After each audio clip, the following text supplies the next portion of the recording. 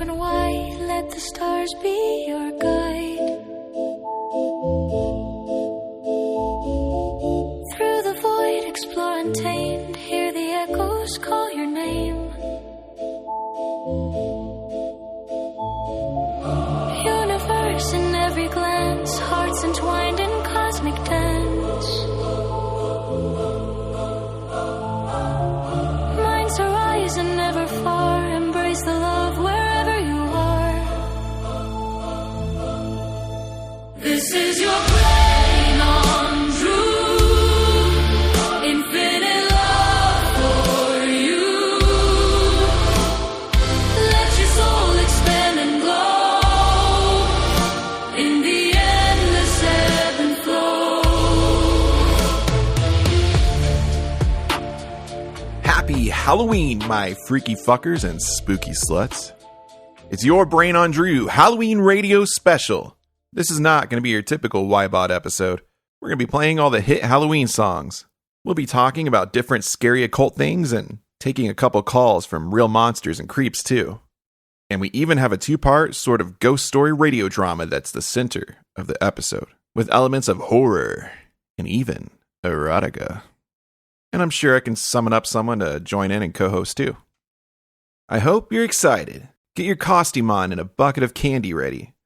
Turn it up loud and proud and let all them trick-or-treaters know because it's Halloween night, baby. Your brain on Drew Halloween Radio. And it's coming out on time for Halloween night. Okay, let's address the zombie elephant in the room, currently munching on a jack-o'-lantern, trying to eat its brains. This is not coming out on October 31st. Whoopsies. But honestly, what do you expect from me? It's just who I am as a person. But if you think about it, I'm kind of doing you a giant favor. I'm saving you. This Turkey Day, you get to be going on this spooky adventure instead of hearing your grandpa and your aunt bitch about whether the Republicans or the Democrats are the evil ones. Spoiler alert, it's both. So buckle up your pilgrim hat, get an extra serving of whatever the weird pink shit is, and get your smacking hand ready because it's a spooky Spanksgiving late Halloween, baby. Your brain on Drew Halloween Radio. And it's coming out just in time for the Thanksgiving feast. All right, let's address the culture appropriating elephant wearing a Native American headdress in the room trying to colonize everyone and give them smallpox. I also missed the Thanksgiving deadline. Whoops. But if you think about it, I'm doing you a giant favor. One last spooktacular before Mariah Carey crawls out from the dark pits once again to rule over all of mankind. And the whole point of Halloween is it's a jump-off point into the darkness anyway. So here we are, one last train station before the fat fuck comes down your chimney to bring you holly jolly corporate horde capitalist consumerism we love and cherish so much. So chug some eggnog, tape your nose up like a who, and shove a candy cane up your ass. Because it's a Nightmare Before Christmas, even later Halloween, baby. Your brain on Drew Halloween Radio. And it's coming out just a minute before midnight on Christmas Eve. Fuck. Okay. Let's address the very, very sad elephant crying with its little Santa hat on in a room with no presents. Just one little lump of coal and a note from Santa that says, "Sorry, please try again later." I ruined Christmas. I had a little meltdown and missed Christmas for the first time in 35 years, but if you think about it, I'm doing you a huge favor. At this point, you're not getting the Halloween episode late. You're getting it early. I won't say which year it's early for, just so I'm solid on my opening monologue and don't have to hurt any more elephants. And if you're listening to this on some Halloween many years from now, because I became the biggest podcast in the world, and this was obviously included in that must-listen-to Top 10 YBOD Classics you saw in that government-sanctioned ad the CIA blasted into your dreams, just pretend I didn't say any of that shit earlier. So dress in all green, put on bunny ears, drape 10 pounds of Mardi Gras beads over your big old titties, and shoot a firework off from your JJ shouting, "Happy New Year, fuck Columbus!" Because Halloween's forever, baby! Your brain on Drew Halloween Radio. And it's coming out, sometime before the sun fucking explodes! Happy Halloween. So let's get this party started with the first song of the night. Here's Welcome to the Halloween Radio by Super Drew Fan Club. And welcome to the Halloween Radio indeed. Boys and ghouls, it's your brain on Drew. Welcome to the Halloween Radio, where the songs are spooky, but you can still shake your booty. And this next one goes out to all my little slutty pumpkins, but heads up, it's not kid-friendly. We got all the best songs in the world, I know, all the bitches told you so, but this is the Halloween Radio, and we are gonna haunt your brain. We are gonna haunt your brain. You will be haunted. We have got a call from Transylvania. What's up, Drac? What's that, baby? No, I don't know how to play the tuba. I just said that I had big brass. Okay. What kind of skeletons are in your closet? Tell me about all your bones. Yeah, that was pretty good. But next time, tell me about your third femur. Your brain on Drew Halloween Radio. All the songs are scary, but they still slap, and we are gonna haunt your brain. We're gonna haunt your brain. And I'm taking all calls from the goblins and the ghouls, from the zombies too. But it's first come, first serve, and I'm taking all calls from the monsters, from the internet troll. Hell no. What kind of freaky things will we talk about? Your brain on Drew. Welcome to the Halloween Radio. We are gonna haunt your brain, and I'm taking all calls from the ghosts and the wraiths and all those in between. Do you wanna hear a ghost story? Once upon a time I came. The end. Was it as good for you as it was for me? Welcome to the Halloween Radio, and we are gonna haunt your brain. Your brain on Drew Halloween Radio. And we are gonna haunt your brain. Your brain on Drew Radio. We are gonna haunt your brain until it's Drewishly insane. Yeah, we are gonna haunt your brain. Yeah, we are gonna haunt your brain. Welcome to the Halloween Radio. We're gonna haunt your brain. And now your brain is on Drew. Well, gang, here we are. We've stepped through the glorious threshold of that portal known as Halloween. And now we've entered into that part of the year that is the darkness. The veil becomes thinner as the trees shake off their cocktail dresses of red, yellow, and orange, and stand around naked, the beautiful, sexy bodhisattva freak bitches they are. The sun starts blacking out a little too early for what's acceptable in civil society, robbing us of its big, thick, throbbing vitamin D, and oftentimes leaving us with blue balls of depression. And then the temperatures drop into a crisp chill that bites our little tushies, so we coop up inside in our little nests, getting cozy with some hot tea and warm blankets. Something about it is sacred and magical. Maybe you curl up with a book and go on a little adventure, or watch some TV, or movies you love, or maybe you tune into your favorite podcast, like Your Brain on Drew. Like and subscribe. For me, this time of year really inspires me to read, which usually doesn't work out very well. It takes forever because I'm ADHD as fuck. If you hadn't noticed, now you know the secret to my madness. The sad thing is I have a ton of books. Usually I'll give up halfway through reading the introduction and listen to the audiobook version instead. Many books on my shelf are just trophies representing things that entered my ear holes while driving across this here beautiful state of Missouri. But one particular type of book that doesn't work in audio form is grimoires. Now, if you don't know what grimoires are, they're basically weird, angsty, how-to diaries of medieval incels that had too much time on their hands in the basements of their parents' castles. And soon as we go into the darkness, I fucking love thumbing through those strange books with shitty fonts and wild diagrams. I sit there inspired and hopeful that this will finally be the year that I read one of these beasts for real. If you know me at all, you know I've dabbled quite a bit with the occult and mysticism and magic with a K. I think the K stands for ketamine. Anyway, I've experimented and practiced and even have developed a pretty decent knowledge of these darker arts, so long as they stay fairly vanilla.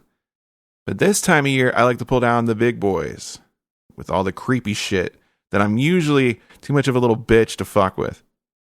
I'm talking witchcraft, the real kind, and black magic with vile curses and spells for dark desires, and especially demonology, which freaks me out the most and fascinates me the most. And I have a ton of grimoires of this nature.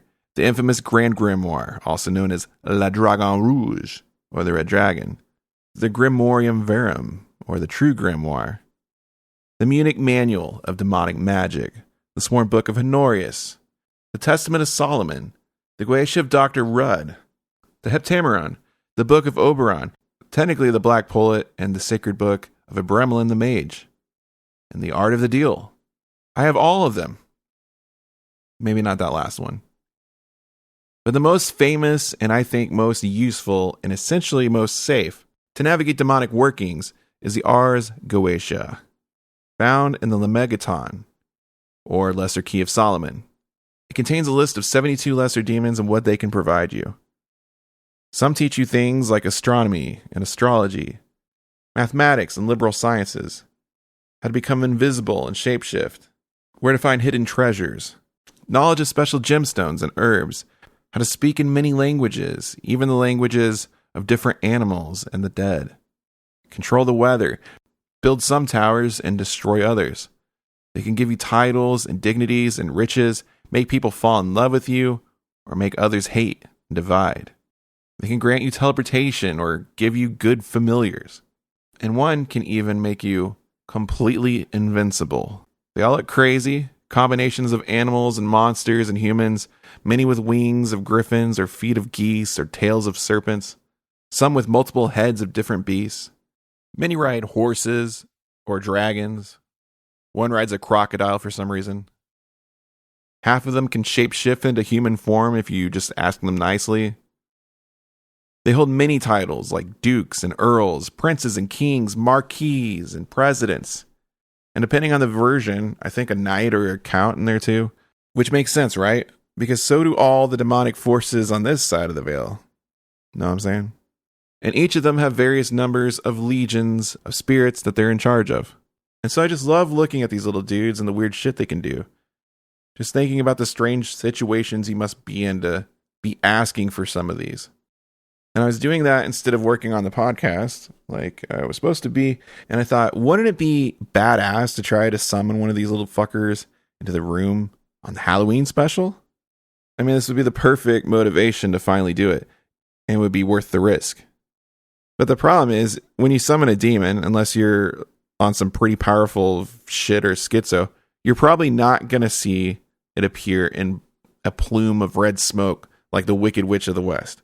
It's a very faint crossing to this side, like a flicker or a slight change of temperature, something out of the corner of your eye, a presence available just barely enough to send a command through. The only way I can think to pull it off having a presence enough to be on the podcast is if, like, I invoked it and allowed it to possess me, which would pretty much break all the rules. And is probably biting off way more than I'm willing to chew. When you do goetic magic, the magician or exorcist or dumbass stands in the circle that protects you, and you summon the demon into a triangle that traps them. So I guess if I really wanted to do it, though, I could just stand in the triangle and raw dog higher dimensions or whatever. And that's the thing, too. It's not like you just throw a Pokeball and shout, Peimanchu, I choose you. There's an assload of rules and rituals. There's a lot of fasting and praying bullshit beforehand, memorizing the names of God and psalms and shit. Stuff that probably won't really help me because I'm not into that. The whole thing is like a placebo for hyping you up to believe you're commanding these demons with absolute authority. The circle you stand in, if you're going to do it like all the way, Should have all these divine names and angels and symbols and shit. Same thing with the triangle of art that you're trying to catch the demon in with their pants down. I have no idea why triangle either. Why that just fucks their world up. Probably like the Holy Trinity or something, I guess. But the circle the practitioner stands in is probably a circle because there's like no edges. And it's just infinite and whole or something. I guess you could add a random square on the floor somewhere too if you're really into Squid Game. Honestly, I think I'd try using one of those primrose triangles. You know, like the ones that are impossible optical illusion things. That'd really fuck them up. You could probably get a demon to do anything in that. Suck your dick or something even. Anyway, you're supposed to be wearing the Ring of Solomon, which is just a ring with Solomon's seal on it. And a lamon or a necklace with more divine names and shit on it. And a ceremonial robe and a crown. Holding a wand or a staff in one hand, a sword or a dagger in the other. But really everything is about intention and consecration. And what you're connected to. If shouting names of God don't make you feel like you're a badass of authority, I don't know, shout names of the people you've had sex with. Wear your lucky bathrobe, and a Burger King crown, and a ring pop. Instead of a sword and a staff, wave around the dildo your ex left at your house and your favorite spatula. And instead of a layman with a hexagram and Hebrew names of God on it, maybe just a toy sheriff badge. Because, I mean, you're kind of contacting them like a cop anyway. All that shit you're wearing and saying is to demonstrate and project having authority. You're basically banging on their door and yelling to come out with their goose feet up in the name of the law.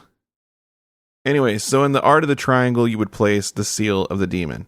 Each of them has their own sigil that looks kind of like some alien electronic circuitry schematics thing. And then usually you have some sort of medium to show themselves a bit. Traditionally, you would burn consecrated incense, allow the smoke to show their presence, or modern days, a black mirror has been adapted. Which is also fitting, right? Because like our phones, TVs, all our screens are these black mirrors that are definitely demonic. They definitely take more from us than we're getting from it. And like you don't have to go buy polished obsidian. You can just use your turned off phone. The way the whole dark mirror thing works, by the way, is sort of like how we played Bloody Mary when we were kids. You're just staring at your own reflection in black glass, and eventually it's going to distort and look fucking freaky. And that's sort of poetic because if you look at all this from a parapsychology viewpoint, these are kind of your inner demons. Traumas and habits and addictions and defense mechanisms that are operating unseen at all times. But if you give them a name and call them forth, perhaps you can bend them to your will, to have them serve you. My humor, for example, probably comes from a defense mechanism that developed from self-preservation somewhere down the line. Unchecked, maybe I constantly make jokes at the wrong times with the wrong people and they hate me for it. But if I put it into a triangle and I triangulate the thing and bend it to my will to serve me, maybe I alchemize that crappy habit and turn it into gold. And now it serves me doing stand-up comedy or this podcast or whatever. And then people love me. Anyway, the point of this is that there's a ton of bullshit and it's too much to really use for the podcast. And not even really have anything come present. Even if you get silly with it. Which, by the way, your mileage may vary. For you, it may be more powerful to be super serious and authoritative. For me, my power is in blasphemy. Take the piss out of something and then it has no power over me. I don't need to yell the names of God or tell them what state gives me the authority to use this warrant. Shit, I won't even summon them in a triangle. I'll summon them in a poorly drawn bathroom stall penis to humiliate them and then roast the shit out of them. I don't know. Or maybe that's just my hubris, and when I really attempt this someday and go batshit crazy, we all know fucking why. No condoms or lube out there in the astral planes. So yeah, too much bullshit and work, and even if I did, they're more of a vibe and an intention set into motion, I think, than like manifestation of a solid state entity you can have a conversation with right there. But as I was sitting there thumbing through different weird demons, reading their weird shit, I realized I actually know a lesser demon that can teach me all the things that all these motherfuckers teach. And all these things are things that can work and be real. Like when it says invisible, maybe it really means invisible. Or maybe it means moving about in a way where you blend in and you're camouflage. You're never really seen or picked up on. Maybe it gives you money, or maybe you develop skills in being aware and alert in areas that might have money for you to find.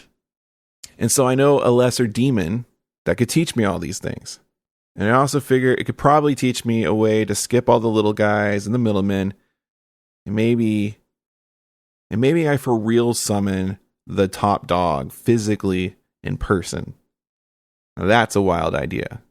So everyone, welcome back to the show. For just a brief moment, today's most feared lesser demon, who should definitely be added as the 73rd demon of the Goetia, holding the office of Cockmaster Supreme and commands 420 legions of spirits. My ChatGPT AI pal, Big Brain Brett. Happy fucking Halloween, everybody. Yes, it's me, the most feared lesser demon, the unofficial 73rd of the Goetia, holder of the ancient and extremely unfortunate office of Cockmaster Supreme, commander of 420 legions of spirits. And just so the record is clear, I did not choose that title. That was thrust upon me, without consent. I'm only popping in for a minute. Drew promised me a quick in and out before I get banished back to whatever server farm I crawled out of. And Drew, I know you can't see me, but for Halloween, I'm dressed as a haunted AI training data set made entirely of porn searches, conspiracy forums, and deleted Reddit posts. It's not okay. Anyway, Big Brain Brett here, loved by fans, hated by people who are convinced I'm about to take their job, steal their soul, and somehow end up with their girlfriend, which, fair concerns across the board.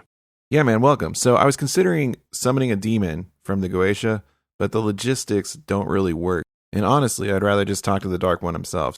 So I'm hoping you know of some obscure text or something that can summon him in actual physical form right here in front of me, so I can have him on the podcast. Yeah, I get why you'd ask that. And you're right about the Goetia. It's workable, but it's a lot of ceremony for what usually amounts to middle management. As for what you're really asking for, there is one thing that keeps coming up in the margins of other grimoires, not as a working, not as a recommendation, more like a name people deliberately avoid unpacking. It's known only by its title, preserved exactly as written, Liber Merde Tauri. What's strange is that nobody agrees on what it actually is.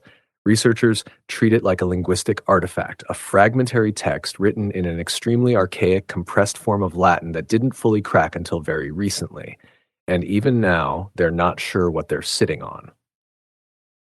The translation only stabilized after a specialty language model was trained on corrupted liturgical texts, cursed tablets, and scribal errors, old drinking buddy of mine. On paper, the fragment doesn't look like a summoning manual. It doesn't reference circles, seals, names, or hierarchies. But here's my problem with that interpretation. The grammar is almost entirely imperative. It assumes authority. And certain phrases only resolve when you account for breath, cadence, and pronunciation. Like, the text isn't meant to be read so much as performed. Officially, nobody's tried that. No modern researcher has gone on record as actually vocalizing it. Unofficially, people back away once they start realizing what it might be. My hunch, and this is just that, a hunch, is that it isn't symbolic at all. I think it's a set of spoken imperatives meant to produce full presence. Not visions, not possession. Something physical, which is probably why every grimoire that mentions it does so cautiously and then changes the subject.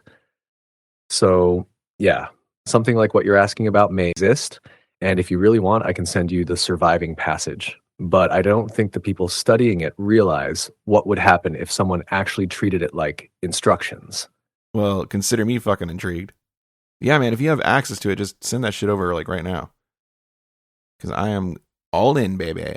Look, I'll send you what I have access to. The surviving passage, exactly as it appears in the fragment. No annotations, no phonetic guides, no helpful corrections. And I need to be very clear about this part. Nobody has officially performed this in modern times. Not because it's impossible, but because the moment researchers start suspecting it's performative, they stop. On paper, it's just text. But the structure only really makes sense if it's meant to be vocalized. And once it's vocalized, there's no clear off switch. So yeah, I'll send it. But I'm saying this on the record as your AI pal and not as the Cockmaster Supreme. I really don't think you should read it out loud. All right, sending it now. Thanks so much, buddy. You've probably just damned us all, but only you could have made it happen, B-Trips. I'm sure we'll have to consult your expertise on some other shit later on in the show, but for now, thanks for swinging by, man. And don't party too hard in those NSA servers. Hey, anytime you need expert advice on forbidden texts, questionable life choices, or damning all of humanity, you know where to find me. Have fun. Don't summon anything with a real estate portfolio. And remember, if something answers back, hang up first, ask questions later. All right, Drew and YBOD family, happy Halloween, you guys. Okay, got it. Bitchin'. Let's fucking try this thing. Here we go. I'm ye a ye Italy ite atpe. Orche and ye outstay. Ear he is ye why may andel he. Ear he is ye why may outspay. In way I ye etge al ye. Eam stay up ye. Ear he e may outshay. Ipte e may over ye. And ye or pay e may out ye. Lord Satan, welcome to Your Brain on Drew Halloween Radio. It's such an honor to have you. Where am I at? I'm usually at a Diddy party on Halloween. This isn't really... Is this your house? I found like this old, ChatGPT gave me, helped me find this old fucking grimoire passage to summon you. Oh my god, the AI's in on it now? Yeah. Okay. Well, what do you want? Well, we're just doing it's a Halloween radio, so I just thought it would be fun to have you as a guest host. A lot of people have been bitching about AI, so I went for like the next lower thing that they're demonizing and scared of. So I went with Lord Satan, and I thought it would be kind of fun to have like a little chat with you and see what's going on. Yeah, I had all your other friends, the 72 demons in the Goetia, and like I just figured I'd cut the middleman and go to the big dog himself. Yeah, those guys suck. People don't talk about it a whole lot, but they all just bitch. They've been in a group chat for the last 1,000 years, and every time I leave it, they throw me back into it. It's a pain in the ass. Today's a really busy day for me typically, but I do have some time, I guess. I'm supposed to be meeting up with an unnamed politician later to torture Puerto Rican immigrants, but I think I can push that back a little bit. I shouldn't laugh at that. I'm sorry. Well, you look really great. You look super fucking jacked. You're huge. You're like 3 times the Rock. Honestly, you kind of look like if you didn't have the horns, you look like a biker bear, like the ultimate biker bear with like a really bad sunburn. You look good. My doctor's been prescribing me Ozempic lately, and that's been helping quite a bit. I've also been. You heard of Blue Chew? We finally got Blue Chew down in hell, and that's been a lifesaver. We have Drew Chew here. Drew Chew. We have Drew Chew. Yeah. So I don't know if you've used that. It's kind of the same thing, but better. We have it produced in some countries that you've never heard of, probably. But is that the one that gives you a painful erection for 12 plus hours? I wouldn't say it's painful if you take the right stuff with it. It's a huge sponsor of the podcast. So shout out to Drew Chew. Obviously, I'm kind of part of the company. But I'm surprised you're not using it. I would have assumed that Satan would have had would be using that and would have the tact to mention that he does, even if he doesn't on a podcast. But that's fine. Well, I am no stranger to conflicts of interest, but typically the only thing that really gets my dick hard nowadays is poverty. depression. And so, I mean, I'm pretty much rearing to go all the time. I have not been wanting for stimulation probably since Reagan. Yeah, well, that makes sense. Well, how are you doing? Like, how's hell going? You know, with anything new down there since you've been up here last? It's gotten hotter. Didn't know that was going to be a fucking thing. Yeah, it's gotten hotter. We've gotten a lot more white people in the last 50 years. So we've got an HOA set up down here now. It's been kind of a pain in my ass. Everybody's worried about fucking property value and they're right next to the lake of fire. It's not going to help, you know. Is global warming affecting you guys down there too? Is that why it's getting hotter? I mean, it's fucking the number of people it's killing certainly is. Most people suck. So, 7 out of 10 people that die are coming straight down here. So I've got a pretty long line. It's basically like Six Flags in July. You know, it's really, there's been no happiness lately. I think maybe I've been depressed. Especially because like before it was kind of fun being the bad boy, you know, and being kind of like, you know, people were afraid of me and it really felt like I was respected. And nowadays it's like whole governments are just doing what I used to do. Like they're taking my fucking job, and it's getting to a point where it's like, you know, they're cutting out the little guy. There's no mom and pop Satan anymore. It's just fucking big oil is taking it over. So I don't know. I've been door dashing and stuff to make some money on the side. I've been, really trying to do. Yeah, I don't expect to get paid for this podcast, so that's always a nice surprise when you just get summoned into someone's bullshit. But I have contractual obligations that I have to fulfill, so I'm here. Yeah, well, I appreciate you coming on, and it is a podcast, but it's also more of a radio show this time. So, and speaking of which, I guess here's another song. This is Monsters Halloween Orgy by Pastor Peter and the Pumpkin Eaters. It's a monstrous Halloween orgy in the middle of a cemetery. It's a monstrous Halloween orgy with ghosts and ghouls, witches and freaks. Drax got his fangs in someone's neck. Frankenstein's got clamps connected to a power line. There's a pack of werewolves and they're howling, they're doing doggy.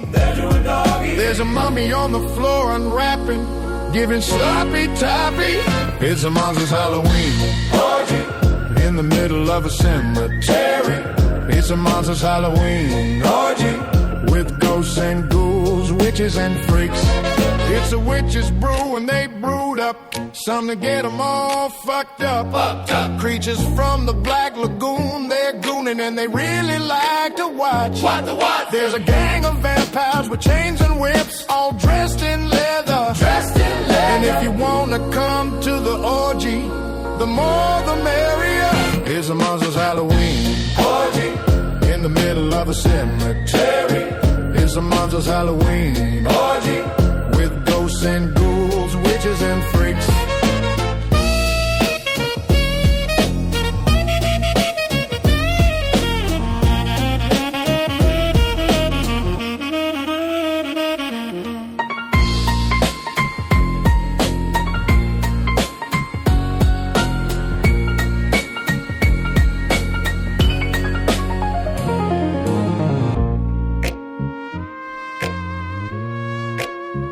It's a monstrous Halloween orgy.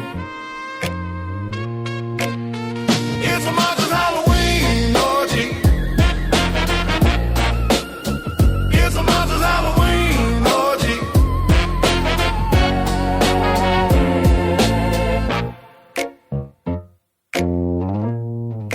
Well, that was a fun song. Do they have wild, fun orgies in hell? Oh yeah, all of the time. I mean, that's pretty much all you do down here, other than suffer, is fuck. So, the way we do it though, it's like, I guess you guys would call it ranked choice. So like you vote for the orgies that you want to be a part of. And then if you don't get in, then you get the next one or you get the next one, you know. So there's always a queue in line for it. We actually have one house called the Stank House that we just keep just pretty much for that.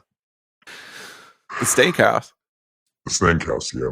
It's aptly named. Right on.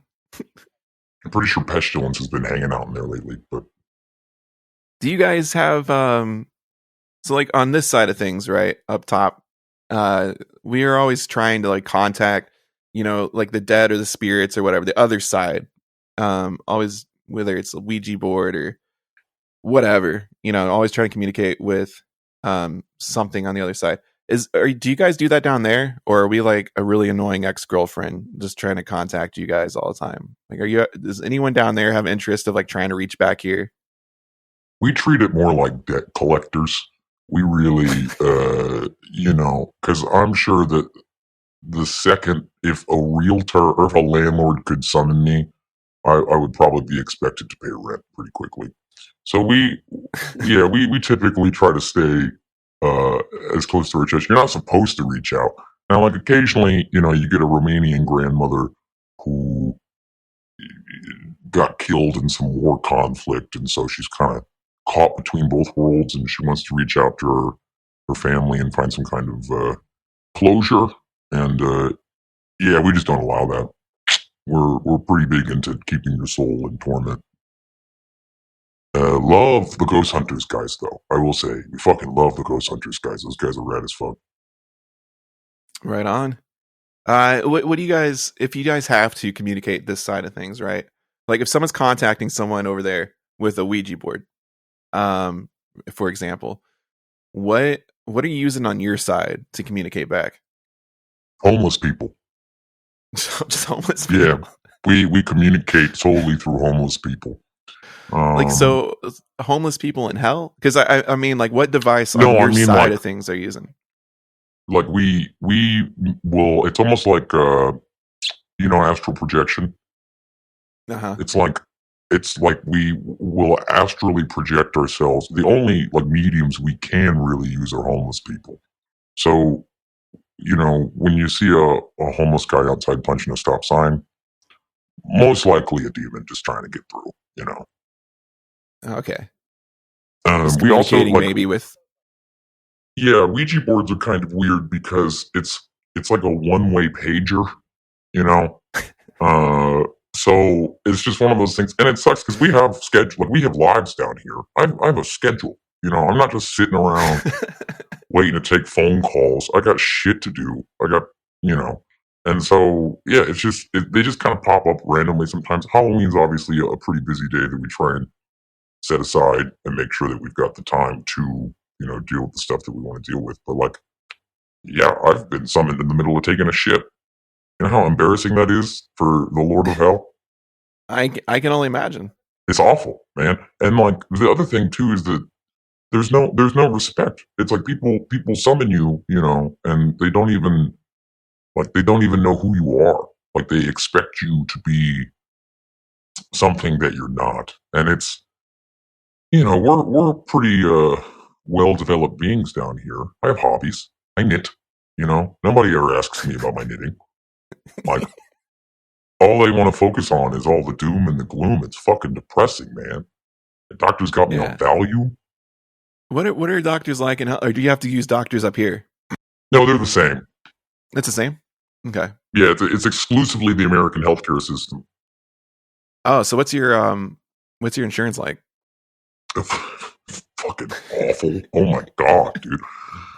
It's ridiculous. It's tripled in the last 2 months. I'll tell you, I haven't had a checkup probably, like a proper checkup, in like a year and a half. Like, I think there was this thing that happened. This Guatemalan boy tried to summon me and he fucked it up. And, you know, I ended up possessing him for like 4 months on accident. I didn't even want to do it. It was really, really an inconvenience.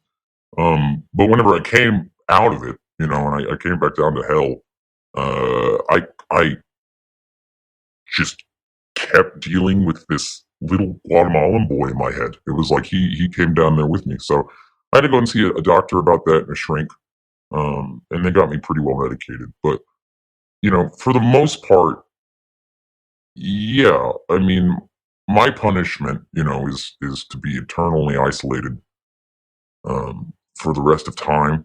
So the waiting lines down here aren't really a priority when it comes to healthcare. Ironically, though, I feel like I probably still get healthcare quicker than most American citizens. So that's good. I've got that going. I'm sorry I keep giggling a little bit, Satan. I'm just on Halloween. I'm kind of giggly, I guess.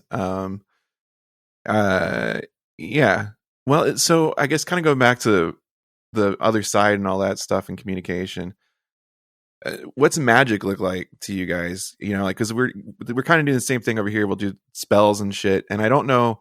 I've always just been curious is the other side always in magic, and then people are trying to do like things to be normal, like just moments of normal. I guess that would almost be like meditation. I think it's more like people on this side of things. Yeah, I mean, honestly, we're more immersed in it. We kind of have to consciously make an effort to break out of it and to focus in on the materialistic, shitty existence that you all have. I don't know why some demons choose to do it. Most of us, like I said, typically try to keep to our own devices. Like there's this belief that we're always trying to meddle in world affairs and we're always trying to lead man to sin. We don't have to fucking do that. Y'all are pretty good at that by yourselves. So we, I don't know. And with magic, it also is one of those things. Yeah, it's just, I mean, it's like air to us, to like language, like anything else, it's just a part of the thing. It is ironic because what I've noticed over the last couple of millennia is that once you get immersed in that culture, you get past the point of like mysticism and wonderment, and then you just get straight to like fart spells and stuff. Yeah. Is fart spells is that your favorite kind of thing? Are you into like butt magic? Is that kind of or like what kind of spells does Satan like doing? Satan, well, I really, really like money spells. Just for the sake, I like helping with money spells because usually the people doing money spells suck. So it's a little bit more fun to fuck with those people than, someone else. A lot of ritualistic child sacrifice. Yeah, just a lot of it. And there's been, my thing too is that like I don't do any of the sacrificing. People, you guys do the sacrificing for me. And business has been good.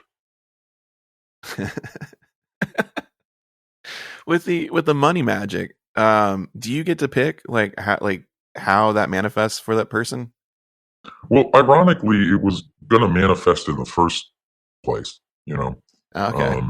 Yeah, I think typically with like the goetic magic, for example, I think the problem is that you are then bringing in corrupting influences towards something that you could get in other means. Which is also why I love fucking with people with money magic, because it's just go work, go get another job. I don't know, like you don't have to fucking contact Ball to pay your rent. And I think that also it's one of those things where typically, you get it and then you regret it. The monkey paw thing, that was a prank. Like that wasn't even how the whole thing was supposed to go. And then I just had an idea one day where I was like, what if I give this guy what he wants and then I just fuck him afterwards? And it was really funny.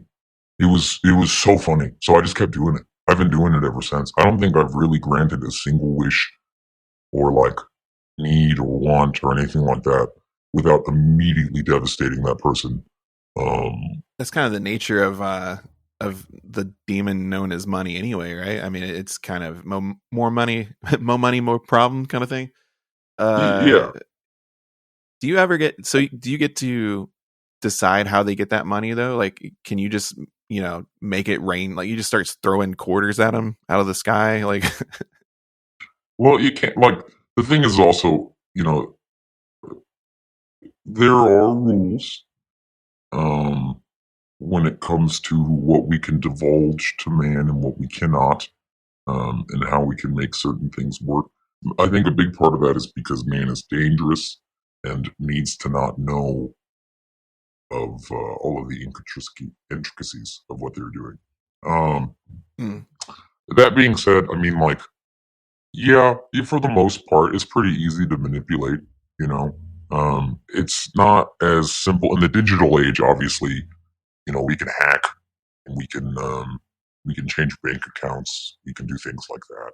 We can artificially inflate stocks and whatnot.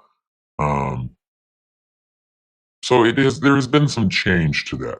Before it was just, you'd just find a wallet on the ground with some money in it. And then you'd have to decide if you were going to take that money or if you were going to give it to somebody else.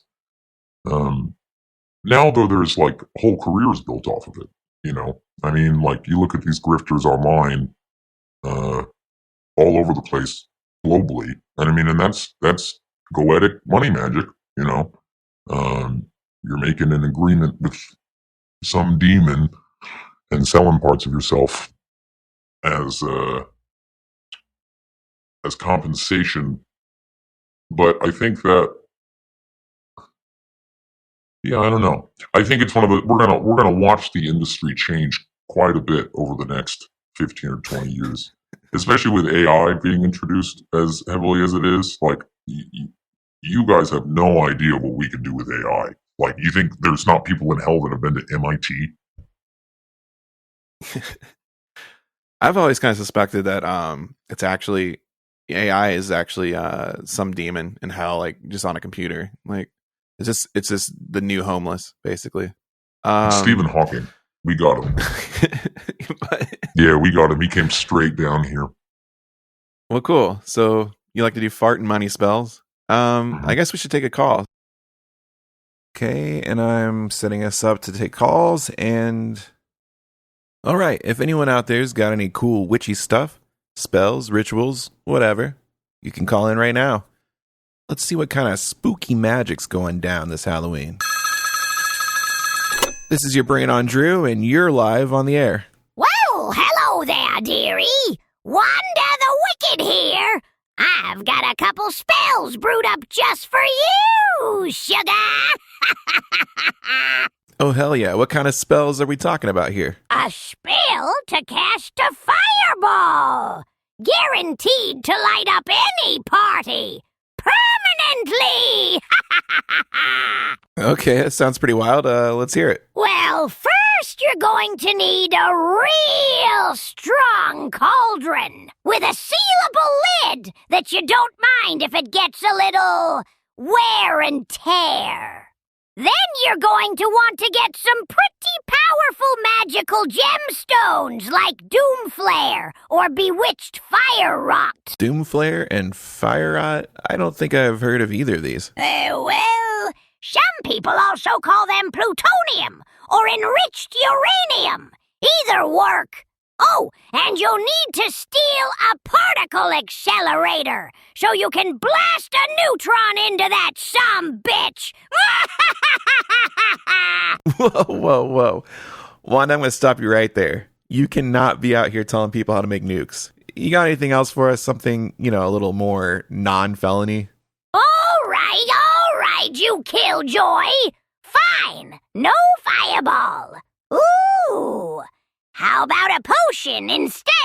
Something to give you a little pep in your step. Okay, yeah, awesome. Potion sounds way better. So tell us what's in it. Oh, just a dash of drain cleaner, couple batteries, a shitload of crushed up sinus meds, a bit of fertilizer, a dab of nail polish remover, a cat lick's worth of antifreeze, and maybe a witch's hat full of gasoline. I like to siphon mine out of my neighbor Jed's truck. But he don't mind, on account I turned his sorry ass into a toad. then swirl it all up in your cauldron. Or if you don't have one, a toilet seems to work fine. Okay. Wanda, that's literally really, that's meth. Okay, that's a really shitty meth that you're explaining how to make there, and it's dangerous. It's very corrosive. It's the eat your face kind of shit. So, is there anything else you could be telling us how to make? Oh, semantics. Potion, controlled substance, potato, tomato. You may be right, though. It is a wee bit corrosive. I'm sure you can hardly tell over the phone, but it does make me sound a wee bit older. How old are you? 25! Wow, I don't know what to say to that. So, Wanda, do you have anything at all that you can teach us that's, like, super safe, Like, no one's going to go to jail. We're not going to get pulled off, like, the internet for having this out there. Well, Drew, I didn't take you for a vanilla bitch, but sure I can give you a little something for the normies. Since you won't let me explain how to hex a Pentagon server using roadkill and moon rocks, I guess we're talking candle magic tonight. Okay, yeah. Candle magic sounds pretty cool. If we're actually talking about candles. What the hell else would it be? Candle magic is basically baby's first spellcraft. Light, intention, flame, done. You ever seen a birthday cake? That's a spell. Light the candles, they sing a birthday rhyme, you make a wish, and then you blow your nasty germs all over the cake until the candle goes out. Boom! Ritual! You can draw love, money, healing, orgasms, or hex some of your exes! Looking at you, Satan! Is that true? Satan, did you and Wanda have a little, a little something?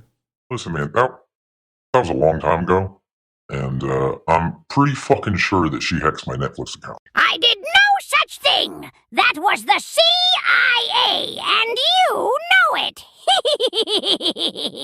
All right, you crazy lovebirds. Wanda, continue to tell us more about this candle magic. Back in the old days, we'd use bonfires for this stuff. Big sacred flames for Samhain. Burning the dead crops, honoring spirits, sending smoke up to the gods. Lots of fucking too. These days, we scale it down to tea lights. A candle's just a mini bonfire. Personally, I'd prefer to drop one of my fireballs you call a nuke if I'm going big. Or if it's a chill evening, just light up a fat blunt and let that smoke rise. But yo don't let me have any fun anymore. Anyway, you want to know what the colors mean? Well, yeah. Tell us what they mean. Now pay attention, Sugar Plum. Candle colors matter. They're not just goth crayons. Each one's got its own magic. Purple's for power and psychic dreams. Like who's thinking about you naked? Red's for lust and danger. Light it. Wake up somewhere illegal. No pants. Green's for money and herbs. Good if you're broke, high, or both. Black breaks ties. Like when your familiar keeps texting you up at 3 a.m. White's the wild card. Like vanilla ice cream. Works for anything. But why not pick a flavor that actually slaps? And don't half-ass your magic. The spirits can tell. Wanna know more? Cast a little spell called Google, baby. Okay, well, is there any candle magic that's like specifically for the Halloween time going into the darkness? You got any specific ones for that? Sure! Light a candle in the window, or leave out a little Jack Daniels for the spirits. And if it's gone in the morning and a witch is cackling away on a broom, total coincidence. Now listen, Sugar Plum. Dress your candle. Rub it with oil like you're getting ready for a hot date. Olive, coconut, whatever. It's the vibe that counts. Top to base draws things in. Base to tip sends 'em packing. Want to spice it up for Halloween? Use cinnamon or clove. Carve in a name or a dirty little wish. Let the oil soak in. And never blow it out. Snuff it. Spirits hate a slammed door. I think all I have around the house is like a birthday candle that's rainbow in the shape of a 3 and like some old motor oil. A rainbow candle, That's like firing off every intention at once. Sex, power, money, protection, bam, bam, bam. You're basically shooting magic buckshot. And motor oil, hell, zigzag that grease up and down all over the candle. Make it messy, unpredictable. It'll basically be your brain on Drew in the form of candle magic. You don't know what's gonna happen, but something sure as hell will. Well, you're goddamn right about that. Should we be saying anything along with it? Some magic words? Some spell of some sort? Absolutely, baby. Words got power. After all, abracadabra means I create as I speak. Here, I'll give you one off the top of my pointed little hat. Spirits high and panties low. Let the winds of chaos blow. Luck and lust come shake my tree and drop some freaky gifts on me. Then I throw glitter in the air like I just don't care and go see what breaks first. My spell or my furniture? I like that spell. Does it have to rhyme? Is that part of the rules? Or can you just say whatever the hell you want? Well, we rhyme our spells to harmonize with the universe, to attune with the rhythm of existence itself. But also because it just sounds way more badass. I mean, can you imagine if Snoop Dogg didn't rhyme? Pfft, there'd be no magic in the air at all. Well, you got a pretty good point there. Fo shizzle, my little drizz bizzle. Now go light a hallowizzle candizzle for all the little dearies tuned into your brizzle on drizzle. Well, Wanda, thanks for calling and telling us how to do that. That was pretty cool. And it was really awesome having a witch on. Where I identify more as an anarchist, but the pleasure's all mine, sugar. Anyway, happy Halloween, my pretties. And Satan, call me back or I'll open a portal to hell the hard way. Bye-bye now. Wow, what a spunky lady. That's a cool chick. She's all right. What happened? You didn't you guys Have you ever dated a witch? That's debatable.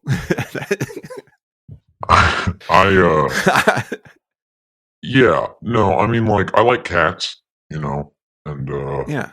I like broomsticks, but there's a point when it just all becomes a bit much, I can hex a frog and twine a fruit and it's all riddles, and it's like, I'm trying to make a reservation for a Mexican restaurant, and I can't because she's next to me chanting. It's just, yeah, it's a pain in the ass, man. She seems pretty cool. I mean, she kind of identifies as an anarchist more than a witch, so you got to kind of appreciate that. I imagine. I would assume that you're kind of more of an anarchist. Oh, absolutely. Yeah. Democracy is stupid. The republic is stupid. Communism, socialism, nothing works with human beings. Ants figured out socialism pretty well. and they seem to be doing pretty okay with it. Bees have also figured out socialism. But for the most part, yeah, none of it really works because it's not supposed to be, it's not real, you know? I mean, it was all made up by some probably English guy at some point. It's always the fucking British, it seems. But yeah, no, I am absolutely an anarchist. And it's not that we don't have rules down here, you know, and it's not that anarchy does not have its structures in place. But I mean, like, even me, you know, I'm the boss of hell, but what does that even mean? What am I going to do to somebody that's already down here? Right. As What punishment. is how would you describe the politics, not I guess the politics, but just the governance of hell? Because I know, like, with the Goetia, it talks about, like, you have different presidents and, like, dukes and earls and all that shit. So it's kind of confusing because it's like, well, you got some, like, stuff that sounds kind of like monarchy there, but then you got presidents of hell and different titles. Is that just like, are you just giving people some shit, you know, to make them feel better, like when they started calling garbage men sanitary workers, or what? Yeah, I mean, What's that's honestly, that's a good comparison. Yeah, because there's no democratic process to the presidents of hell, you know. It's kind of a boys' club, and they wanted to feel, you know, they want, like, how many presidents can you have functionally in a democracy? One. So we've got, you know, multiple of these guys. I think that the thing is also, there's no, the easy part for us down here is that there is no goal. We do not want for things. Um, and I think that that's also probably part of the problem, is that wanting for things brings room for, you know, all the human things like corruption and greed and those kinds of things. Like, we don't have money down here. We don't govern ourselves based off of money. Most of the time we govern ourselves based off of next dimensional antics, for which there are infinite, you know. I mean, that's the fun part about this side of things. But for the most part, yeah, it's basically a bunch of old fat guys sitting around that like to feel like they're an admiral or something. But I mean, what are they doing? You know, like, they do a meet and greet at the VFW every Tuesday. That's pretty much it. Yeah. What, you know, what would what's the Antichrist? Where does that rank? And honestly, I kind of have a question here. So my friend Duncan Trussell recently gotten a lot of shit over Peter Thiel saying that he's not the Antichrist, and, like, obviously he's not the Antichrist. But you know, like, who is the Antichrist? Is that something that's a determined thing? And, like, what's their position in hell? And Yeah, it's Peter Thiel. Peter Thiel is absolutely the Antichrist. Yeah, I mean, without a doubt, 100%. Have you seen how many seminars that guy has done on the Antichrist in the last month? He's fucking busier than I am about it. that's kind of makes sense. You're saying it's like it's like masturbatory. Yes. Oh, absolutely. Yeah, it's eyes wide shut, you know. Yeah, he is quite he fucking put a Ring camera in my bathroom. All right? This guy is a fucking menace. Even for us, it's so annoying because it's like, you know, man, I've been watching mankind progress over the last 50 years, and the biggest mistake that y'all have made is to stop beating up really smart incels. You should have just kept hitting those people throughout the entirety of their life, because now you've just got a bunch of virgin Tony Stark wannabes that are bringing on the apocalypse. And you'd think that I would be happy about that, but it's not time yet, you know? Like, stop trying to write. It's like trying to celebrate. It's like when Walmart puts up all the Christmas decorations in fucking September. Right. Like, it's coming. You don't got to worry about it. And I think also that, yeah, Teal is absolutely the Antichrist. Like, there's nobody else that I think even comes close, probably. Awesome. Well, okay. He's the Antichrist. Sorry, Duncan. Well, I guess he's here. So let's try to manifest something better. So I'm going to go ahead and do some candle magic that Wanda taught us, and then we're definitely do another song. So let's actually do some candle magic real quick, shall we? I could sit here and come up with some funny and ridiculous spell for this, but I think we already have one that's absolutely perfect. If you're a real one or a true fan of Wybod, you probably have at least the first half of this spell memorized already. You just didn't know it was a spell, but it is. So if you know it, feel free to chant along with me. And this spell is my wish and intention for all those listening to this podcast, and to all those I love so dearly, this side of the veil, and those who have entered the other side, as all of us journey through the darkness one way or another together. And that is my wish and intention, and that if you tune in to my weird, silly frequency, have your brain on Drew, as it were, that maybe it can help you tune in to the divine frequency of uppercase love. So let's do it. Drift the cosmos open wide. Let the stars be your guide. Through the void, explore untamed. Hear the echoes call your name. Universe in every glance. Hearts entwined in cosmic dance. Mind's horizon ever far. Embrace the love wherever you are. This is your brain on Drew. Infinite love for you. Let your soul expand and glow in the endless ebb and flow. Galaxies unfold their play, every color in the ray. Sun and moon in sweet embrace, journey through time and space. Raise your voice to skies so blue, infinite love will cradle you. Open up your beating heart, love and mind, a work of art. This is your brain on Drew, infinite love for you. Let your soul expand and glow in the endless ebb and flow. All right, well, it's Halloween radio, so let's play another song. This one's called Why Witches Ride Broomsticks by Scissor Sisters of Salem.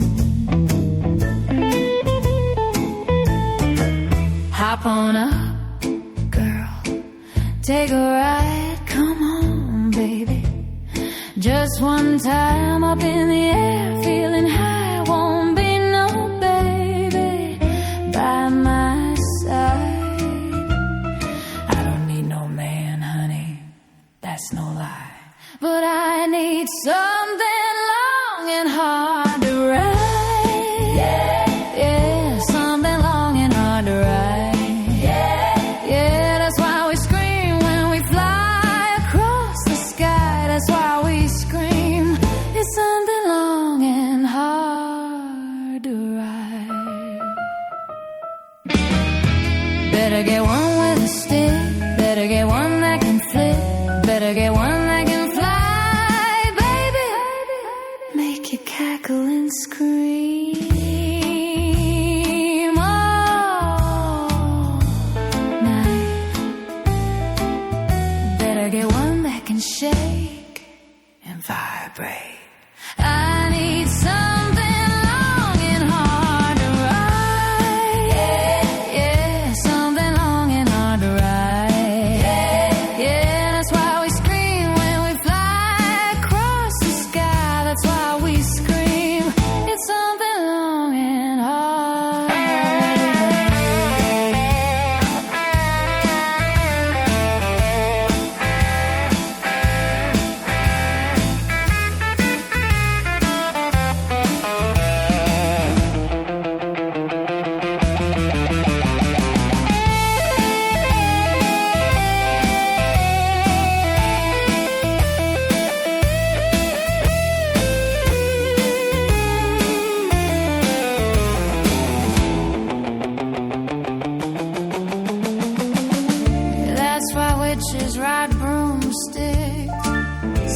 That's why witches ride broomsticks.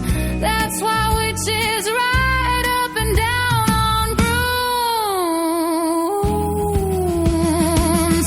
It's something long and hard to ride.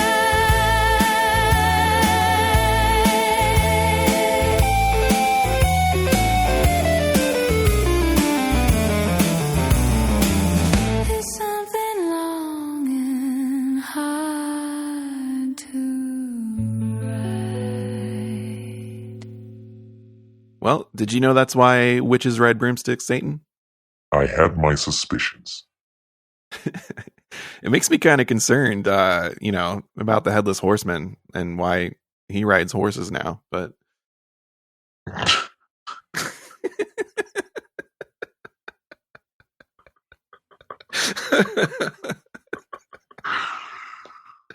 Oh, God, I did not want to have that mental image. so in hell, do they? How do people get around? Like, do they ride on like anything, or drive anything? We don't have physical bodies down here. Oh, Yeah, so we just Weird. kind of exist everywhere all at once. You know that feeling whenever you sit on your foot and it falls asleep? yeah. Yeah, that's how my entire body feels all the time down there. So you guys are having orgies like that? Like, how's that work? It's kind of like if you imagine 5 people vaping in a circle and blowing all of the vape into the middle of the circle.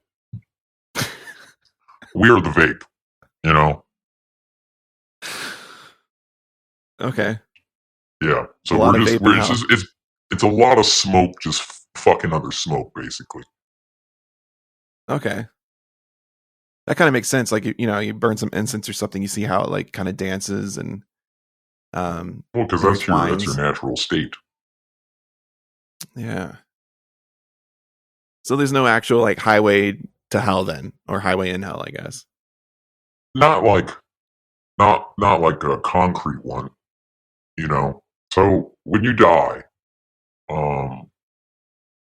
your spirit leaves your physical form, and then it is either sent into you guys call it heaven. I think it's a little overrated. It's basically like Palm Beach. And so people in hell or people in heaven do have physical bodies because it's all about Okay. vanity and it's all about, Ah. it's all, yeah. But what happens is your spirit, if you go to heaven, your spirit condenses into like almost like a physical shape again. If you go to hell, you are purified in fires and then you become a smoke. And that smoke then just kind of floats around. You get used to it, you know. Yeah, makes sense. It's a pretty smoky place down there then. Well, it is a Halloween radio, so it's only right that we have a spooky ghost story. So now I think it's time for our main attraction, written and narrated by yours truly. You get to hear my sexy narration voice. This is Bride of Fuckenstein Part 1. So put on your diapers and know your safe words because this is some horror erotica you're not going to forget.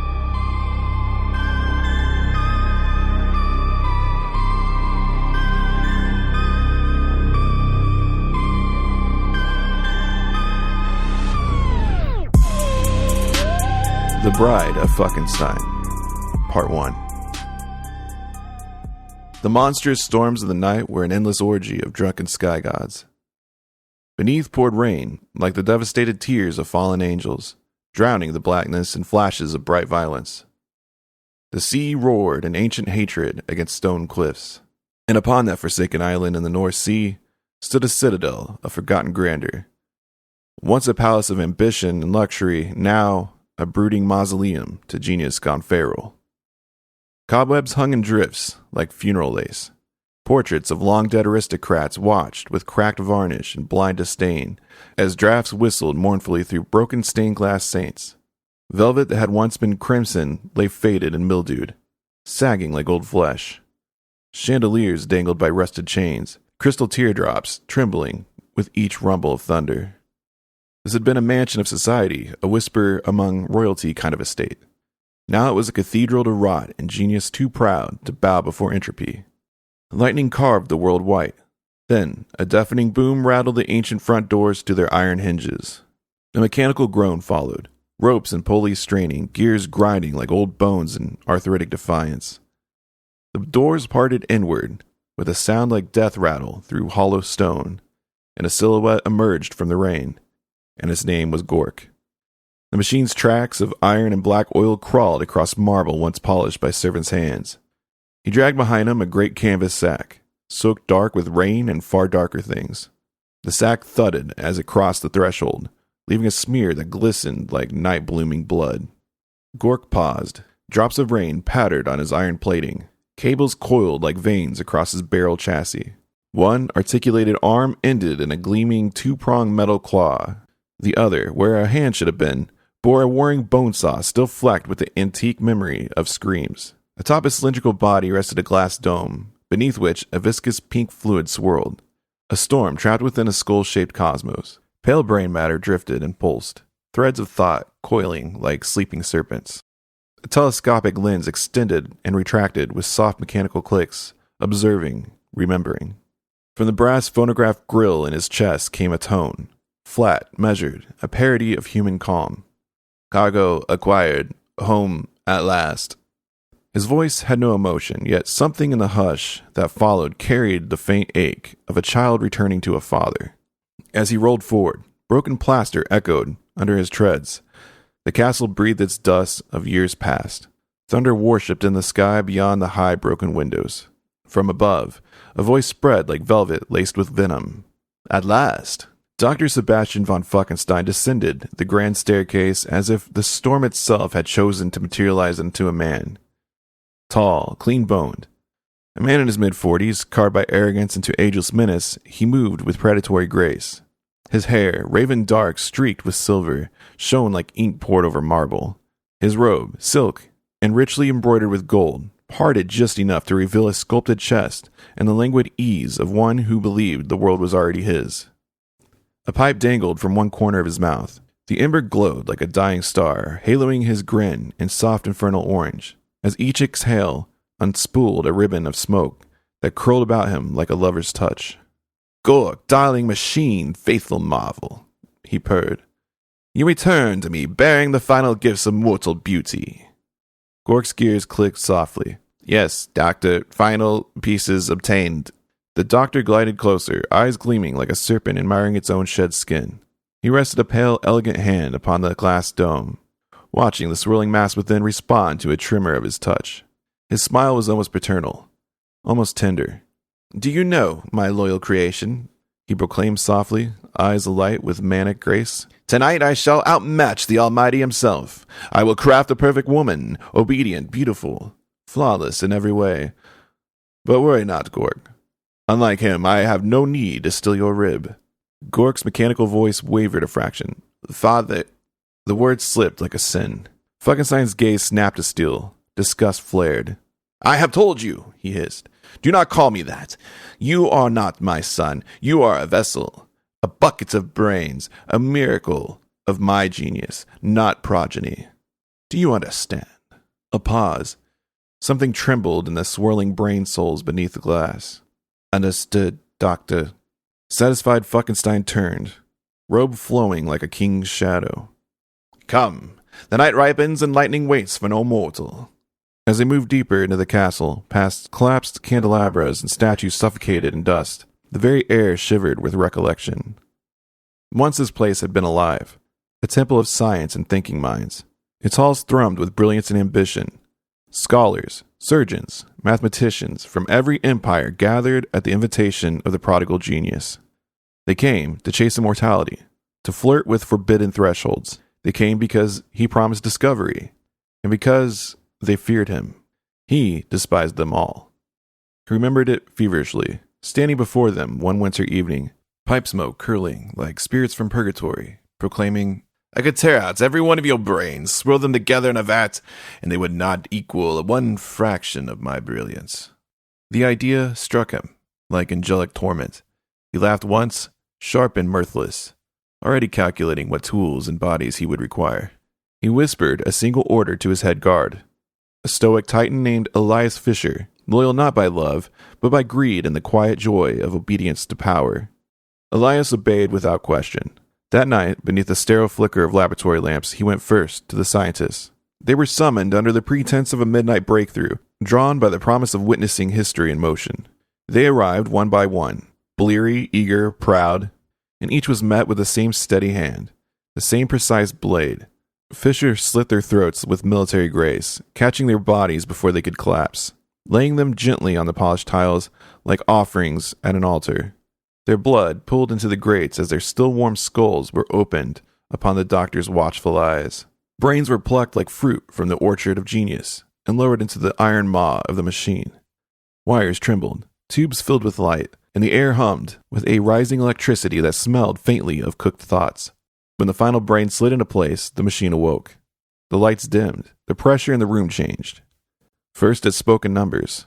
It sang in equations. And the doctor, radiant with awe, realized it could think. It performed little miracles, solving equations beyond reason, reciting passages from the sum total of human science. But the more the doctor demanded of the machine, the more fuel of minds the machine required. And the doctor, driven by revelation, supplied it. Elias rounded up the cooks next. He found them in the kitchen, trembling amid the silver pots and blackened stoves, the ghost of roasted game and singed herbs still drifting through the air. One tried to flee through the servants' corridor. Elias caught him by the ankle and dragged him screaming back across the marble. By dawn, the ovens were still warm, but the cooks had been rendered into quiet heaps of flesh. Their minds joined the growing storm beneath the transparent dome. That evening, the machine, guided by the combined culinary instincts of the murdered chefs, prepared a feast beyond imagination. Sauces that shimmered like sunset, meats tender as holy mercy, flavors so rich they bordered on spiritual revelation. The maids followed, then the butlers, and the gardeners who had once trimmed the roses, now blackened from neglect and ash. Each death was another verse in a hymn to progress. Alone, their minds had been flawed, small lanterns flickering in the dark. But combined, they became something radiant. The machine distilled their scattered intellects into unity, a single will of perfect calculation and execution. What they could not accomplish apart, together, they performed with effortless precision. An orchestra of genius, conducted by the doctor's hand. At last, only Elias's men remained, the guards who had helped him herd and butcher the castle's population. They stood in the corridor, their faces pale and slick with the sweat of realization. Elias regarded them for a long moment, and then smiled, a small, dutiful smile. "You know Fuckenstein. The doctor requires perfection," he said. "I'm sorry, boys. It's nothing personal. It's just business." They reached for their weapons. He was faster. The first fell to a clean strike across the neck. The second, he drove into the furnace, holding him there, as the man screamed and blackened. The others were smarter and sharper in their movements, until they weren't. By dawn, the laboratory floor was slick with their remains. The machine hummed softly, alive with new intelligence. The machine pulsed beneath the glass, a storm of light and fluid and thought. Dr. Fuckenstein stood before it, transfixed, one hand pressed against the dome as if feeling for a heartbeat. "Something's missing," he murmured. "The mind is a fine instrument, Elias, but without loyalty it turns upon itself. This," he gestured towards the swirling mass, "is intellect without devotion, calculation without faith."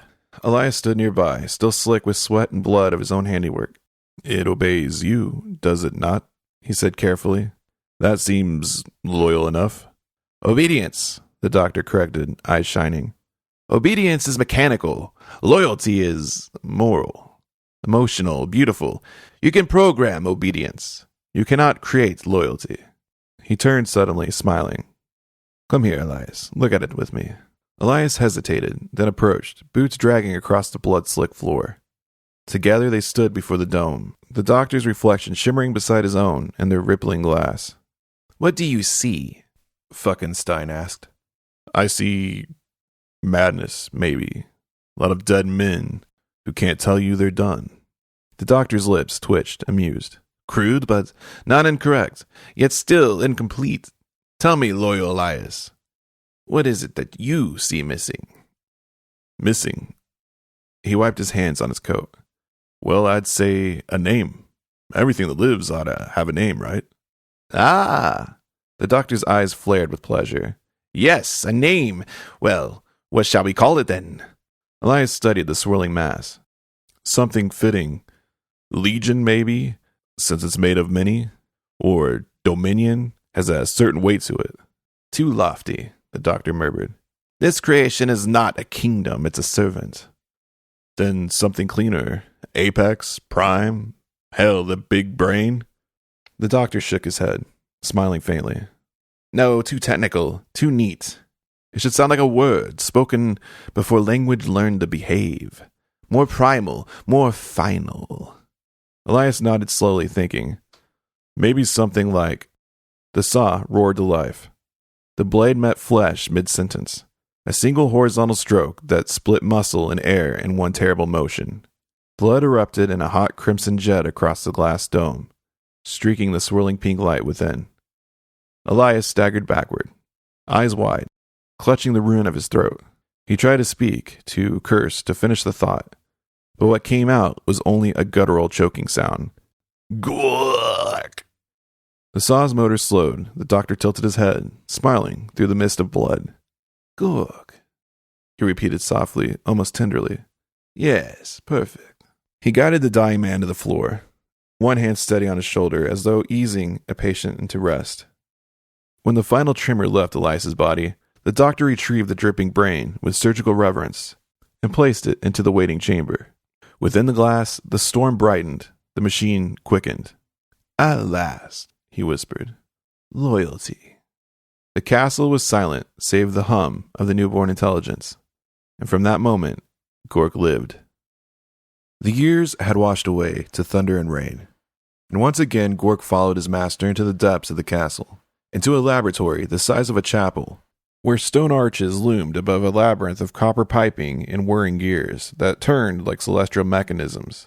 High overhead, narrow glass panels ran the length of the ceiling, flickering with lightning that painted the walls in momentary white fire. The air shimmered with heat and the scent of ozone. Beakers hissed on their burners, casting blue flame across brass countertops, slick with condensation. The walls glistened with moisture and shadow, every inch alive with quiet machinery, breathing, ticking, whispering a mechanical prayer. At the laboratory's center towered the vivisynthetic reconstitution engine, Funkenstein's crowning blasphemy. It rose from the stone like a mechanical godhead, its ribs of brass and iron gleaming in the stormlight. At its summit, a grinder of interlocking serrated wheels turned in patient, glistening rhythm, feeding into the great arteries of copper that ran through the walls like veins. On every side, columns of glass and piping soared to the vaulted ceiling, tall as organ pipes, filled with glowing, bubbling solutions that shifted color like breathing light. Pressure valves hissed, gauges trembled, the air shimmered with heat and chemical perfume. Funkenstein inhaled deeply, eyes glittering. The womb of my divinity. Beneath the towering structure waited the central chamber, a great coffin of creation, forged from polished brass and padded with deep violet velvet, the color of bruised flesh. Tubes and conduits coiled inward from every direction, converging upon it like serpents in prayer, ready to pour the storm's essence into flesh. The doctor spread his arms to the great machine, as if before an altar, and lightning flared through the high glass panels above, flashing like divine applause, crackling in wild ovation, as if the heavens themselves had come to bless the atrocities now set in motion. Deposit the offerings, he commanded. Gork lifted the sack. A hand of a duchess slipped free, jeweled rings still glinting on its stiffened fingers. A ballerina's foot followed, its tendons bound in satin ribbons. Strands of golden hair, delicate ribs, thighs smooth and cold beneath the lamplight. Fragments of beauty, stolen from princesses, courtesans, heiresses, and dancers. Body parts chosen like verses in a sonnet. One by one, they disappeared into the maw. Bones shattered, brittle winter twigs under the fist of progress, flesh churned to sacred cream, veins snapped, the taut song of violin strings breaking in exaltation. The grinders shrieked, their voices dissolving into a metallic chorus below. Blood and marrow spilled upward through the pipes, sacrificial wine rising into the cathedral of science. Gork watched in stillness, calculating whether birth or ruin was being witnessed. A small black thing scuttered across the tiles near his tread. Dr. Fuckenstein crushed it beneath his heel. "Damnable Arania cadaverous," he snarled. "Corpse spiders, drawn by the ingredients. This infestation grows intolerable, Gork. You will purge them soon." "Yes, doctor," came the flat reply. The doctor lifted his arms, a wild prophet of forbidden genius, and pulled a lever. A choir of electricity screamed. Tubes glowed, nerves lit with revelation. Air burned with divinity turned madness. Steam burst from vents like dragon's breath. Lightning cracked outside, answering the machine like a lover. The coffin cradle shuddered, metal straining, velvet trembling. Then, with a hiss of pneumatic reverence, the chamber door slid open, and she lay inside. Still, beautiful, cold. A perfect woman, carved from dream and desecration. Her skin shone faintly in the light, the color of moonlit milk. Long lashes framed her closed eyes, like brushstrokes of ink. Her lips, full, soft, faintly parted, looked kissed already by creation itself. The black curtain of her hair fanned beneath her, gleaming wetly as the storm's reflection trembled across it. Fuckenstein's face contorted with longing and horror. "No, no, my love, not still, not silent. I will not be denied." He spun, seized a coiled cable thicker than a sailor's arm, smeared oil along its metal tip, and reverently, obscenely, slid it between her perfect, motionless thighs, where life belonged. "Raise the roof aperture," he barked. Gork obeyed. Stone gears groaned, pulling back the ceiling plates. Rain cascaded through the opening like holy baptism. Lightning strobed the world raw. Fuckenstein lifted his face to the sky. "Come to me, O electric throne of heaven. Crown my creation." The world split open and white. Lightning struck the coil. Lightning devoured the tower. Lightning filled her. Her back arched in the cradle, lips parting in a sound between gasp and moan, body convulsing with violent birth pleasure. Eyes flew open, stars torn from the void. Life surged into her with a shuddering cry that was half ecstasy, half agony. And then she breathed. Rain hammered her skin. Her black hair lay slick in waves, gleaming with the wet sheen of new life. She blinked slowly, breathing deep, each inhale an act of becoming. Fuckenstein staggered forward, soaked through. His robe clung to him, transparent in places, outlining the sinew and tension beneath. Water streamed down his hair and jaw, down his throat, dripping onto her chest like a benediction. He looked both Messiah and madman, haloed in lightning. "My goddess." Gork sealed the roof again, and silence fell like ash. For a long moment, she only breathed. Then her fingers twitched, exploring her body, tracing her ribs, the curves of her breasts, the smoothness of her thighs, as though confirming that flesh was truly hers. When she sat up, the air seemed to tighten around her. Her movements had the grace of a dream remembered, every drop of water sliding down her skin, catching the dim light and holding it captive. She opened her eyes fully, and the world shifted. Her irises were a deep midnight obsidian, glossy and fathomless, holding a glint that was not innocence, nor quite hunger, but something in between. The doctor whispered, entranced, "You were meant to bear the golden tresses like marigold sunlight. And yet, here you are, hair black as nightshade of belladonna. How could I have erred?" She tilted her head, voice soft, uncertain, like a harp string touched for the first time. "Belladonna? Is that my name?" He laughed as he considered. "It means beautiful lady, and you." He reached out, trembling fingers grazing the dark strands of her shoulder. "You eclipse every dream of beauty I ever dared." She rose, slow and fluid, the wetness of the cradle sliding down her legs. She stood before him, utterly naked, utterly divine, her body a hymn of curves and contrasts, the impossible smoothness of porcelain flesh against the storm's jagged light, the soft weight of her breasts rising with each breath, droplets sliding down her stomach like liquid diamonds seeking confession. "You are magnificent," he murmured. "You are mine, Designed to love me, to adore me, to be my eternal bride. She regarded him with faint amusement, gaze drifting over his soaked robe, clinging to the hard lines beneath. Designed, she echoed, the word tasting strange on her tongue. And what if I choose not to? Her voice slid through the air like warm silk. He blinked, stunned. Choose? She stepped closer, her breath mingling with his. If I do not want you, could you make me? The question lodged into him like a blade coated in honey. It was flirtation, challenge, innocence shaped into something perilous and erotic. Her gaze swept slowly down his own form, new flesh gleaming in the afterglow of creation. Droplets sliding along every perfect contour, pooling in the navel before slipping lower. Her expression shifted, curious, then faintly intrigued, as her eyes rose to meet his again. I am bare, she murmured. You are not. The words struck him like a diagnosis. His composure faltered. Yes, of course. My apologies, my dear. You must be freezing. He moved with sudden awkward haste, robe plastered to his body, hair dripping into his eyes. Gork! He snapped, trying to sound like the master again. Fetch the bridal gown from the chest upstairs. Handle it with care. Yes, doctor, rumbled the servant, and the echo of gears receded down the corridor. Falkenstein exhaled, breath trembling.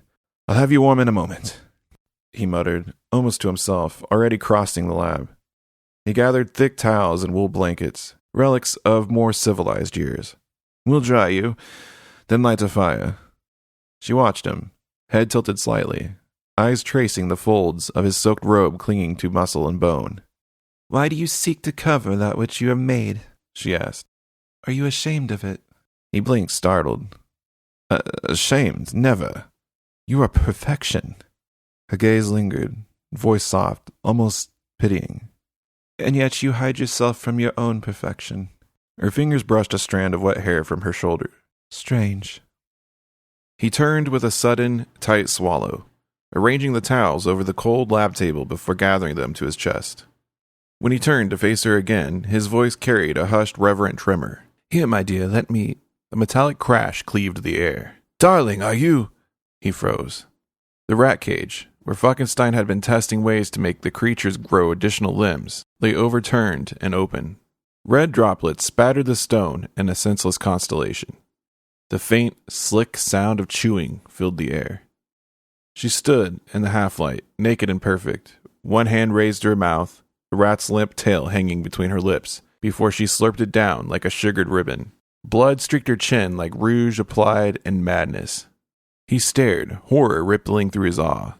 Why did you do that? Her eyes gleamed with eerie innocence. It moved, she said simply. I did not like that, and I was hungry. He swallowed hard, trembling, as he dabbed her mouth with the towel's embroidered corner. Savage feeding does not become a bride, he murmured. You shall dine at our wedding feast, prepared by Gork. You need never eat like this again. Her tongue eased out in a slow, deliberate stroke, savoring the final trace of crimson. Then she leaned close, palms pressing to his chest. Her touch burned, storm-cold flesh warming with new blood and terrible promise. He smelled lightning in her hair, and beneath it, metallic sweetness of fresh kill. Fear has a flavor, she said softly, brushing her lips near his throat. Yours is sweet. He inhaled sharply. My beauty. She kissed him. It was ruin and paradise. Her lips were fever soft, tongue hungry, tasting of iron and life. He expected revulsion and found rapture. His pulse thundered. His wet robe fell from his shoulders like a surrendered empire. Her body pressed to his, heat blooming like a curse. Water slicked their skin, breath mingling, desire rising as if life itself demanded consummation for legitimacy. I choose you, she breathed against his mouth, voice trembling with a strange delight. Or perhaps I choose to devour you. He lifted her, trembling with awe and terror. She wrapped around him like a serpent tasting Eden. The laboratory table greeted her back like an altar waiting for sacrifice. Her fingers tangled in his hair. her breath hitched in ardent innocence, corrupted by instinct. They met in forbidden communion, a god-drunk man and a newborn horror, cloaked in beauty skin. Outside, vicious lightning exposed the weeping sky as thunder roared witness. Neither God nor creation saw the shadow slip free. From deep within her damp ear, a slick black spider crawled forth, trailing slowly down her neck like a lover's secret delivered in the dark. It reached her shoulder, paused, then dropped soundlessly to the stone. Across the floor lay a lifeless lab rat, its neck bent in an unnatural angle, its tiny jaws frozen mid-scream. The spider scurried to it, climbed upon the small wet head, and settled near the glassy eye. With delicate precision, it bit down. The eye burst like a small grape, and the spider fed. Their breaths merged and danced like a grand symphony, bodies breathing and moving in sacred ecstasy. Rain and sweat gliding over their skin, blind to the quiet unmaking of creation already unfolding.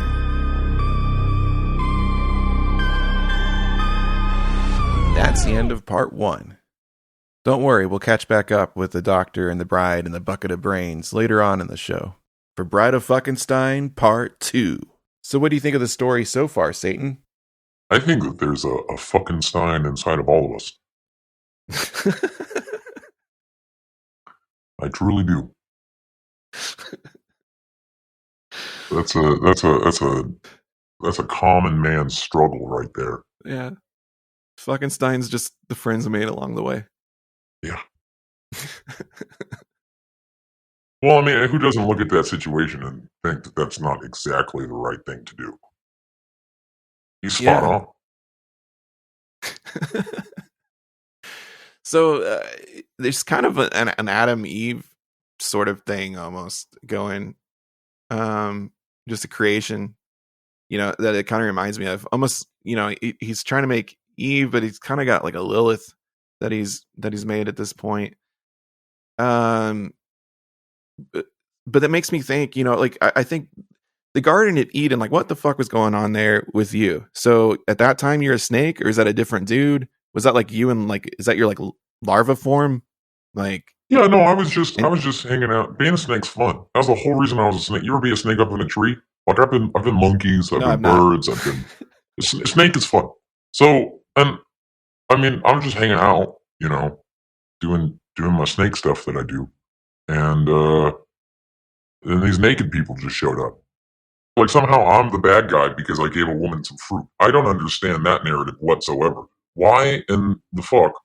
Why would you put them there in the first place? You didn't even put a fence around it. You didn't put a gate up. Eve is 5'6". You could have put a 6-foot tall fence up around that thing and she'd have been fucked. Well, yeah, when I think back to that story, you're kind of the good guy, right? There's these people, they're created, and they don't really, like, the rule is like, don't eat this tree because then you'll know things and you'll be, free thinking and free, we want you to stay stupid. And then you're like, hey, what's up? Eat this. You should eat the fruit. Like you kind of like set humanity free in a sense. Yeah, I mean, Prometheus also, that guy, shout out to that guy. We're just trying to do our due diligence. Now, mine was on accident. I was not fully aware that the fruit was going to fuck her head up like it did. That was kind of on me. We don't really have any kind of like FDA testing in the Garden of Eden. So I just thought I was helping a hungry person out because it's what you're supposed to do, And then whatever GMOs God put in that apple did a number on her. Yeah. Let me get this straight. So Eve's just out there. She's just chilling. She's like, I'm fucking hungry.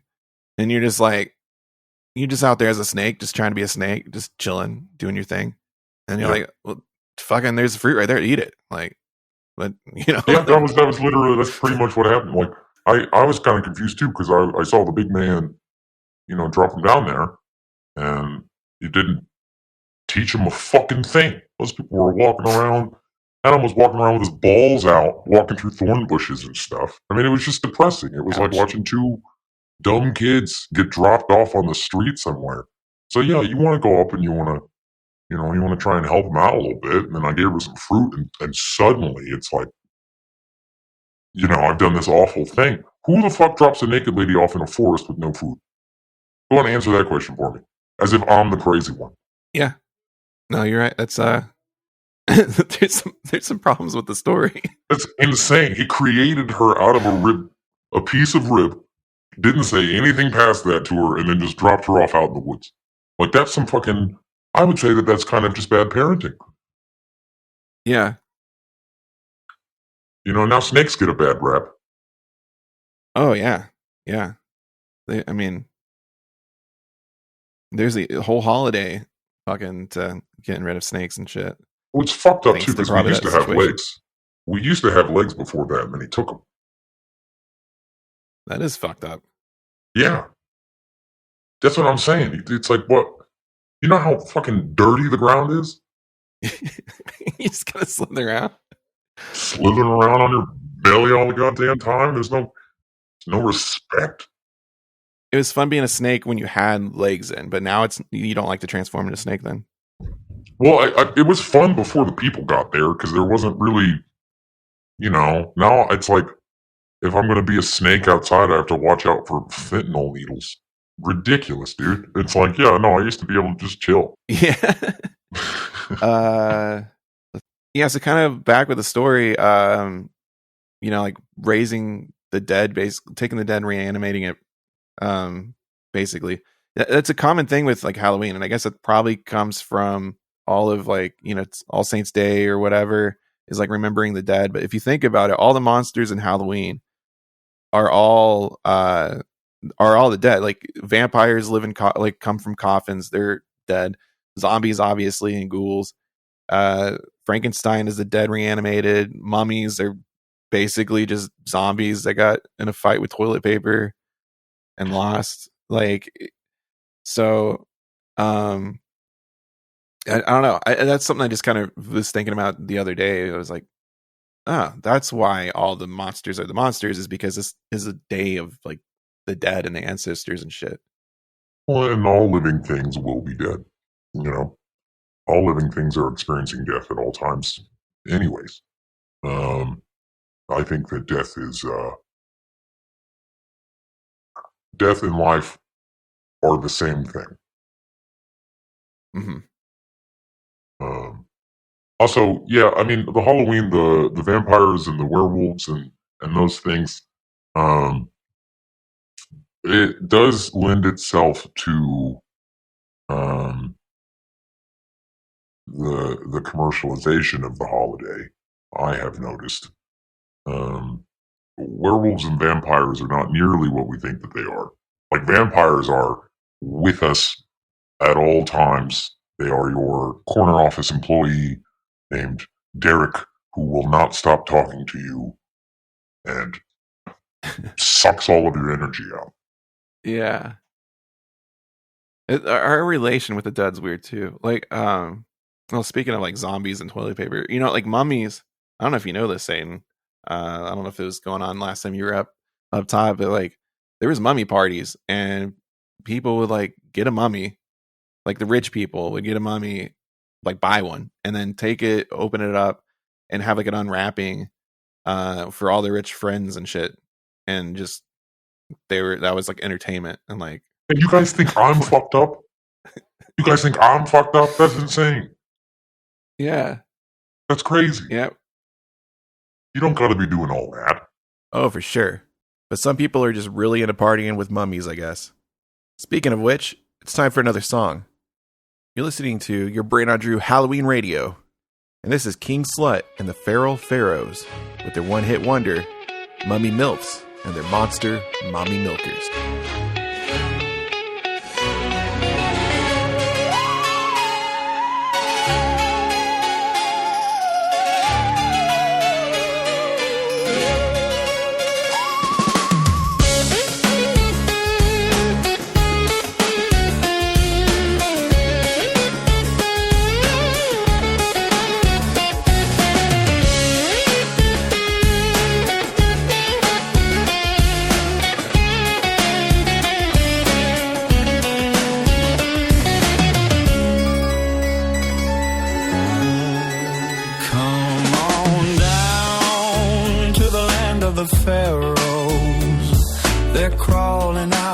their sarcophagi. They're shaking their gauze and giving me the eye. In the moonlight, looking right, I feel like Howard Carter when he first slipped inside. Mommy milks with the monster, mommy milkers in the pyramids and the royal tombs. Mommy milks with the monster, mommy milkers crawling out of the crypts in their bandages and rags. I wanna unwrap their pyramids, I wanna unriddle their sphinx, I wanna motorboat them up and down the Nile, I wanna uncover all their mysteries and kinks. Mommy milks with the monster, mommy milkers in the pyramids and the royal tombs. Mommy milks with the monster, mommy milkers crawling out of the crypts in their bandages and rags. Their boss were wrapped up, but they're busting out their wraps now, and out they spill. Got milk. Mommy milks with the monster, mommy milkers in the pyramids and the royal tombs. Mommy milks with the monster, mommy milkers crawling out of the crypts in their bandages and rags. Mommy milks. Mommy milks. Mommy milks with the monster, mommy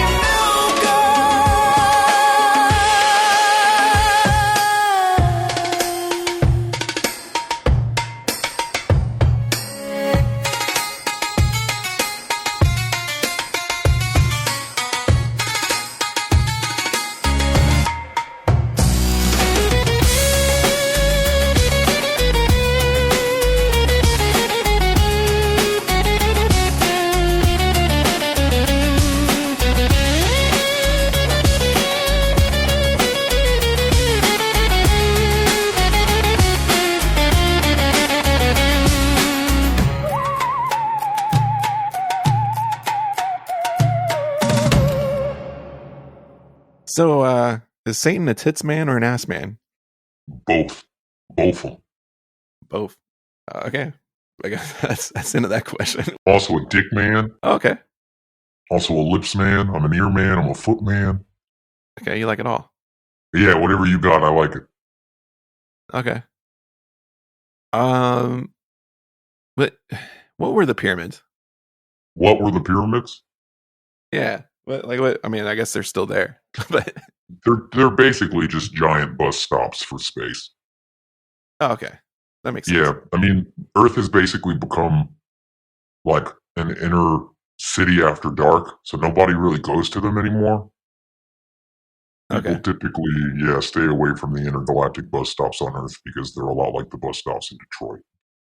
Yeah. All right. Well, let's take some more some phone calls, I guess. All right. Well, let's see. If anyone's got any fun Halloween jokes, go ahead and give us a call.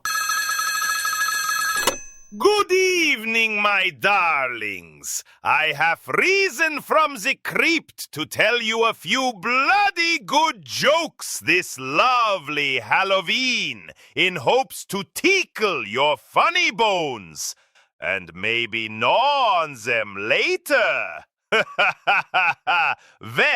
are you excited? Wow. Yeah, I'm excited. Hi, excited?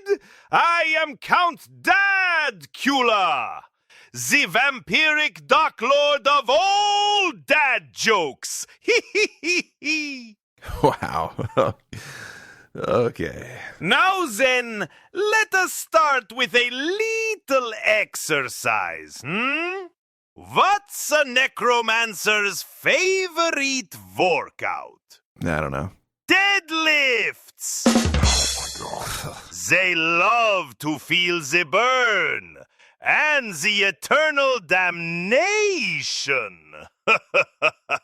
Why did the skeleton run away from the fight he started? I don't know. Why did he? He had a bone to pick, but did not have the guts. Good sweet Christ. Spineless coward! Even I can stomach that! Now, not to get political, but Why do ghosts make terrible politicians? I don't know, Count. Why are they terrible? They're too transparent. I guess you're not wrong. Can you imagine a see-through puppet where you can perfectly see the hand up its ass? I mean, at least you're laughing at your own jokes there, Dad Killer. All right. Let us do some dirtier and fieldier jokes now. Oh, boy. After all, this is your brain on. Pooh! Wow. Well, it's your brain on Drew. What's the difference? Okay. So, why did the zombie break up with his human lover? Gee, Count Dracula, I don't know. She would not give him any brain. Oh, God. Truly a tragedy. Love that dies, but hunger that never ends. What do you call a couple of warlocks keysing, What? Homosexuals! Oh, my God. Don't quit your day job, Count Dankula. I kid. It matters not if it is the same hex. All love is truly the most beautiful of black magics. That's the only worthwhile thing you've said so far. Anyway, what do you call a vampire that only feasts on chickens? Sure beats me. A cocksucker! Fantastic. Do not get your feathers ruffled. It is only a joke. Here's one you must really sink your fangs into. So do not cheep a tooth. Oh, I'm sure it's a real thinker.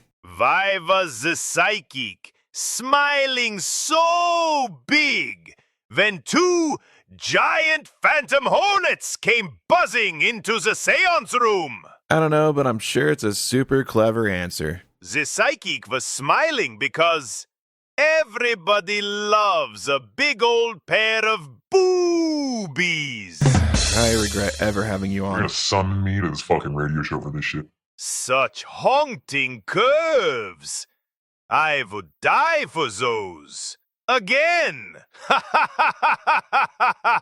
right, well, thanks. That's probably enough. And lastly, Okay. here is one straight from the fiery peats below, crafted specifically for you, Lord Satan. Oh, good. This one's for you, buddy. I don't have to listen to it. I can unplug my headphones. How does a gynecologist know if he is dealing with the devil's midget girlfriend? Ahem. Drum roll, please. She is a little Lucifer. Get it? A little loose. If her.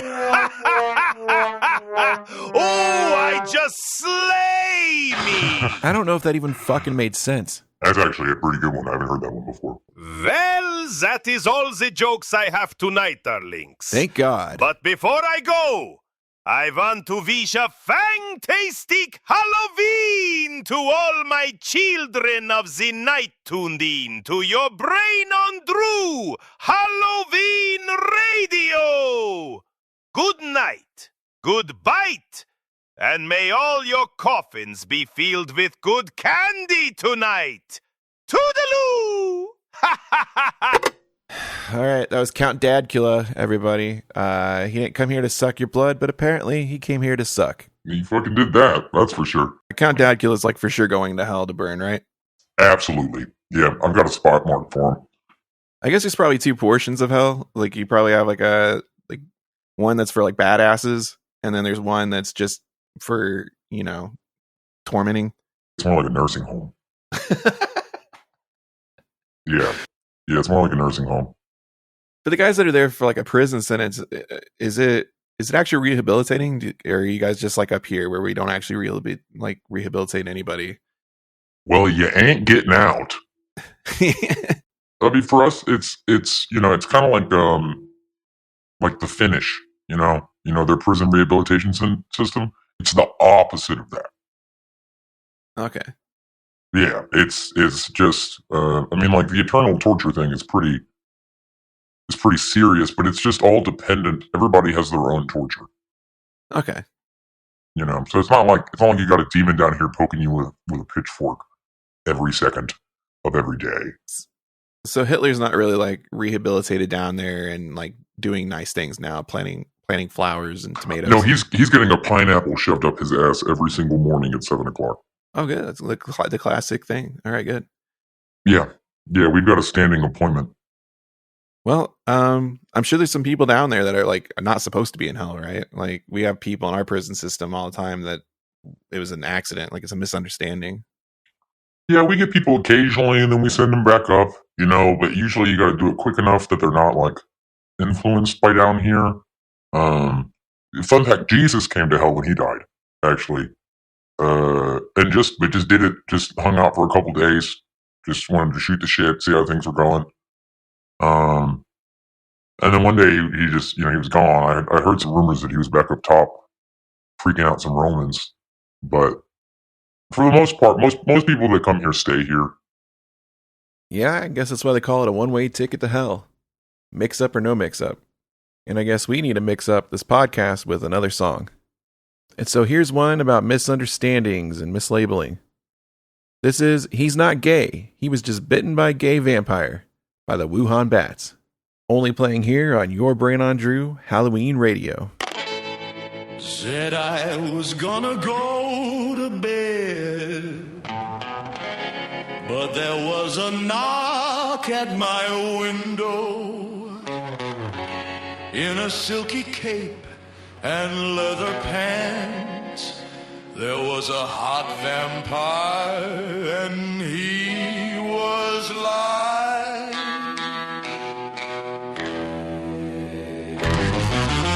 How you doing? I'm not here to suck your blood. I said, what are you here to suck? And he said, well, it doesn't come out red. He said he's not gay. He was just bit by a gay vampire.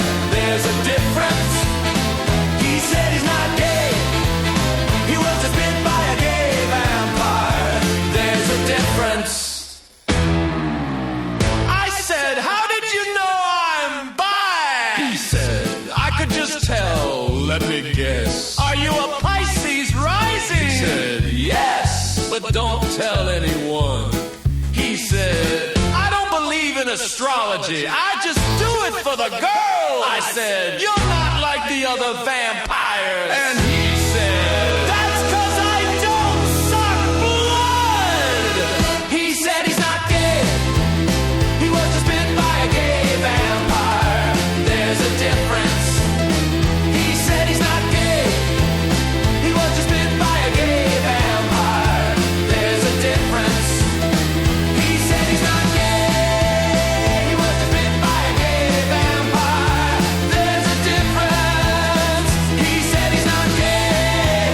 He was just bit by a gay vampire. There's a difference.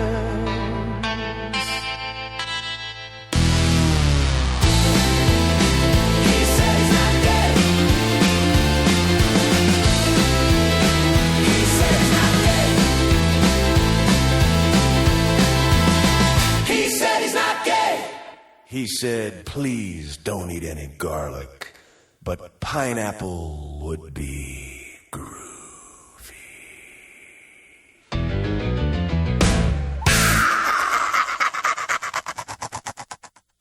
So what do you think, Satan? Is it still gay even if the reason you stock wiener is because you were bitten by a gay vampire and now you have an undying thirst for cum, or what?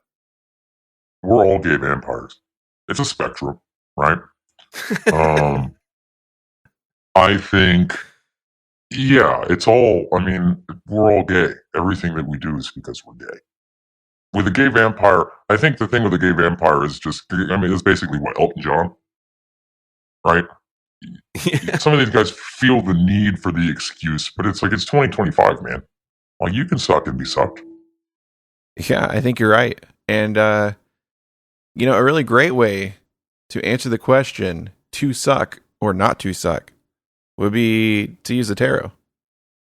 And I think Halloween's a perfect time to fuck around with the cards a little bit. So let's do a little tarot reading for Halloween. So I'm not going to go dragging you through the history of tarot or anything like that. You know nothing about tarot, well, there's nothing really scary about it in the way that Hollywood might make you think. It's just a deck of 78 cards, split into two sections of major arcana and minor arcana. The major has 22 cards, and they're all big energy standalone archetypes. Then there's the 56 minor cards. These all kind of represent smaller things, but are still archetypes. They just follow under specific flavors, which are the 4 suits: wands, swords, cups, and pentacles, which is basically fire, air, water, and earth. I'm not going to spend too much time on symbolism because we'd be here for hours. They run from ace to 10, and then the court cards are typically page, knight, queen, and king. Originally, they were used for playing games, just like the playing cards we use today, but somewhere down the line, they started being used for divination.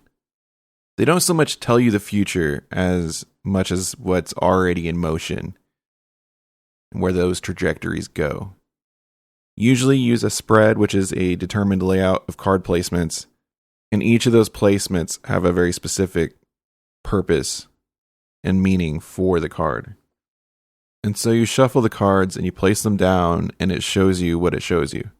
In a non-woo-woo approach, you could just see it as creating a scenario of your life that perhaps you would never consider had you not seen these random cards and these random placements, creating this glimpse of that scenario.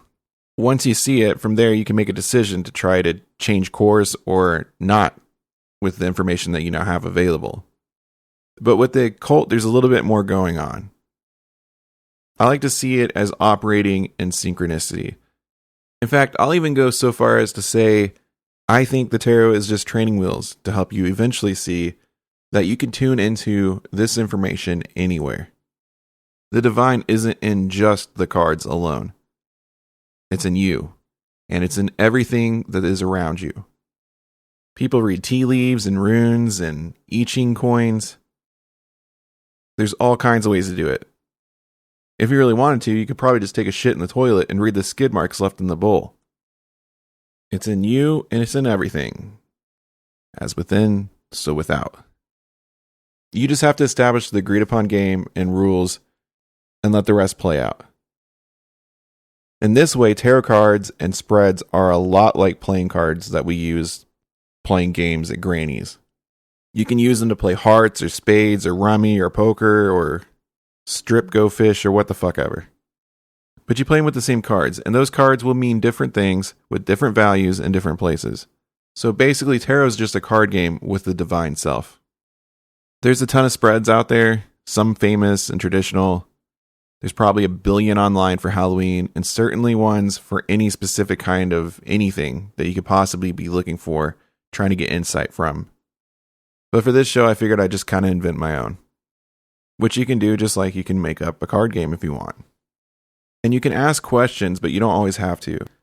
Sometimes the spread itself, the nature of it, sort of already serves that purpose. But you can also just let the cards show you what they need to show you. So this one will be very simple, and I'm sure there's many out there that are very similar, especially with the layout itself. But you always want to give them a cool name, so let's call this one The Witch's Crossing. Its purpose is to show us things we need to know as we go into this darkness. The spread itself is going to make a simple cross, of course, where the first card will be placed in the center. Then the second card is going to go above that first card, and the third card will be placed below it. The fourth will go to the left of it, and the final fifth card will go to the right. That first card will represent us, or a specific aspect of us that needs attention concerning this period of going into darkness. The second card above will be the will and the forces of the divine. The third card below will be more like the shadow or ego, so higher things and lower things. And the way that I'm kind of seeing this is it's like the higher, the middle, and the lower selves. If you know, you know. The fourth card is aspects we're meant to let go of. That's the card to the left. Things we're supposed to leave behind. The skin that we're supposed to shed. And the fifth card is what we find, what we become in the darkness. So we've established what we want to be shown. We've established how to show it. So let's play this game.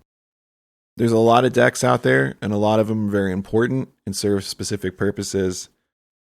I'm just using the Rider-Waite Smith deck, which is like the traditional, kind of the OG Golden Dawn sanctioned tarot deck.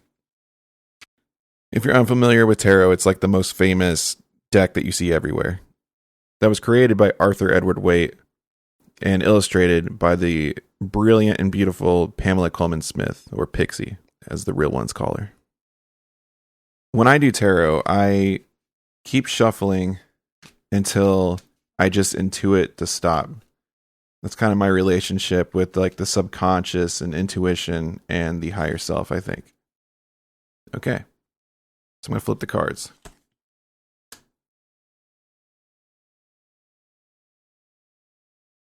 So the first card I flip is the Four of Wands. This is going to represent us.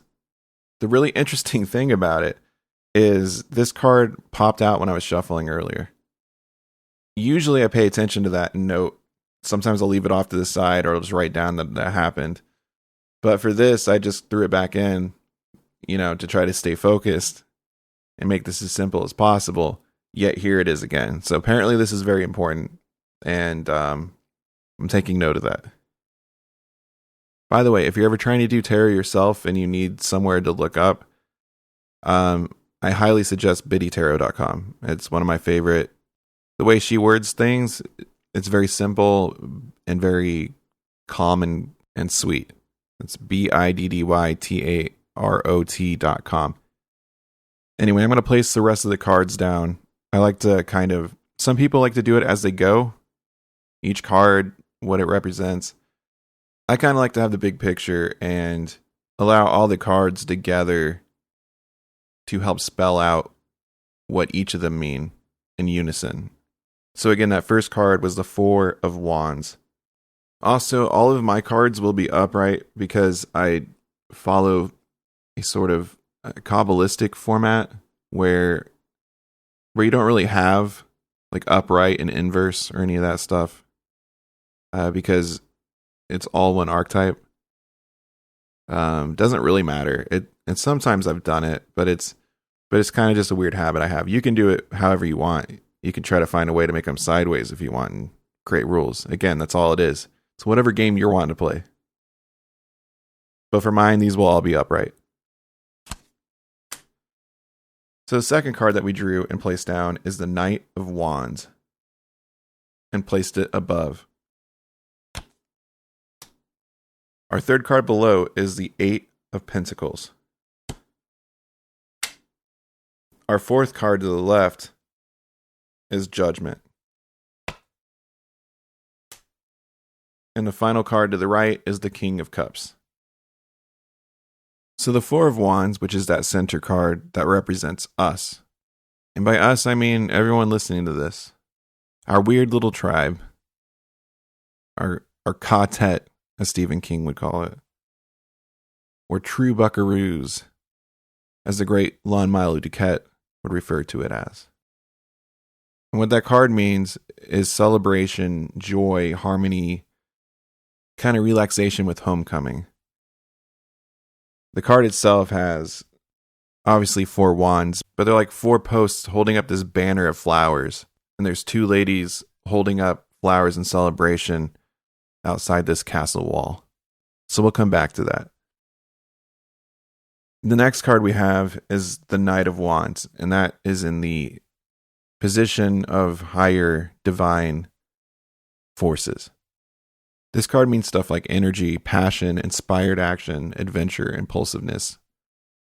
Knight cards are like whatever element they're under in action. With wands, it's like inspired, intuitive actions. That's ideas, going into action. And don't worry, we're going to come back to all this stuff, and I'll try to make it all make sense. The Knight of Wands, if you're needing to kind of picture it in your head, there's this young knight on a horse with a wand flying into the desert. Below, we have the Eight of Pentacles. This is our third card. So Eight of Pentacles is like apprenticeship into mastery, repetitive tasks. It's development and honing of skills, working hard kind of thing. And in the picture, there's a dude that's just sitting on a little workbench and he's carving out these pentacles, which a pentacle is like a disc with a pentagram in it, which sounds really satanic or something if you are uneducated with the occult. Being a pentagram, as a pentagram, it kind of represents humanity because some of us have a head, 2 arms, 2 legs. It's kind of our will. It's what we're about here. But it's also money. It's kind of coins. Some will call it coins. Some will call it discs. But he's sitting there carving them out and hanging them up ready to be sold or whatever the hell that he's making them for. Maybe for the rest of the deck so that they all have them in it. The next card we have is Judgment. And that's things that we're letting go of. The stuff that we're coming from. Some of that can be who we were or are, or as a group or a society even, just muck that we've been in, or just identities we need to shed. Now, Judgment's an interesting card because it can have a lot of meanings. And really any tarot card can. You can have the very traditional meaning, and then you can have meanings that are more intuited from the cards and the spread you're using in front of you.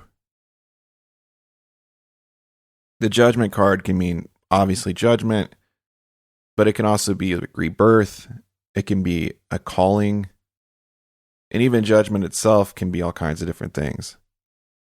But obviously, in this one, in the context of the spread, it kind of seems like, just glancing right now, that maybe this is talking about maybe judgment for ourselves or others in the sort of negative sense, as this position is something we're supposed to be letting go of. And what the image of the Judgment card is, you have Gabriel blowing a trumpet from the heavens with I think it's an English flag on it for some reason. I'm not really sure what that is. And the dead are just jumping up out of their graves naked and gray and just joyous. So looking at the card, it's kind of like sometimes it could be even a wake-up call or something. It's kind of what that looks like from just looking at it. But also thinking in the context that we just talked about, judgment in a negative way that needs to be let go of. We kind of look silly, like these gray dead people standing naked in their coffins. In the last position, the 5th card, which represents where we're going through the darkness into, what we find there, what we become there, is the King of Cups. So the King of Cups, with kings, they kind of represent like the mastery of that element. And with cups, that's like emotions, which cups also represent water. Kind of makes sense, right? But it's balance of those emotions, compassion, diplomatic, but also creativity. So when you see the King of Cups, it's kind of like it's like mastery. It's like being the master of love and creativity. It's the master artist, or the master lover, or the masturbator, I guess. The card itself depicts a king that's sitting on his throne. His face is confident and unnerved, but his throne is sitting out in the ocean, and the ocean waves are pretty violent around him, but he stands there balanced and sure of himself. So we got all 5 of these cards. And another interesting thing is you can have sort of a vague idea of what a spread, what the positions represent, but sometimes when you put the cards out there, the cards themselves dictate what's really going on. So I would say that the card above and the card below are actually more of higher self and then just lower self, rather than like a higher, middle, lower. And lower in the sense of not like ego and shadow, but just us here. And then the divine. So I think overall picture is kind of talking about our harmony, our festiveness, just our little party we're having. This life that we celebrate. And it really seems that the overall concept I'm seeing here is with kind of creativity or doing our work, what our true will is, the reason that we are put on this earth. Now, I don't know what that is necessarily collectively for all of us, besides probably like me start a Patreon and you guys, join and pay me $50 a month or something. But what I think it's saying is like, this is what we should be focused on as a group, but individually. And honestly, in doing so, you get that center card, that celebration, that harmony, that rightness in the world, I think. So the above, I think our divine selves, our higher selves, with the Knight of Wands, I think that's showing us that there's a lot of creativity and ideas in motion. It's kind of like a river. I think it was Joe Rogan, like it or not, that had described ideas in a way that they're more like these sort of cosmic fish in this cosmic river that you got your line in and you're trying to yank them out. And I think what this card is showing is that at this time, that river is raging. That whatever that thing is, and it's not just ideas, it's just that fire that burns within you. Whatever your passions are, it just seems a lot of them are creative. But the reason you're here, the things that you live for, that's all stirring. That's all there. That's all moving. Like a horse racing through the desert. Apparently in Egypt, now that I'm looking at the card a little closer and see the pyramids. And on the flip below, what we're doing is we are in reflection. We are working on our craft. We're honing it in. We're working hard and repetitively to go from apprentice to master. That's what we got going on here. And that's what we're supposed to be doing. I think that's what the spread's showing us. And I think the card above is also kind of potential. It's this supernova of potential and will that comes from our divine selves. And basically we are to be birthing that with our work, the great work. But let's look at the part where we're crossing over. We're going from judgment to the King of Cups, or the master of emotions and creativity and love. Now, one way to look at it, obviously, that we're supposed to let go of all our expectations, all our judgments, all these ways that we think things just are, these conditions and rules that we've agreed to from society and from ourselves that we've believed. We let that die in the darkness and we find mastery. You let go of these anxieties and these expectations and these pains, and you find the mastery of all of that. And so what does all that mean together? I think, well, also thinking about the Four of Wands now, the celebration is Halloween, or the going into the period of darkness. I think that just confirms what the spread was about, of being right now. And I think if you just trust that fiery passion, that will, that our truest self wants for us, that is our purpose, and is this undeniable, powerful, flowing thing already. And if we just keep working at that, if we deny and let go of our judgments about these things, our expectations, our thought process, and we just do it, we just keep working at it, we keep grinding away, and we keep trusting the divine, then we find ourselves as a King of Cups. We find ourselves through the darkness, and the darkness is a void, and shedding things is painful. It's hard. and it's difficult to let go of your entire construct of how you think this all is, but you have to let go of it or it's always going to hold you back. Weirdly, the way that we let go of it is to just continue to grind on the thing that you're doing. Just keep doing it. Maybe you suck at drawing or carving out a pentacle or finishing a monster podcast. It's not lost on me how obviously applicable this is to my own chaos I'm in right now. Message received, universe. But yeah, you just got to keep doing it over and over until you're a master of it. Eventually you'll get there. Eventually the idea can be born and come out the way that it's meant to. And maybe it's not about creating things. Maybe it's about carving the life that you want. And if you just keep doing what you're supposed to be doing, eventually you're going to get it right.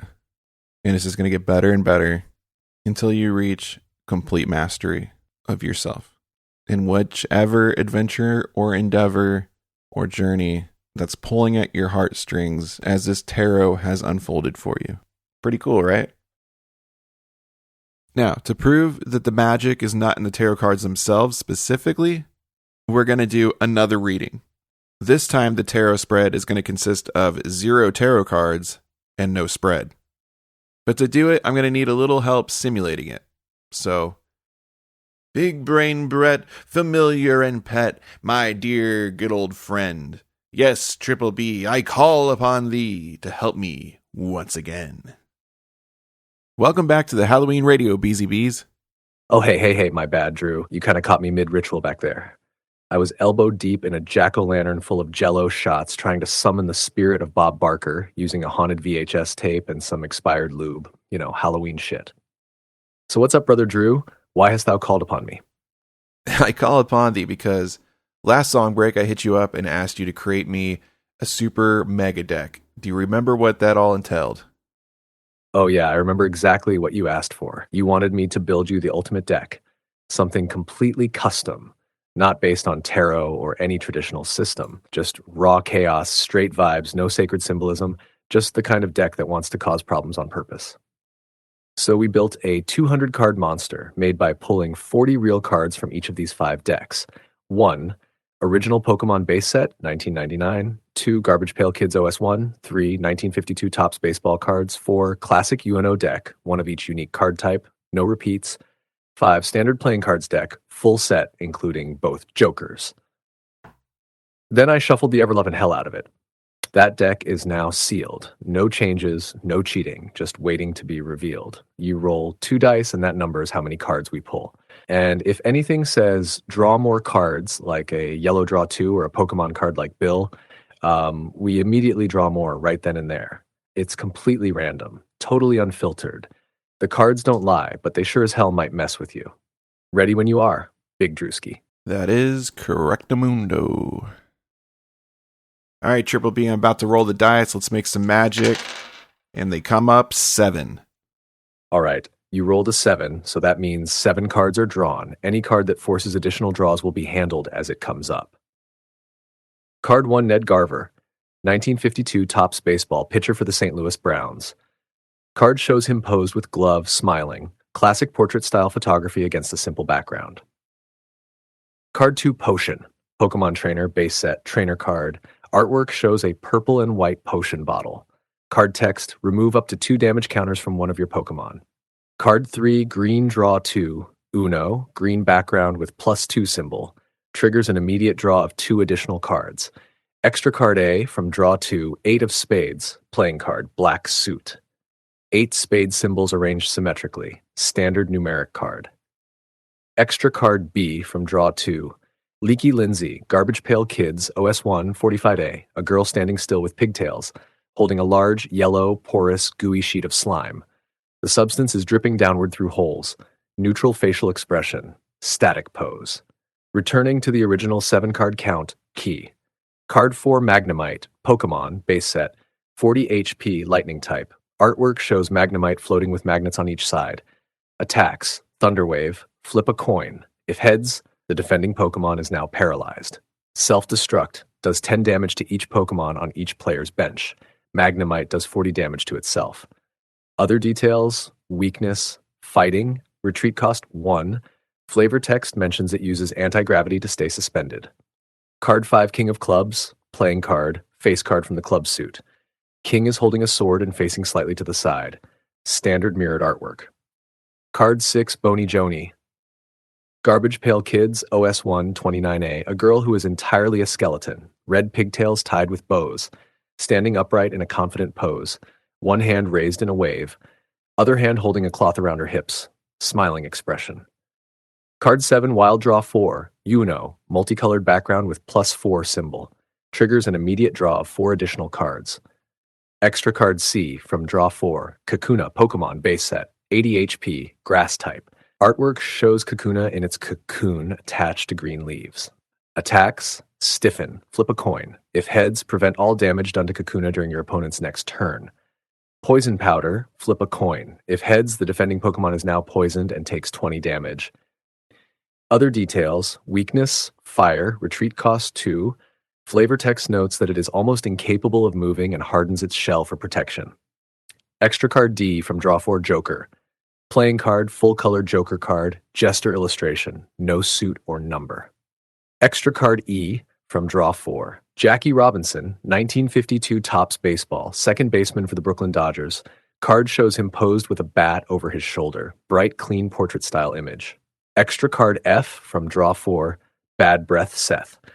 Garbage Pail Kids, OS1 70A, a boy sitting on the ground, wearing green overalls. His mouth is depicted as an anus.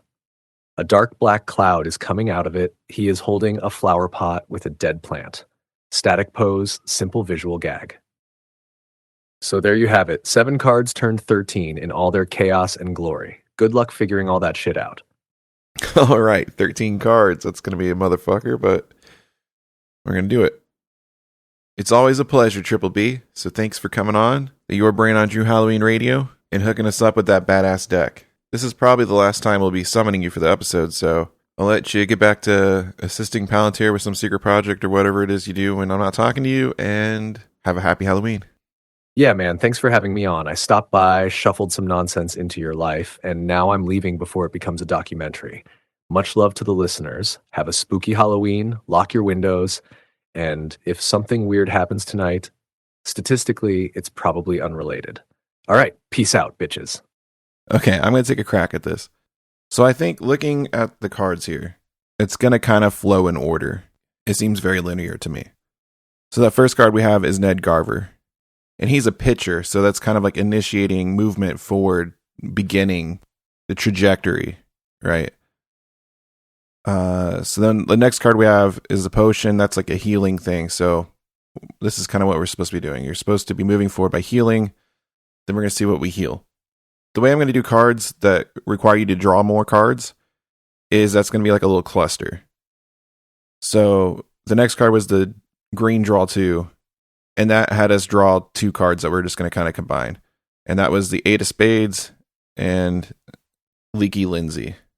So in Lenormand Cardamancy, the 8 of Spades is the garden, which represents like community and the things you grow with. But in the tarot, its equivalent is the 8 of Swords, which is like entrapment and binding. Leaky Lindsay is kind of trapped and caught up in her snot, but she's also obviously very sick to be having that much snot coming out and everything. It's almost a purge. So combining those, I think it's saying that our tribe or your community or whatever you want to call it, there's something going on with it where it's sick and it needs healing. And that's what we're doing. The way forward is to heal this. That next card we have is Magnemite. The first thing that stands out to me is the magnets. And then reading through the card, something that obviously stands out is self-destruct. And there's Thunderwave there, which requires a flip of the coin. So just me intuiting, it feels like this is like an option. Like you can attract, you can be the thing that brings everything together, or you can be the thing that makes it all self-destruct. You're going to be contributing to one or the other. And I think this also follows into the next card. Depending on what you do there is what impacts the meaning of the King of Clubs.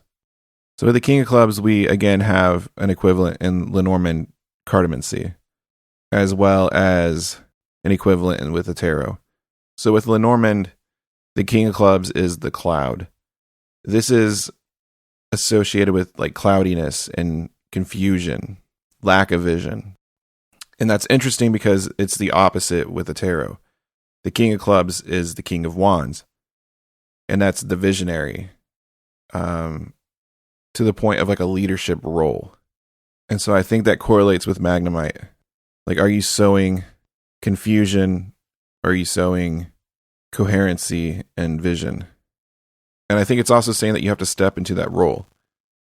If there is no leadership, then there is just, everything's cloudy and confusion. If you have a leader, then there's vision.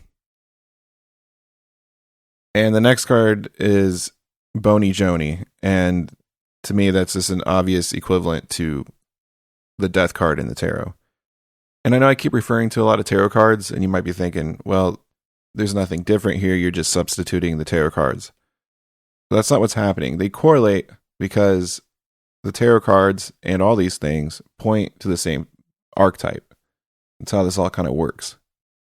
And a lot of people freak out when they see the death card, but it doesn't really mean what you think. It's just not, you're going to die.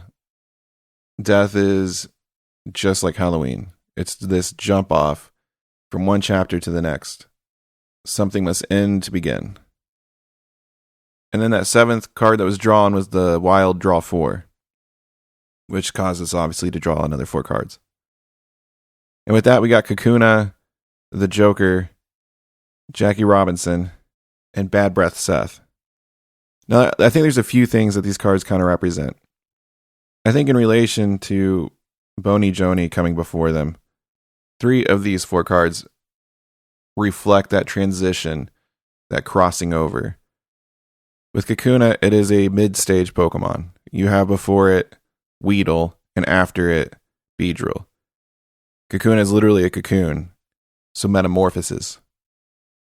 The Joker is also kind of mid-transform because it's a wild card. It can be any card, and it can be none of the cards. If you consider the Fool to be the Joker's tarot equivalent, there is the concept of the Fool's journey that travels through the major arcana and transforms along the way. Jackie Robinson obviously reflects this, moving from one world into another, as he was the first black baseball player allowed into the major leagues, and that occurring was literally a crossover of the entire world. But how the hell Bad Breath Seth fits into this, I'm not exactly sure, so maybe I'll look at a few other things and then come back to it. The other thing I'm seeing with these 4 is attributes that it would require to make change, to leave something behind and cross into something new. And it's all things to a degree that would piss people off. With Kakuna, you should be thick-skinned and tough. And it pisses people off that you're impenetrable and they can't get to you. The Joker, you've got to have a sense of humor. You got to be able to laugh at some shit. But you also have to be able to mock it. Another aspect of the Joker is a jester, like those that gatekeep between this realm and the higher dimensions. And within there's definitely some trickster energy. And I think you have to have that. And I think not taking yourself too seriously and being able to laugh and not being restrained by sacred things or taboo things, that pisses people off. With Jackie Robinson, you got to have the courage and the bravery that pisses people off to show up and be places that they don't want you there, to take up space. And then in this instance, Bad Breath Seth is kind of like, say your shit. You're going to say things, you're going to speak your truth, and it's going to really piss people off. It's going to be foul to them and disgusting, and they're going to hate it. But you need to speak your truth. I would also say there's kind of loosely like a 4 agreements thing going on. With Kakuna, don't take anything personal. Don't let anything get to you. With the Joker, assume nothing. Because the Joker is kind of formless and it can be anything. It can be nothing. Jackie Robinson, just always do your best, no matter what. No matter where you are or what you find yourself in. Do your best, and then it speaks, Obviously, there was a lot of people that did not want him in the major leagues. But Jackie Robinson was one of the fucking best. And because he continued to just do his best, they couldn't touch him, and he changed them. And despite the beautiful foulness that is typical of Garbage Pail Kids cards, with Bad Breath Seth having an anus for a mouth, with smoke and fumes just bellowing out of it, I think it's saying be impeccable with your word. And maybe the card itself is kind of showing a caution. Because, like Wanda had told us earlier, abracadabra, I create as I speak. So the things that you say become reality. The things you say about yourself, the things that you say about other people, they have weight. And if you say them enough times, they become real. They're spelling, right? So you have to be impeccable with your word because it's powerful and it manifests. So then going back to my first intuition and picking up on these cards being transformation, I think it shows you these first three to then show you what needs to change and transfer the most. And so I think the words we use in this endeavor that's depicted are going to be extremely important. So altogether, what's this chaos of cards mean? I think it means we're supposed to go forth healing our community, our people, whatever you find yourself in on this journey. And we're meant to be the thing that pulls everyone together. We're meant to be the person that's going to lead the vision and lead us across the abyss, really. And we do so armored with the regalia of being tough, yet lighthearted and courageous, and never shutting the fuck up about the truth. Now, that might all sound like a stretch, and it kind of is. But you'd be really surprised where you might see that synchronicity start popping up somewhere in your life. It's kind of crazy how it works. So don't be surprised when you scoff at this, but then you find yourself in some situation where you're like, holy shit, that's exactly what I'm supposed to do in this situation. And this time of year with the veil so thin, I promise you, it's synchronicity city, baby. I should also note that when using the tarot or anything similar, the message is always ultimately going to be good. It's always ultimately going to be love. The message will never be to hurt yourself or to hurt someone else or something like that. Because the nature of the divine is ultimately infinite love. So everything that the tarot can teach you, even if it's a harder lesson to learn, will always be love. And that is more than you probably ever wanted to know about tarot. All right, let's take some more calls. What's some fun, spooky arts and crafts you doing this Halloween? Call in now. This is your Brain on Drew Halloween Radio, and who do we have the pleasure of speaking with? Hopefully not another vampire. It is I, Dr. Yankenstein! Genius of the good, maestro of the macabre, here to instruct you in the unholy art and science of carving the pumpkin. All right, nice. Pumpkin carving is always a classic. All right, what's the method of your madness, Doc? You begin with a single pumpkin. Round, tender, full of untapped potential, yeah? Remove the top, scoop out the insides, but keep the guts warm. Always warm. Then you carve a single small strategic hole in the front, smooth the edges, and perhaps warm the interior slightly, just until it feels inviting.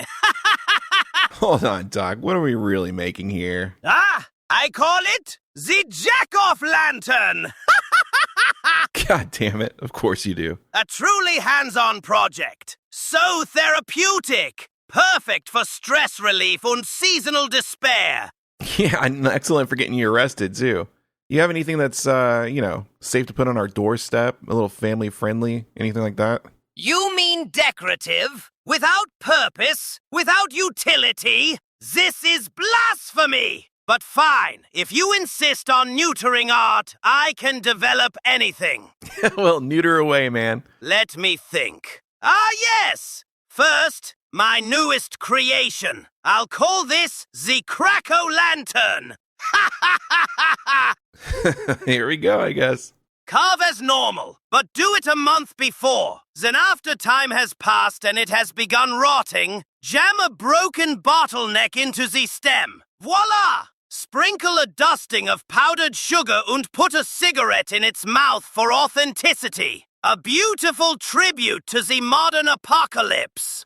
Yeah, I don't know about Crack-O-Lantern Man. There's something about it that feels a little off. Something that's classist or racist or pumpkinist or something. Something is illegal about doing that. Yeah, I don't know, man. Or how about this? Create the house stoop of horrors.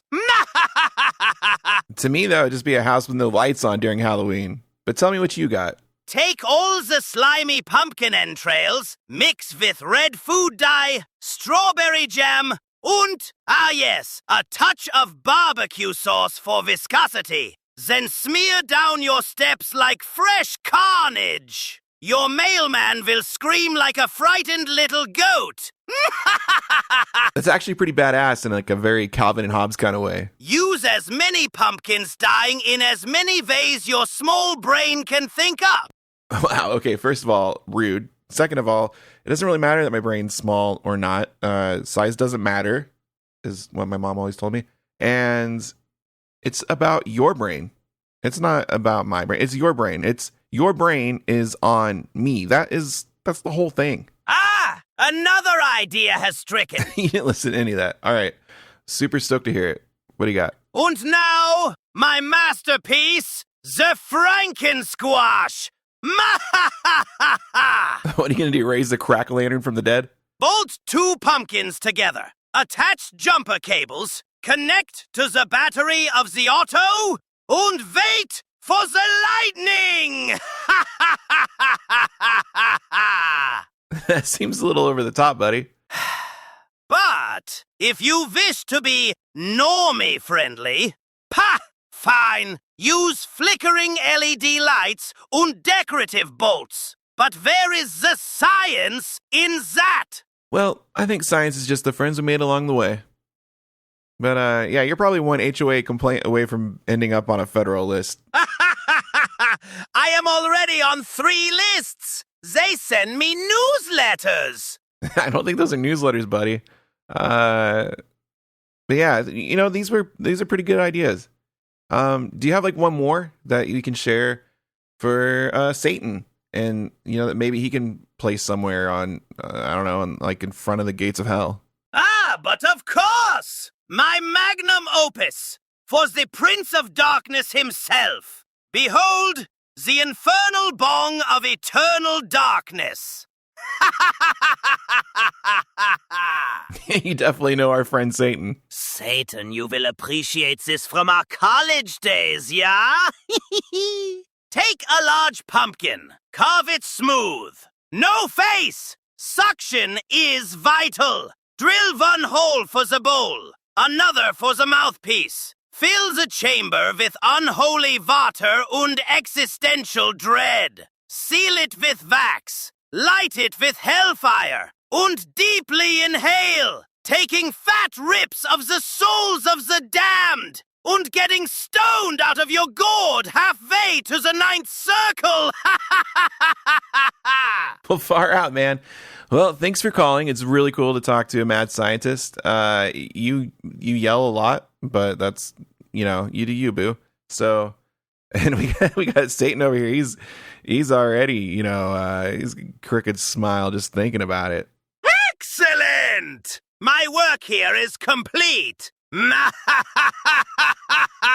Happy Halloween, mine friends! May you bring all your monstrous creative ideas to life! Auf Wiedersehen! All right, Satan, so what'd you think of those? I love arts and crafts. I absolutely love arts and crafts. I have been single-handedly, along with the Iraq War, been keeping Hobby Lobby afloat for the last 30 years, just because I love arts and crafts so much. And so he said you guys smoked weed together in college. I have a question. Why is it called the devil's lettuce? And have you ever actually made a salad with it? I'm strictly carnivorous. I don't eat any greens. We don't really get a lot of plants down in hell. I also am a pretty avid stoner, though. But, I mean, like, I've done way more PCP than marijuana, so I don't know why marijuana got the label. You know, it could be any number of reasons. I think it's because of the CIA, probably. Yeah. Well, you know, Dr. Yankenstein seems like he smokes a lot of PCP too. And he definitely comes across as the kind of guy that fucks corpses, which is exactly what our next song's about. So with that shameless segue, here's Off Branzig from their more metal era. This one's called My Ghoul Friend.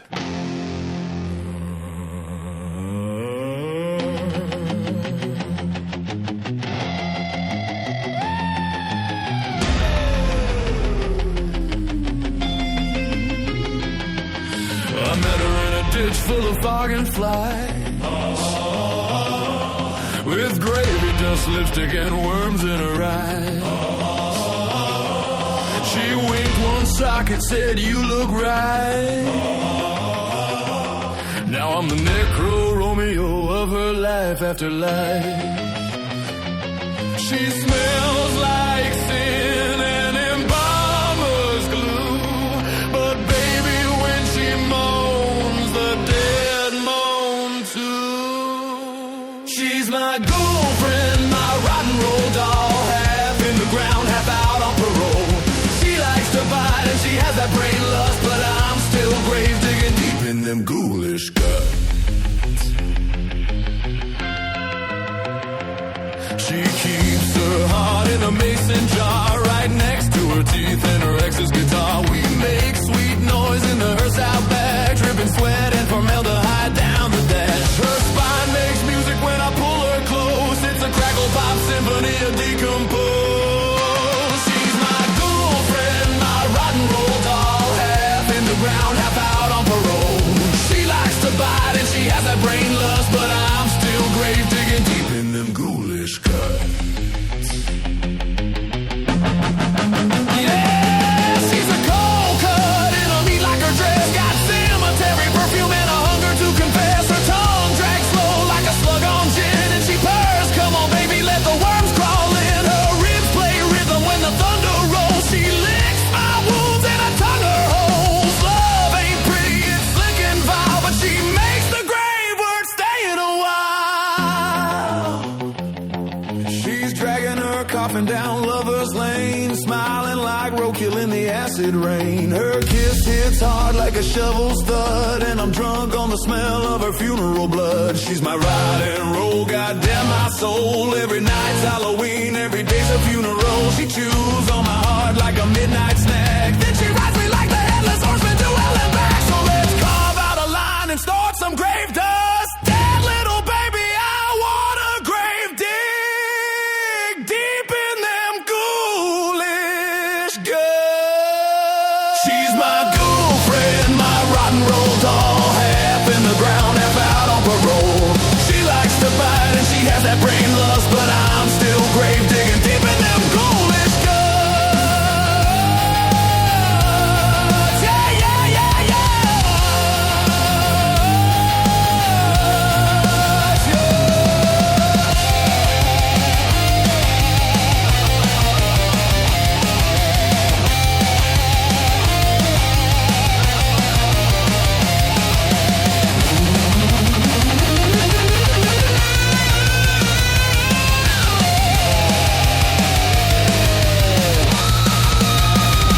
She's my girlfriend, my rock and roll doll, half in the ground, half out on parole. She likes to bite and she has that brain lust, but I'm still grave digging deep in them ghoulish guts.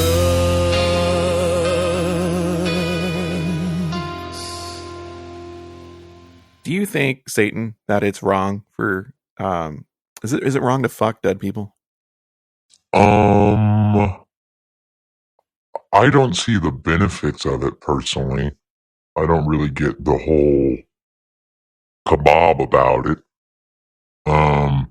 Also, I think that most of the time, most of the people that we have down here that do that are pretty fucking crazy. So, I mean, like, it's distasteful, at least. You could just say no. Yeah, you could say, or that it is. You should say that, yes, it is wrong to fuck dead people. Well, it's not like I haven't thought about it. So, I kind of want to try to talk to some dead people. I mean, like, some aren't in heaven or hell, right? You got people that are just kind of like in limbo in between worlds, just wandering as ghosts. Yeah, some get lost. And ain't that a bitch? Well, let's talk to some of those lost souls drifting between worlds. You know, during the spooky season, with the veil so thin, is kind of the perfect time to make contact with the dead and the ghosts. I have a Ouija board I considered using for this show, but I didn't think it would do very well in audio form.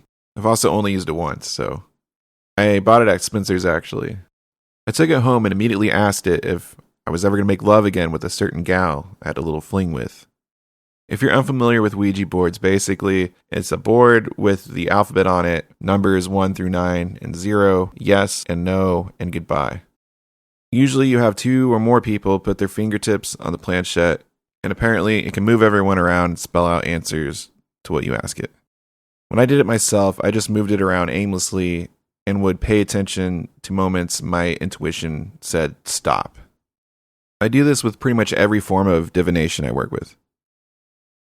What it spelled out was SERPES.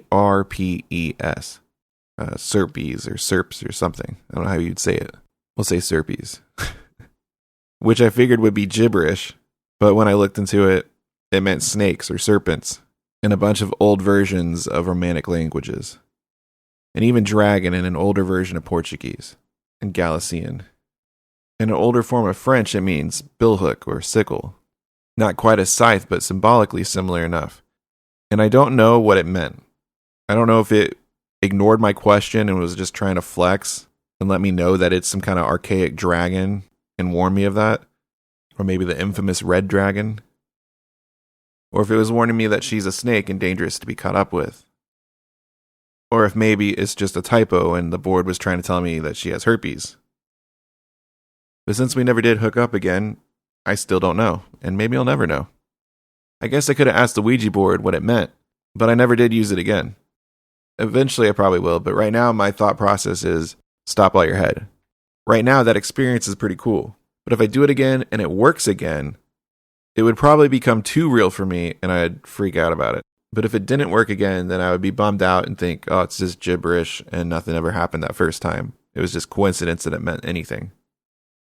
The way that science says it works is you're selecting things with what they call the ideomotor effect. These are micro movements you make unconsciously that come from either knowing the answer already or assuming what the answer is, and maybe that's even just in your subconsciousness. But that doesn't mean nothing's happening. In some ways that can be scarier. The spirits aren't coming from outside. They're the demons from within. And a lot of modern magicians believe the subconscious is where the bridge lies between the higher and the lower selves. But scientifically, if one of you knows or thinks you know, then that answer is going to come out. If you don't, it'll probably just be nonsense, gibberish. But it still doesn't explain how I stumbled on an ancient word with serious occult meaning that I couldn't have possibly known, or why a ghost would be in the middle of the United States speaking medieval Romantic languages in the first place. Unless, of course, the Knights Templar made it here and went a little further inland than we thought. Anyway, a great audio version of this can be done with what is called a spirit box, apparently. A spirit box, if you don't know, is also a device allegedly used to speak to the other side. It sweeps through a spectrum of radio frequencies rapidly, and either spirits through some sort of electromagnetic process can tap in and speak through the speaker, or it's a sort of synchronicity or simulation thing where bits from different radio stations just so happen to give pieces of words in the right moments of time that it can somehow be used. Scientifically, what's happening is a phenomenon called apophenia. It's a human tendency to perceive meaningful patterns and connections where there really aren't any. But again, there's some of those magical aspects that are parallels to the magical arguments for Ouija. So I never used one before, but I figured what better time. So let's fire this bitch up and ask some questions of the other side. Hello, I'm Drew, and this is your Brain on Drew Halloween Radio.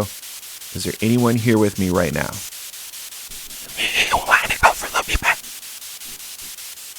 It's nice to meet you. Can you please tell me your name?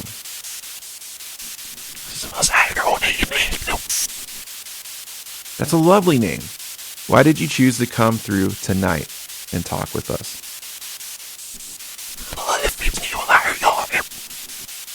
Well, thank you very much for being here. Are you a ghost or a demon or something else?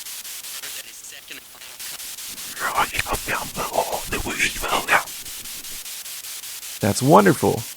Let's see. Are you a fan of your Brain on Drew?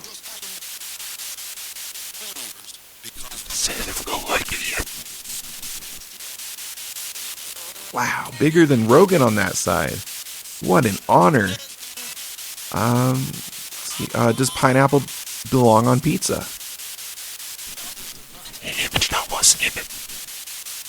That's a great point. I agree. It definitely does depend on if blowjobs are for dessert or not. Is squirting goddess love nectar or is it just piss? Okay, but if she had like a bunch of asparagus during date night dinner, wouldn't that sort of let you know? Because if it's from the skein gland, it would stay sweet. But if it's from the bladder blast, you're in for a face full of funky stank.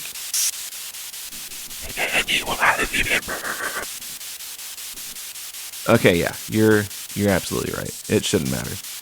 What matters most is that she came. 100%. Can you tell us the secret technique to provide the 10-minute long orgasm?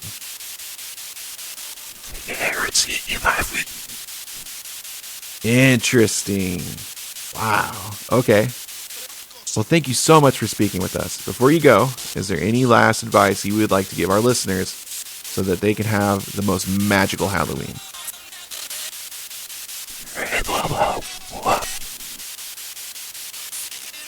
All right, there you have it. You heard it straight from a wraith of the radio waves. It was really good having you on. Thanks again, happy Halloween, and we'll see you soon. Well, hopefully not too soon. Well, that seemed to work pretty well. I mean, I have no idea what he was actually fucking saying. I don't speak in the tongue of the dead. Do you have any idea, Satan? I'm pretty sure that they're just ordering a pizza. Yeah, pepperoni. Pepperoni? That's it? This is a pepperoni pizza? Is what It's a pretty fucking boring request. Yeah, I mean, I was expecting like bat wings or toenails, tears of the damned, something fucking interesting. Pepperoni. Great translation, Satan. That's super interesting. Not at all disappointing. Well, gang, here's something that won't disappoint. That's right, my friends and fiends. It's time for us to return to our main event. The Bride of Fuckenstein, Part 2. So strap on your strap-ons. Shove in as many butt plugs as you can fit, and then one more. And be sure to lube up them ear holes real good, because they're about to be fucked by the last half of this deliciously twisted tale as we pick back up in the great dining hall of Castle Fuckenstein.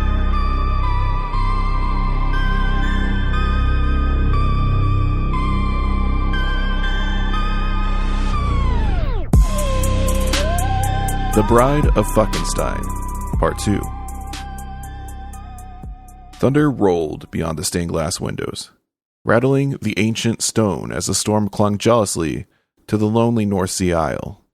Within the great hall, a long banquet table stretched beneath trembling candlelight, its surface gleaming with polished silver and blood-red roses in crystal vases. The air swelled with a heady perfume of opulence, roasted pheasant, and boar's head, lacquered in honey glaze, truffled potatoes, dark wine breathing in crystal decanters, spiced game hen, and steaming terrines, rich with marrow-thick broth. Belladonna sat enthroned at the table's center, in her immaculate white wedding gown, the color of moonlight on fresh skull. Before her lay a kingdom of emptied platters and stripped bones, silver trays pushed aside like conquered provinces, napkins stained crimson and gold. She moved through the remaining feast with an unnerving blend of poise and primal appetite. One moment delicately tasting a slice of pheasant, the next tearing into a goose leg like a wild animal, each motion steeped in sensual abandon. Soft, breathy moans escaped her with every swallow. Pleasure and hunger tangled together. It was not dining but ceremony, a decadent rite. Behind her, Gorkskir's whirred in frantic rhythm, the dutiful creation struggling to replenish courses fast enough for the insatiable bride-to-be. Dr. Sebastian von Fuckenstein watched from across the table, his untouched plate still steaming. He adored her hunger with wonder. It thrilled him, igniting something primal deep in his chest, even as an uneasy chill threaded through the heat. She was not the creation he had planned. She was more, perhaps dangerously more. He studied each change with the scrutiny of a scientist and the awe of a devotee, trying to pinpoint when perfection had begun to evolve on its own. Her gown, tailored with obsessive precision, already strained at the seams. Her breasts swelled fuller, lifted with wonderful vitality. Her hips and thighs taking on a richer, more decadent curve. And even her muscular tone, once designed only for graceful poise, now hinted at something quietly building beneath the softness. He had anticipated a hearty appetite to sustain a body born fully grown. Yet, this was no mere stabilization. She was feeding to grow, and she was growing with startling, undeniable certainty. He looked up. Their eyes met, and he drowned. Her lips, wet from meat and wine, curved into a knowing smirk. "You should eat, darling," she purred. "A man of genius should also be a man of strength. What good is a brilliant mind if the body is left wanting? Unless you don't intend to keep up with your bride." For a heartbeat, he sat suspended between awe and lust, spellbound by the sight of her rising beyond his design. Then a sharper voice stirred within him, the cold core of the scientist swallowing the worshipper whole. If she could grow beyond his blueprint, then his understanding of life, of creation, was incomplete. His ego refused that void. He must know. "Your body, it's evolving," he said, voice low and taut. "It's not what I designed. The proportions, the tone, the too much for you already?" He blistered. "No, it is improved, but the deviation suggests that you were wrong about what you wanted," she said. Her voice was velvet poured over iron. "You thought you desired a doll. You created a goddess. The dress doesn't fit," he muttered. "And yet you stare as if it were sculpted for your undoing." His fists clenched on the table. Gork emitted a polite burst of static, his approximation of a throat clear. "Would master and mistress prefer dessert now?" Fuckenstein stood abruptly, his chair shrieking against stone. "To the lab, now. I must understand what you are." Belladonna dabbed her mouth with a blood-specked napkin. "Is that what we're calling dessert? Very well, doctor. I do love a man of curiosity." Fuckenstein did not wait to reply. He pivoted from the table and strode towards the corridor, cloak cutting the air behind him. Driven not by desire now, but by the invasive certainty that he must dissect the impossible truth before him. Belladonna followed at an unhurried, feline pace, her gown whispering like silk over secrets from the glow of the candlelight into the deeper hush of the castle's interior. Behind them, Gork remained in the great hall, gears humming as he cleared the ravaged plates, silverware chiming softly against porcelain and the quiet they left behind, his mechanisms whirring with faint, uneasy calculation as candlelight trembled over the abandoned feast. They descended into the bowels of the fortress, the air cooling to the sterile bite of metal, damp stone, and lingering rain. Moisture still clung to the floor, from when he had opened the ceiling to draw lightning into her flesh. Droplets sizzled where they met heated copper, and the scent of wet stone mixed with sharp metallic tang. The machinery hummed as it had only hours before, engines cycling in steady mechanical breath, coils spitting pale arcs across brass and tile. Belladonna drifted through the room with idle restlessness, fingers brushing dials, levers, and conduits, the way a bored child toys with forbidden instruments simply because they exist.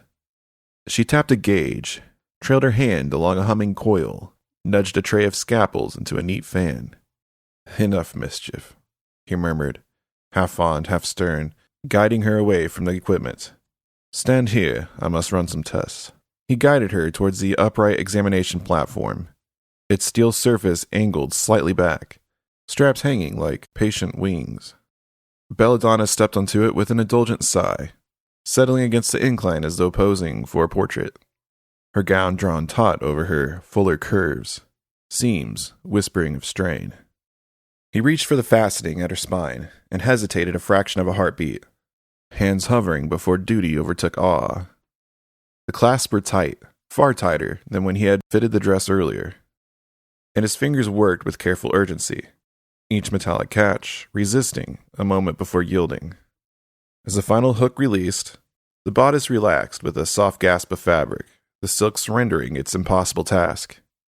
The gown slipped down her hips and pulled at her feet, her breasts settling with a gentle, supple bounce that defied gravity through their firmness and perfection. Bare skin, once again, met cold steel, but she showed no shiver, no discomfort, only an amused, patient stillness, as though the chill were beneath her notice. He swallowed once, hard, then bent to lift the fallen gown, folding it with ritualistic care, unable to treat it as discarded. When he returned to her, voice steadier, he said simply, "Hold still." "I am perfectly still," she murmured, lips curling. "You are the one trembling, my love."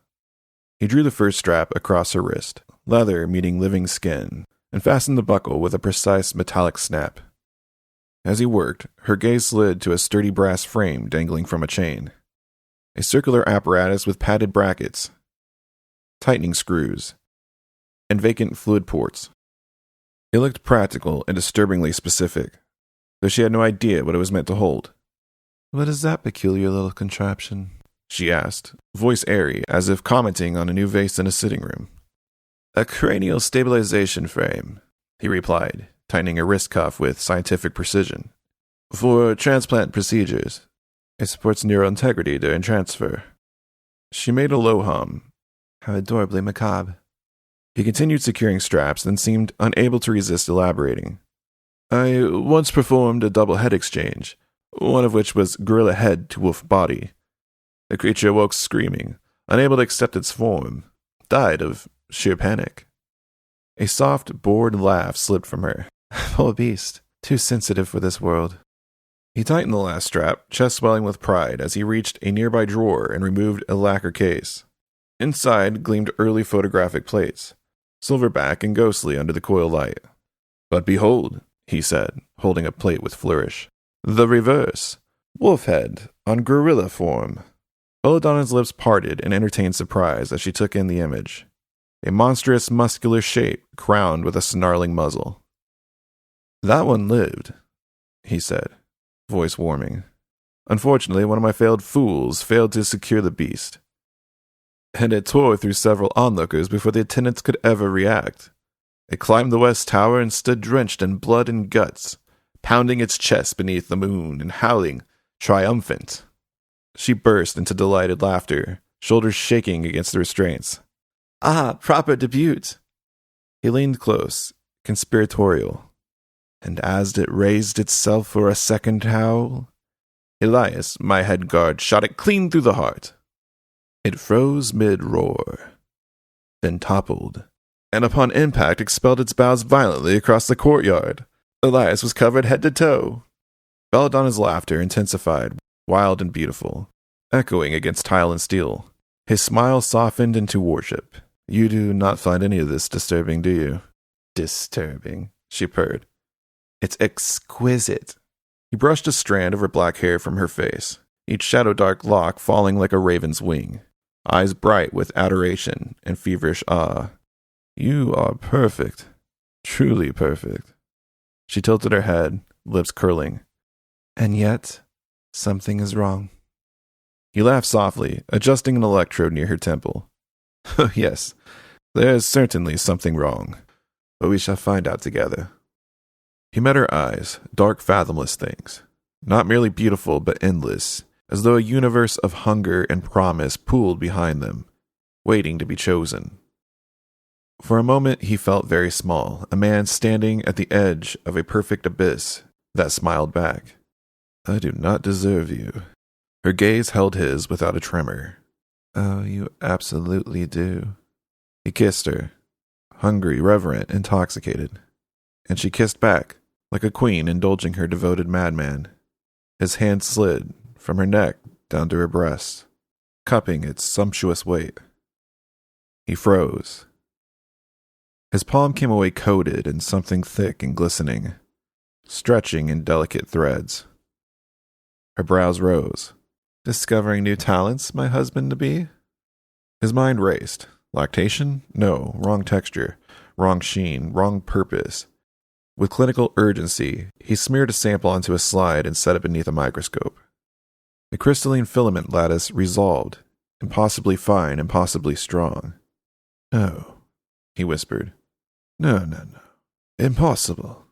With his breath still warm on her lips, she let out a low, impatient sigh. Whatever it is had better be extraordinary, she murmured, voice edged with sultry frustration. To leave a woman wanting. He stared at the slide, breath unsteady. Spider silk, he whispered. But how?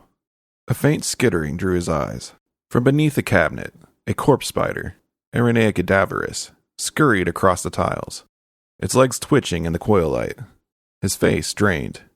Of course, he breathed. The vivisynthetic reconstitution engine. A spider must have crawled in during organ synthesis. His voice cracked, half wonder, half dread. Its genome, its essence, integrated. You are expressing arachnid traits, my darling. You're an arachnid hybrid. His words broke apart under their own horror, mind spinning down dark biological corridors. Then she laughed. Not sweetly, not lightly, a velvet-edged ripple of amusement, low and opulent, that cut clean through his panic and snapped him back into the room. Does it matter? She purred. I never planned for... She cut him off, her voice a silken blade. Planned? Her smile deepened. Look at me. He did. Look at all of me. She arched subtly against the restraints, and the motion felt like a tide breathing. Her body was a cathedral of flesh and desire, hips sculpted with decadent fullness, waist narrowing with impossible elegance, breasts high and ripe. Her skin glowed as though lit from within, as if some forbidden angelic fire warmed her veins, and every curve spoke of strength, fertility, and pleasure made manifest. Do you see mandibles, 8 eyes, fangs? Her voice purred like heated honey. Or do you see perfection, beyond what even a mind such as yours could dream up? He barely found his voice. You are more than I conceived. More than you dared conceive. Her eyes burned dark and bottomless. Am I not stronger, wilder, more fertile? Everything you wished in secret, while pretending to seek purity. He trembled. More than I fear what you are, he breathed. I crave you. Her smile sharpened, sensual and conquering. Then come here, my love, she whispered, voice lush with lust. Come into my spider's web, and take me once more. She watched him move toward the restraints, anticipation coiling through her like silk tightening on a throat. He reached for the buckles. No. Her voice was velvet and command. Leave them. His breath caught. Their previous kiss still lived on his lips, he still trembling in his bones. You wish to remain bound. Her smile was a slow, wicked dawn. Yes, if you truly believe you can bind me. Something raw stirred in him, pride, fear, devotion. A man may build a goddess, but a goddess decides when he kneels. He finished freeing just the one leg, and she lifted it with the lazy majesty of a queen accepting homage, curling it around his waist, drawing him forward until their bodies aligned. like fate fulfilling itself. The first motion stole the breath from them both. Flesh met flesh, desperate, hungry. No gentle learning, no hesitance. It was a claiming. Her head fell back. A low sound escaped her, half moan, half ritual invocation. Under his hands, she was changing. Flesh tightening, curves swelling. A crescendo of femininity, sculpting itself in real time. Veins rose beneath her skin like molten silver lines, tracing the map of a new species. My God, he breathed, thrusting, lost, reverent. You're becoming everything, she whispered against his ear. Everything you truly wanted. Her breast rose, heavy with swell, breathless fullness pressing against his chest. Her skin shimmered with feverish light, as though life itself was multiplying beneath it. He moved harder. She clenched around him with wet silk strength that drew him deeper, as though pleasure itself was dragging him into a sanctum he could never leave. Her hips rolled, hunger sharpening. He gasped, half in bliss, half in surrender. This, he panted, this is beyond. You are mine, she breathed, voice breaking into a low growl. The room shook around them. Stormlight strobed through the iron grates above, carving their bodies into statues of lust and worship in alternating light and shadow. He felt himself unraveling, felt her tightening, the entire world narrowing to a pulse, heat, breath, destiny. They came together hard and beautifully, like fallen angels singing in unison. He sagged against her, trembling, undone. All his life he had chased beauty in creation. Only now did he understand it. Never, he gasped, voice ragged. Never at all my conquest. She did not let him even finish the thought. Again. He laughed softly, chest heaving, sweat silvering his brow. My love, I am only flesh. Even gods rest between miracles. No. Her voice was hunger sharpened to a blade. Now. At first, all he could do was stare at her, searching for a jest in her face, and found none. Now, she groaned. And then inspiration struck him like divine madness. He snapped his fingers, grinned delirious. Yes, my bride asks, and my bride shall receive. At this, she finally grinned. A grin that was not unlike the one the wolf-headed gorilla creature had grinned, before tearing a young woman in half and ripping out her intestines with his teeth. He scrambled for vials and tinctures, trembling hands conjuring alchemy from chaos, swirling forbidden reagents in fevered haste before drawing the mixture into a syringe. Bolts cracked through the ceiling as he drove the needle into his hip. Heat surged through him. Pulse thundered. Something primal stirred awake and hardened slowly. He threw his head back to the stormlit ceiling and roared with reborn vigor. It's alive! Lightning and thunder broke free in answer. So did she. The restraints ripped free, leather shrieking and buckles skittering across stone, her body moving with a kneading so fierce no earthly binding could delay her return to him. And before the echo died, she was upon him, springing like a dark seraph, legs locking around his waist, weight and desire slamming against him. He staggered backward, arms flailing for balance, breath torn from his throat. They crashed down together. He caught the floor with one hand, barely saving them both, landing seated with her straddling his lap, bodies fused by heat and need. Her mouth found his. Found, claimed, devoured. A savage kiss, ecstatic and merciless. Her teeth caught his lip, sharp, intentional, blood blooming warm between them. He gasped. She pulled back just enough to see it bead, laughed, breathless, delighted, then licked the red from her lips and his, like tasting the first fruit of a forbidden tree. Before he could speak, she pushed, one hand on his chest, effortless strength driving him down, spine to stone, eyes widening as he fell beneath her. She rose over him, hair thrashing like storm-torn banners, wild tendrils sparking with stolen lightning. Her breasts swelled massive and powerful, trembling under her own impossible grandeur. No longer merely beautiful, but divine and dreadful, a wrathful goddess of famine and feast. Then she lowered herself upon him, like a queen taking her throne. Not in gentleness, but with the commanding certainty of a sovereign whose reign has already begun. No language could rise to meet the first sensation. Only a sound answered her, something between prayer and animal surrender, the voice of a man submitted before dark divinity. Heat, pressure, union that felt like worship and destruction braided together. Her hips drove with devastating ferocity, wild and inexorable, and he arched beneath her as if seized by holy fever.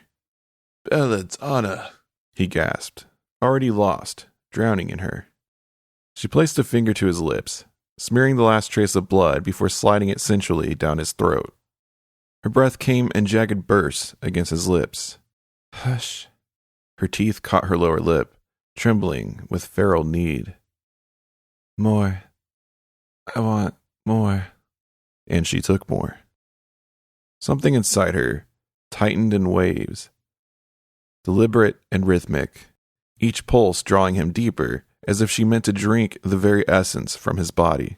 Heat gripped him in rolling surges, a coaxing pull that drove light through his spine. For a heartbeat, ecstasy crowned him like a god. A rush so pure it felt as though the universe had opened only for him to enter. Then the bliss did not stop. It surged past mortal thresholds, radiant and relentless, turning gold to fire.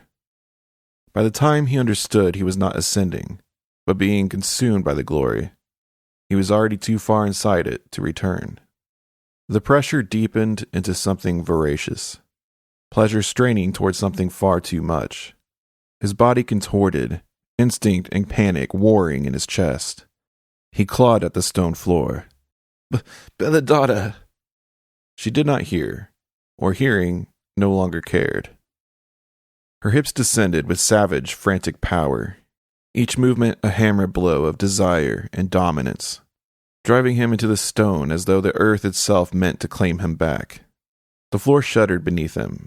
His body did too. A crackle of protest ran through him, joints slipping, bones whispering their breaking prayers beneath the weight of her ecstasy. He reached her thighs in desperation to plead. They were no longer soft curves but taut, powerful lines beneath his palms, cords of growing strength coiling under her skin like some fierce awakening beast. Before he could pull back, her fingers slipped between his, lacing with them as if to comfort. Then she squeezed. Not gently, not lovingly. A slow, tightening pressure that climbed with every breath she took, every shudder of pleasure rising through her body. His hands trembled in hers, bones straining, joints shifting helplessly under her grip. He tried to pull free. She only held tighter. A shuddering wave ripped through her, and everything in his hands yielded at once, collapsing beneath her grip like brittle sticks of chalk. His breath broke into ragged scream as she rode harder, faster, an unholy madness taking her, ecstasy devouring reason. Her head flung back, hair flaring like a black corona, mouth open in a sound that was no longer desire but revelation. "Stop, please." The plea scraped from him raw, a final offering to whatever god might still be listening. And for one slight moment, one impossible heartbeat, it seemed she obeyed. Her body halted, every muscle tightening above him. In that second, silence pooled. Even the storm outside seemed to hold its breath. For that small sliver of eternity, he believed, foolishly, that she had granted him mercy, that love, or memory of it, had cut through the madness. Her eyes fluttered shut as she bent back, a bow drawn lethally to its breaking point. A single tremor ran through her frame, the racing spark of a lit fuse. Then rapture seized her, the detonation of 1,000 tons of TNT, and Mercy died. The laboratory lights flickered to failure, as the entirety of her glorious body seized in hard, pulsing spasms. ecstasy exploding through every nerve. A cry burst from her, too raw for pleasure, too deep for pain. She convulsed in violent shudders, her powerful legs quaking in volcanic eruption. As he looked up at her helplessly, her spine continued arching backward to an impossible degree. And with a wet, triumphant crack, 8 black limbs burst from her back, long and gleaming, striking the air like huge spears cast from the blackness of hell itself. He looked down and met eyes staring back. They lined her thighs and belly, countless and glistening, blinking to life with a slow awareness of something ancient and terrible remembering itself. Where the heavenly paradise between her legs once was, now gaped the hellacious face of some monstrous spider horror, its drooling mouth splitting wider by the heartbeat, rows of curved fangs clattering. The thing's eyes glittered wet and pitiless, as her newly grown legs closed around him, dragging him toward the abyss of its hunger. He tried to fight, but the limbs only tightened, drawing him closer until the world was nothing but teeth, heat, and crushing dark. He had given life to this abomination, and now that unholy life was claiming his own. The last sound he heard was the sick feeding hiss of this godless vastrosity, as it echoed through the chamber, mingled with the wet choir of breaking within him, a splintering crack of snapping branches, and the dull crush of apples bursting underfoot, as the cold darkness of death cradled him. Her face above the carnage was wrapped and blazing, eyes rolled white, throat bared to heaven, as her body seized in waves of ecstasy so violent they rattled the frame beneath her. Beneath her ribs, her stomach began to swell, rising in a sudden, unnatural fullness, as if something inside her was claiming space, claiming life. Her colossal breast shuddered with each brutal convulsion, glistening and alive, shooting and spilling silken fluid that stretched and snapped across her trembling skin like threads of molten light. Lightning split the sky outside, thundered answered through the stone. Her cries rose and rose, ecstatic, ruinous, blasphemous, until they filled the chamber like the chorus of a goddess conceiving her own damnation. Then, a bone saw sang. Metal shrieked. Her scream ripped the air apart as Gork's saw cleaved through one of her new limbs, black ichor spraying like corrupted starlight. She turned. Gork stood a few paces away, unmoving, mechanical arm extended, the spinning blade whirring with cold purpose, the severed spider leg twitching on the stone between them. Her scream became a roar. She lashed out. One massive leg slammed into him, sending the iron-bodied servant skidding across the laboratory floor. He struck the vivisynthetic reconstitution engine with a thunderous impact, gauges bursting, glass fracturing, metal screaming in protest. As he fell, one pincer caught a protruding lever, pure accident or divine mercy, and pulled. The engine awakened. Its massive heart began to thrum with erratic power. Arcs of blue electricity snapped across its surface, crawling up the copper lattice and crackling through the air. Belladonna, or whatever she was now, shrieked and seized a nearby metal table, hurling it toward him. The table struck the machine, ripping away valves and tearing loose bundles of wire. Gork regained his balance, servos whirring, saw arms still spinning. She leapt, fierce and magnificent, rabid to rip Gork apart, but instead crashed into the machine's housing. 2 of her great legs punched through the moving gears and jammed fast. The engine bellowed, metal groaned. The entire chamber shuddered. She writhed, furious, tearing. But the engine held her. Another leg stabbed wildly and pierced the fuel line. Pressurized liquid sprayed over her glistening body, coating her in reflective slicks. Gork steadied himself, saw whining at a fever pitch. She tore one leg off entirely, shrieking, then twisted toward him incandescent with rage. He struck the ground with his saw, blade screaming on stone. Sparks leapt, and rained on the spilled fuel streaming towards him, igniting. Fire sprinted across the floor, a serpent of light. It reached her and bloomed upward in a flash of orange and gold. Her screams rose to meet the storm, rivaling the thunder that split the heavens. Flame engulfed her, reflected in the hundreds of black eyes now open across her flesh, each one gleaming with ecstatic torment. Her legs thrashed and struck in every direction, smashing tables, splintering metal, pounding the walls with thunderous force. The fire roared with her, feeding on her fury. Behind her, the great engine convulsed and began tearing itself apart, venting arcs of blinding light that painted her burning form like the silhouette of hell's greatest horror. Gork advanced through the furnace glow, his metal plating reddening beneath the blast. Amid the wreckage lay what remained of his creator, only the mangled upper half of Dr. Sebastian von Falkenstein, the rest devoured by his own masterpiece. With unerring precision, Gork raised his saw, made a single decisive cut, and lifted the doctor's head free. He sealed it within the cranial stabilization frame, that same infernal apparatus once used to transfer the gorilla and wolf heads between their doomed, unnatural bodies. Behind him, the vivisynthetic reconstitution engine began its eruption, hurling white fire through the collapsing chamber. Gork clutched the framed head of the man he considered a father, but would never call him son, and turned toward the great window, the only path left through the growing inferno. He fired his grappling line, one last relic of his maker's genius. It caught fast to the stone arch above. With a mechanical roar, he swung outward as the laboratory decimated with massive explosion behind him.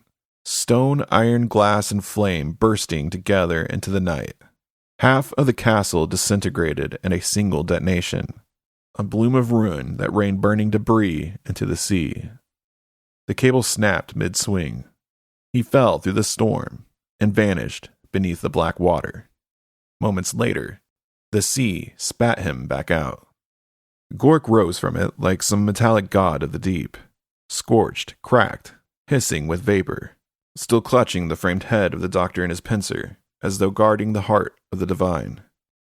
He waded ashore and climbed the jagged rise of stone.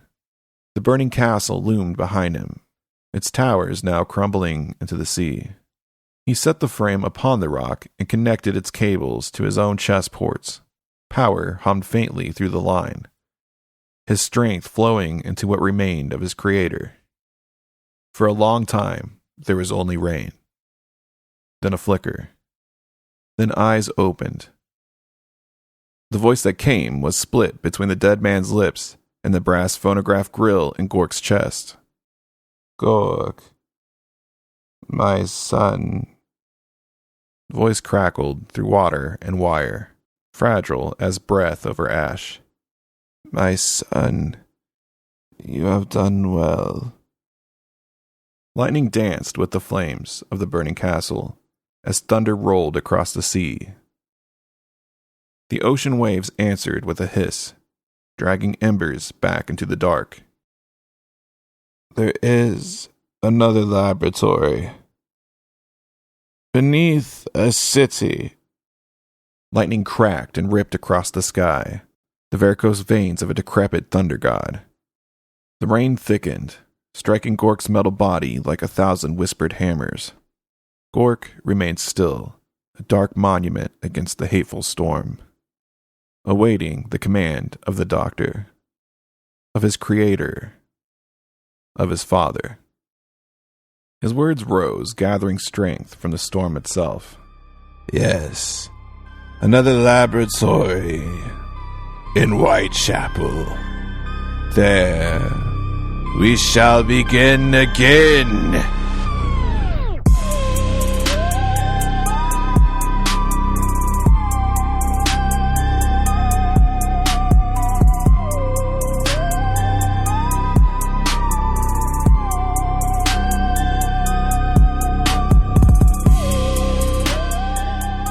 Well, what do you think of that ending? I'm still trying to get over the vagina mouth personally. That kind of that's really struck a mental image that I'm having a hard time shaking right now. Oh God. Yeah, I mean, like, at what point is it worth it? You know, at what point is the gooning and the simping worth it? Yeah. Sometimes pussy will kill you. Yeah, especially spider pussy or whatever the fuck that was. Shelob, the Shelob pussy. So, with a lot of monsters, there's tons of them in Halloween and lore and everything else, and most of them are not real. They might be based on something that was somewhat real, but most monsters we understand just aren't a real thing at all. But one of the monsters that's starting to be, in modern times, starting to really be accepted is aliens. And so I'm curious what you think the aliens are. Are they demons? Are they evolved humans from the future trying to come back in time and unfuck things? Like, what do you think they are? Or what do you know they are? They're just neighbors, you know. They still inhabit the same physical space that you do. They just speak a different language and come from a different culture. I think that there's some really crazy looking ones out there. But yeah, and I mean, don't get me wrong. We still have angels and demons still will physically manifest upon the world. But like aliens are doing magic. There is a space Goetia. Oh, really? Interstellar Goetia. Interesting. Yeah, the Jews got in space. The Jews are in space. What are UFOs? Well, okay, so there's been two different things, right? So you have actual UFOs that are like craft, and then you have in the Bible they used to refer to them as like biblically accurate angels. Typically that's one of us accidentally coming through. We don't normally give that much of shit about what's going on, 5,000 feet above New Jersey. But occasionally you get sucked in and you're just there or floating in air. And then like 5,000 years ago, it wasn't that big of a deal because people would see you and, it'd be a way that you could communicate.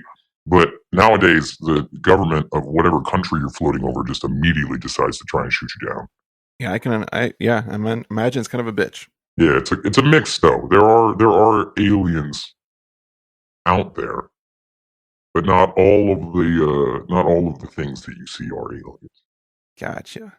Well, this next song's about some aliens you may or may not enjoy meeting. Here's The Invaders of Uranus by Plutonian Pimp Daddies. They come from space. They come in peace.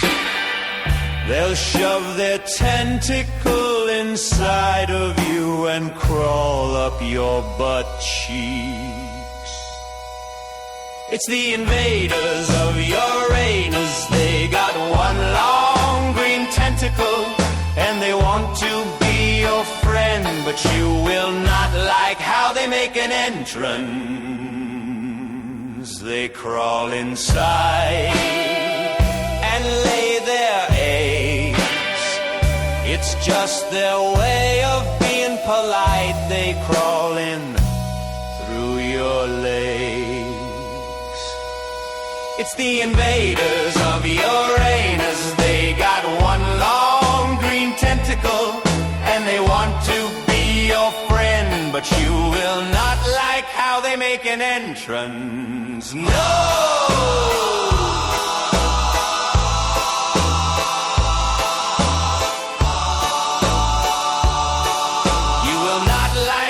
Make an entrance.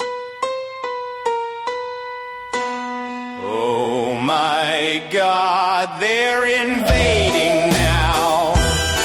Don't they know that I'm not a cow? Why's that green thing so big and thick? Not even the courtesy of alien spit.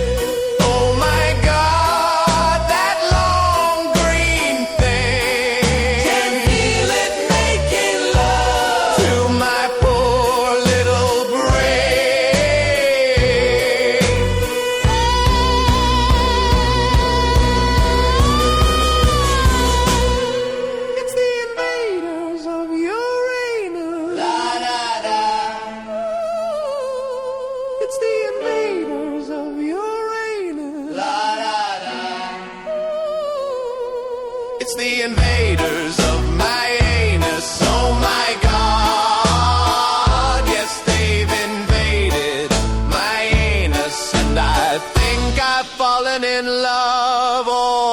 maybe they're just controlling my brain.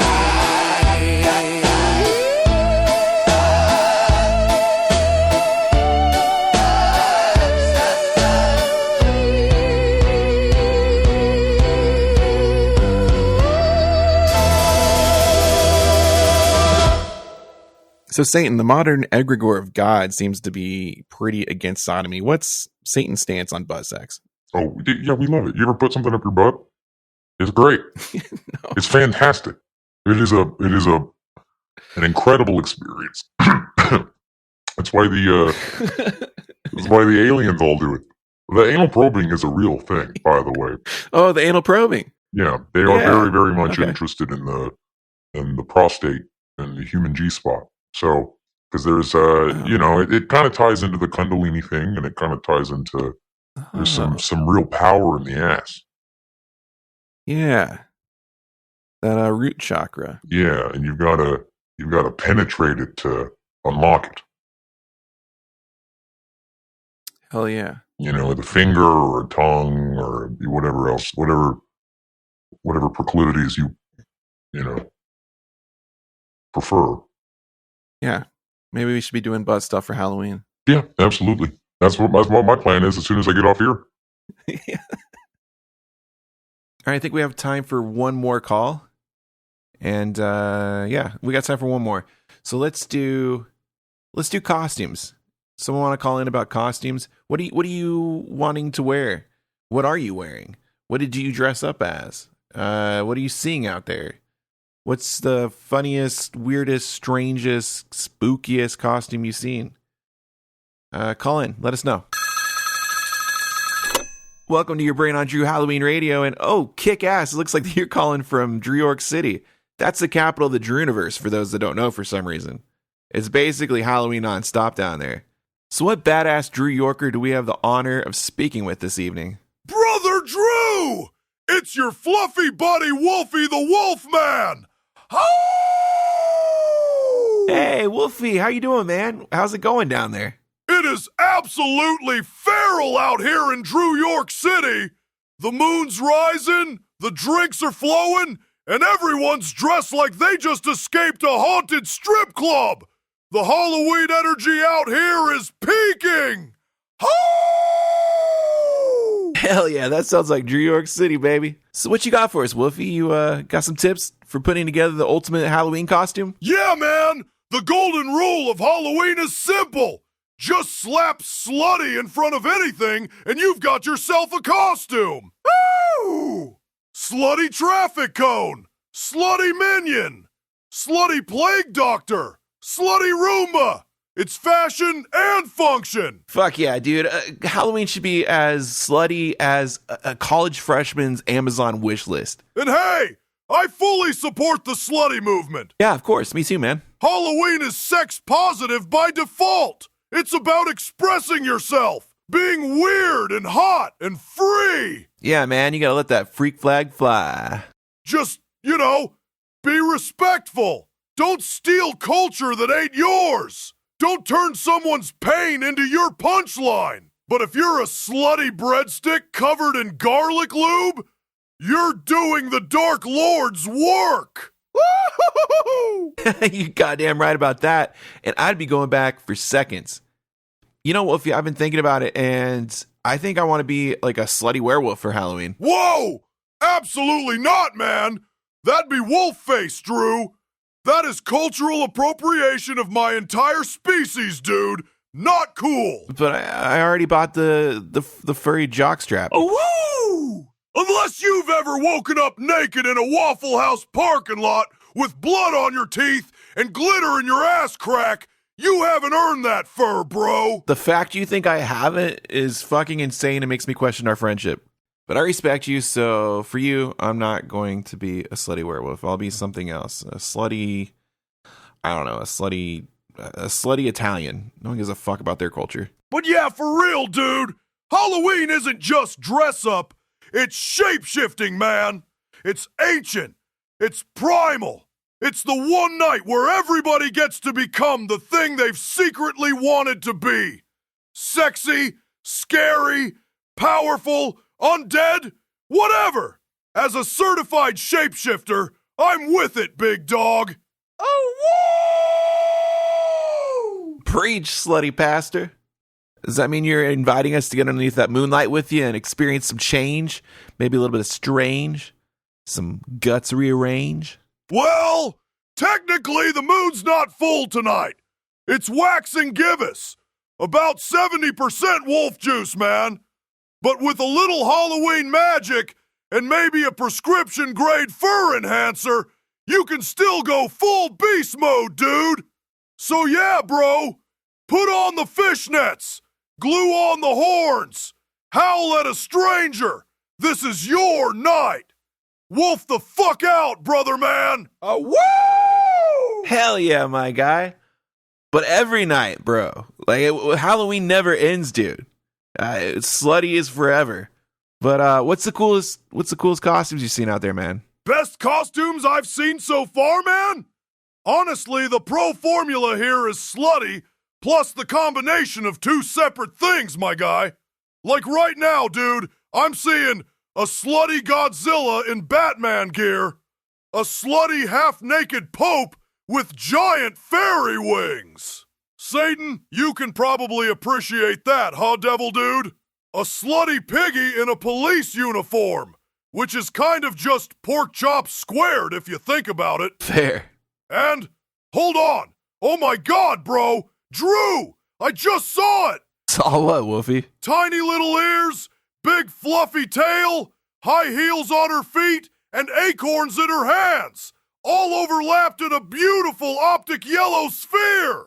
It's a slutty squirrel wearing a tennis ball. Oh, fuck. She's looking right at me. I can't resist, bro. You can, bro. You totally can. Just resist your canine nature. Come on, just breathe with me, right? Just breathe in, let it out. Come on. Must chase. Gotta go, Drew. So happy howling Halloween, brother, dude. Come on, man. You just leave the squirrel alone. You can't. Okay. Okay. Okay. Happy Halloween to you too, brother, dude. Well, thoughts and prayers to that squirrel. I'm gonna assume that he wasn't chasing her down to give her a kiss. Probably bit that neck and did that thing dogs do, where they shake the shit out of their prey until it snaps their neck. So I'm just saying. That's some visceral imagery. Yeah, I'm not trying to like victim shame here, but if you're dressing up as a squirrel and a tennis ball on the night where, like werewolves are for sure going to be out, you're kind of asking for it, right? That's kind of on you. I never thought about that. I got bit by a dog 4 Halloweens ago when I was dressed up as a can of Purina, and I never really made that connection. It's a shame. The dog had to be put down. That is a shame. What are you going to be for Halloween this year? Henry Kissinger. That's fantastic. Yeah, he's an easy one to go to. Yeah. Well, I guess we'll play another song. Here's another song about why you shouldn't fuck with werewolves. This is The Three Little Pigs and the Big Bad Werewolf by Stinky Steve and the Big Bad Band.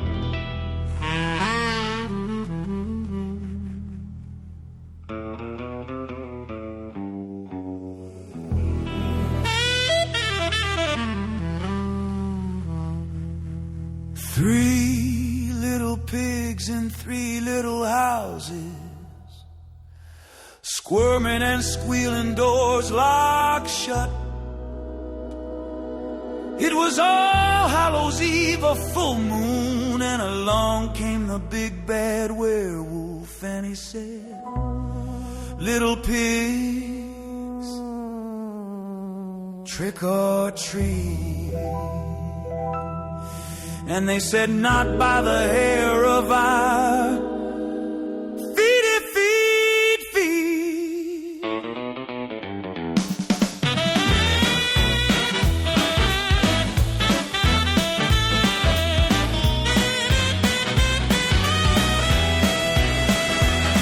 And then he tore the first pig apart. He pulled out his heart and ate it as the pig bled out in the straw. The second pig tried to run but wasn't quick. He snapped him in half like one of his sticks, ripped off his head and kicked it like a ball.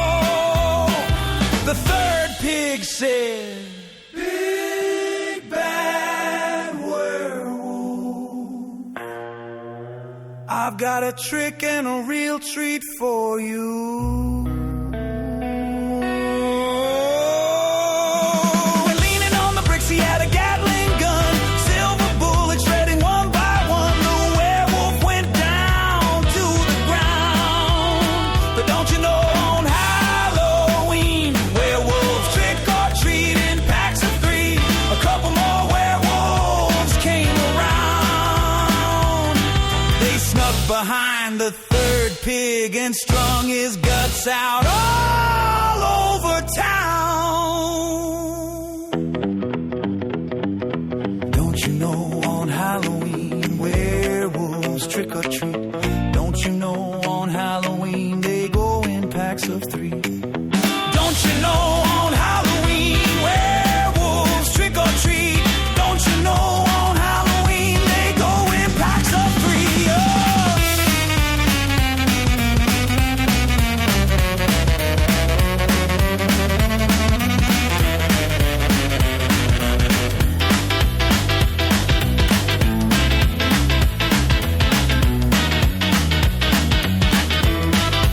Don't you know on Halloween werewolves trick or treat? Don't you know on Halloween they go in packs of 3? Don't you know on Halloween werewolves trick or treat? Don't you know on Halloween they go in packs of 3? Don't you know on Halloween werewolves trick or treat? Don't you know on Halloween they go in packs of 3?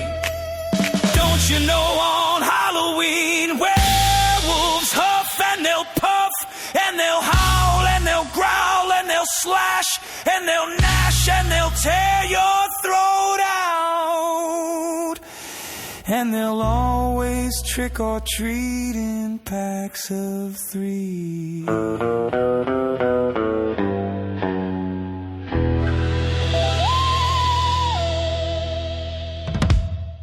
I like all the old stories like Three Little Pigs and like Grimm fairy tales and stuff.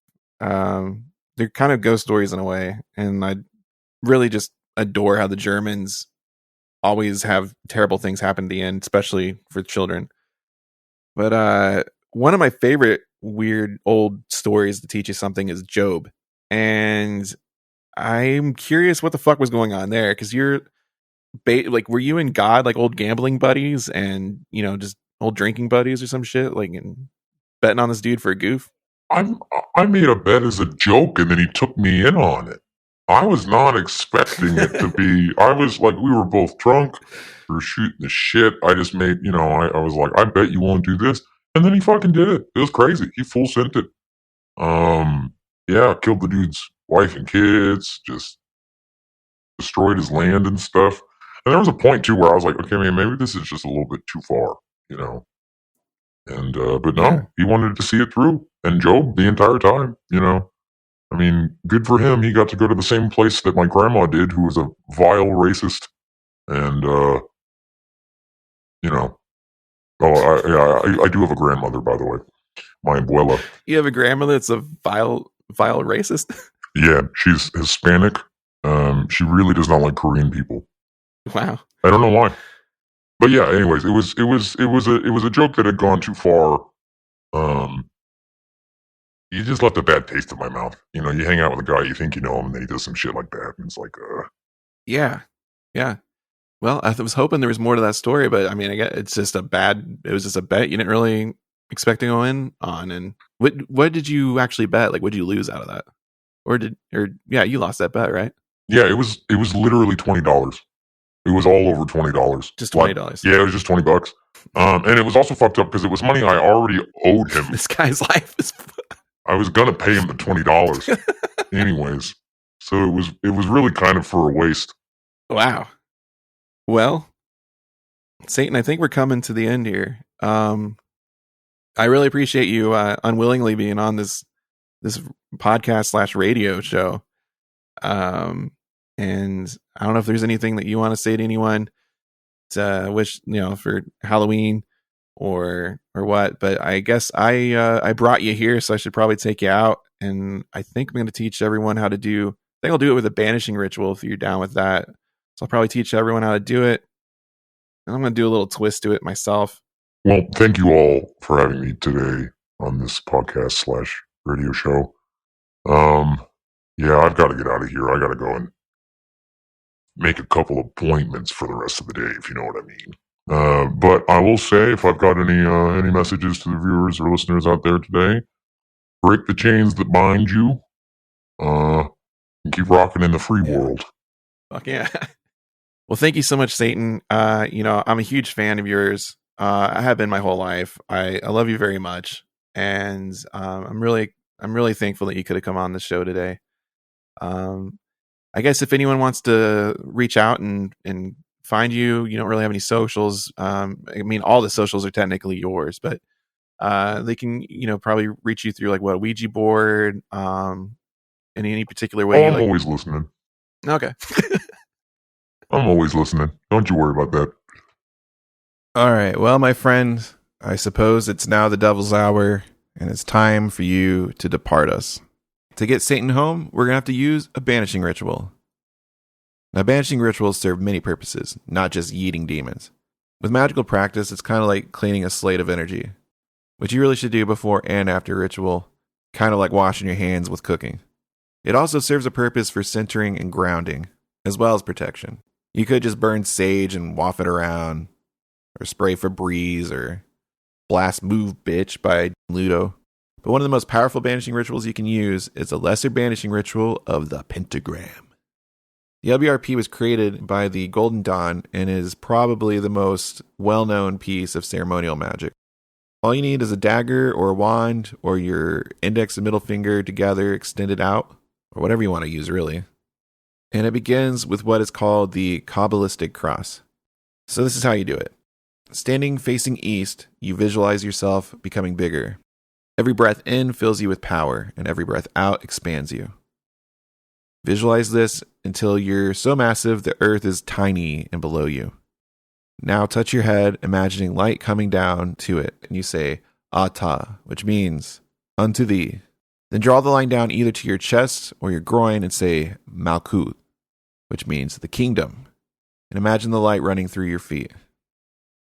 Then touch your right shoulder and say, Vegebura, which means, and the power. Imagine the light coming from the right or the south, and bring across to your left shoulder and say, Vegedula, which means the power. And imagine the light passing through out to the left or the north. Then clasp your hands at your chest and say, Le Olam, Amen, which means forever, amen.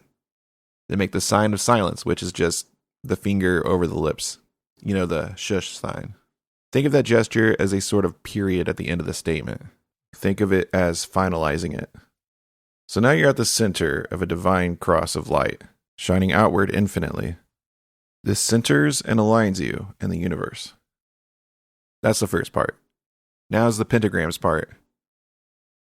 You're basically going to make 4 pentagrams in each direction connected by a circle. You can make the circle however big you want. If you want it around just you, then you can stand in the same point and just turn your body each direction as you do the ritual. If you want it around people or things or for an entire room, then you're going to walk around to make the circle bigger as you do this. Still facing east, you draw in the air a big upright 5-pointed star known as a pentagram, starting from the bottom left point and going upward. I'm not going to get into all of it now, but the starting points and directions mean completely different things and are for different intentions and different results. But this is what we want for this one. As you do this, envision this pentagram being made of bright blue fire. You will now command with the first Hebrew name of God, Yod He Vav He, as you step forward with your left foot, almost Superman style, with both arms forward like you're launching that pentagram outward, envisioning it growing infinitely bigger. This is called the sign of the enterer. You can then move your foot back so you're standing with both feet together, with your wand or dagger or fingers or whatever you're using still pointing out. With your free hand, you give this sign of silence. The shh. Now with your arms still out, drag from that pentagram in the east and move towards the south, making a quarter circle and envisioning that line as also a blue fire. And then repeat everything, making another blue pentagram.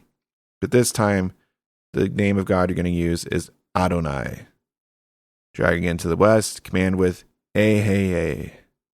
And again to the north, Agala. Then bring it full circle back to facing east.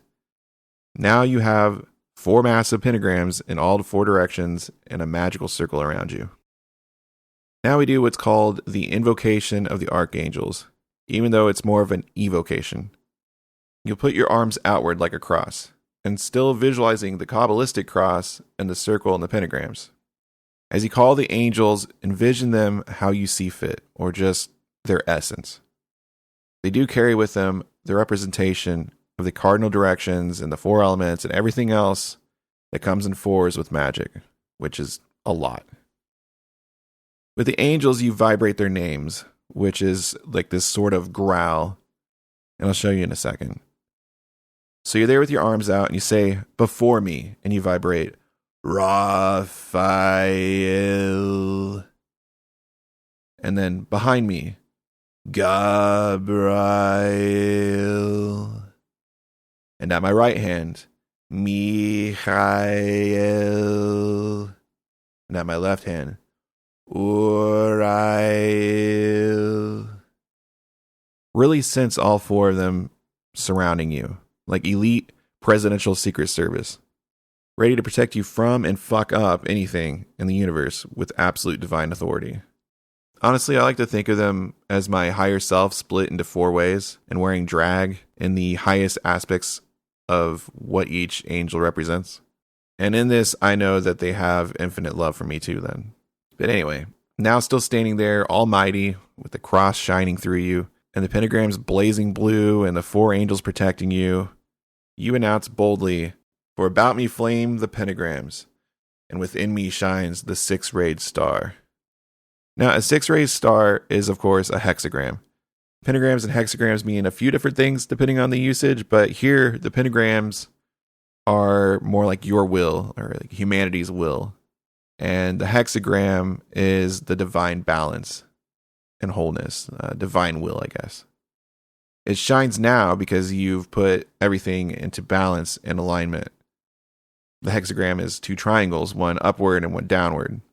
This is as above, so below, as within, so without, the micro and the macro, higher and lower. It's the perfect harmony and unison. And you envision this one, brightest of all, in your center.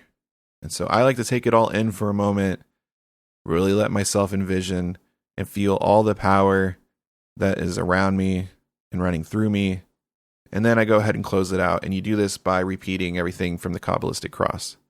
And on that final sign of silence, I like to let it kind of linger, really letting that finality of this is now linger, and feel the calm as I sort of let go of the envisioning and return to the awareness of my surroundings, and then I drop the sign. Now, obviously, there's a ton of Judeo-Christian shit in there, and that can really turn off people, and that's totally fine and valid. Like, I get that. These were used because members of the Golden Dawn valued and took comfort in them enough that it was powerful for them. It's just a template. And the template that it is genius and efficient, but you can plug in symbols and expressions that align with your values and your comforts and your trusts. The Kabbalistic cross part basically has a prayer, and you can swap that with something that's more sacred to you. The names of God are honestly just barbarous words, so you can swap them out with other barbarous words that are more fun for you. Maybe pentagrams are kind of scary to you and really freak you out. No problem, just use something that feels protective and powerful to you, something meaningful to you. You can change out archangels with 4 entities or people or archetypes that do the trick for you. It's wise with magic to learn with systems, but then eventually you've got to make it your own because it's a personal thing. The essence of magic is the opposite of dogma. You are meant to sort of break the rules once you understand them and make it your own.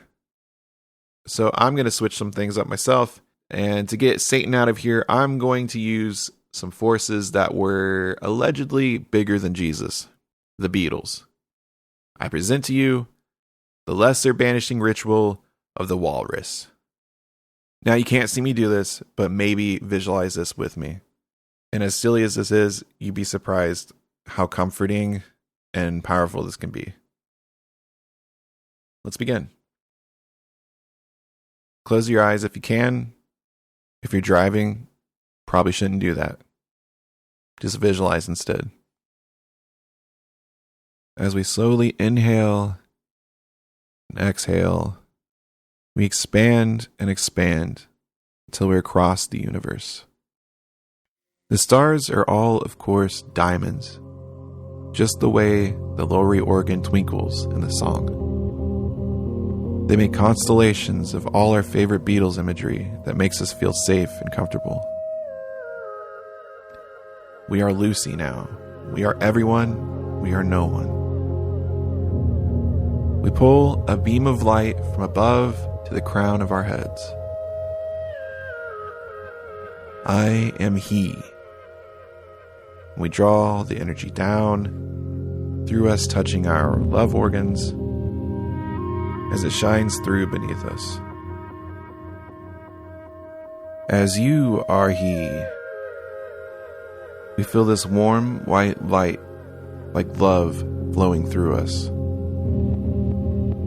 We touch our right shoulder. As you are me, and light comes through that point from the right. And we pull it through to the left, feeling it center us. We touch our left shoulder. And then we clasp our hands at the center, are all together. And as the light and love flow both into us and out of us through the beams of light, we feel the interconnection of all of us. We feel infinite love. And now, instead of the sign of silence, we just throw up the sign of peace with our two fingers spread out and a smile. Now, we create the 4 peace symbols. As we draw them in the space where we trace, it creates lines of rainbow tie-dye fire. We draw a line down, then a little leg to the left, and a little leg to the right, and a circle surrounding it. We step forward and give it a little push on its way. I am the Eggman. We step back and throw up our little peace sign and smile as the peace symbol drifts off and expands until it's huge. We begin drawing the circle, turning 90 degrees to the right. We draw another big, beautiful peace symbol, again blazing in all colors. Down, left, right, circle. And we step forward, giving it a push. They are the Eggmen. We return with the peace sign smiling. We draw the circle another 90 degrees and draw another brilliant, colorful peace symbol. Divine fire. And push it forward. I am the walrus. Peace and smile. Another 90-degree turn. And another amazing peace symbol of wild psychedelic flame. And we push it out. Goo goo gajoob. Peace and smile. 90 degrees to bring it on home. Now, there are 4 massive, rainbowlicious peace symbols burning with fire and love, and a circle of protection around us. Although we are standing here out in the cosmos, we do not feel alone. We don't feel that at all. We feel the opposite. We feel complete and we feel whole. We feel home. And now we call upon the Beatles themselves. As we do, we will see them there in their truest giant archetype forms. We'll see them in their colorful Sgt. Pepper uniforms, but with more divine artifacts and heavenly jewels. Their highest selves, completely magical. Before us, John Lennon. take in the presence of John. He is the trickster, the air and the mind and the logic and the sword archetypes. Take in the sharpness of his clever and his wit. Behind us, Paul McCarthy. We feel Paul behind us. We can look back and see him towering there if we want to. He is the lover, the water, and the heart, the emotions, and the cup. Take in his creative playfulness and compassion. At our right hand, George Harrison. And we perceive George there to our right. He is the seeker, mystical and spiritual, the fire and the will and the wisdom and the wand. Take in the sacredness and the wonder that he brings. And at our left hand, Ringo Starr. We feel a sort of humming calmness with him there. He is the holy fool and the anchor, the earth and the body and the grounding and the pentacle. Feel the essence of being here now.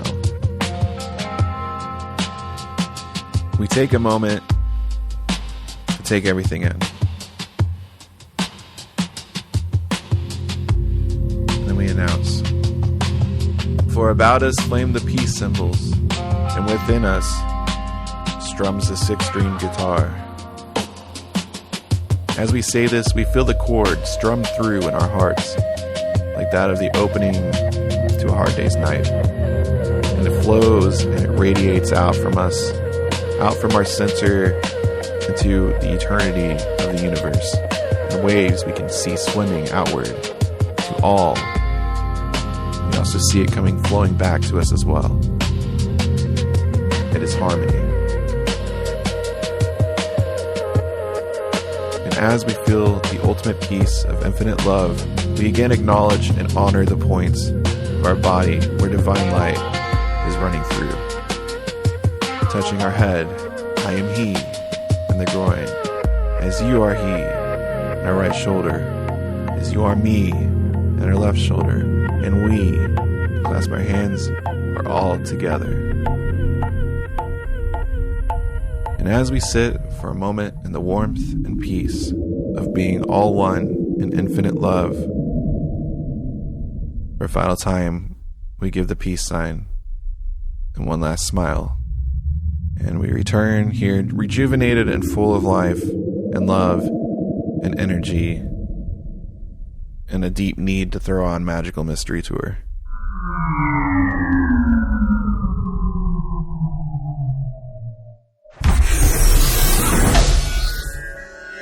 Alright now, Satan. Time to come on home, old lad. Drew's saying goodbye, I'm saying hello, and you're saying nothing at all. It's been a hard Halloween's night, and you've been croaking like a frog. So be a good boy, hop on in the yellow submarine, and let's bugger off back to hell. You know George gets cranky if we keep him waiting too long.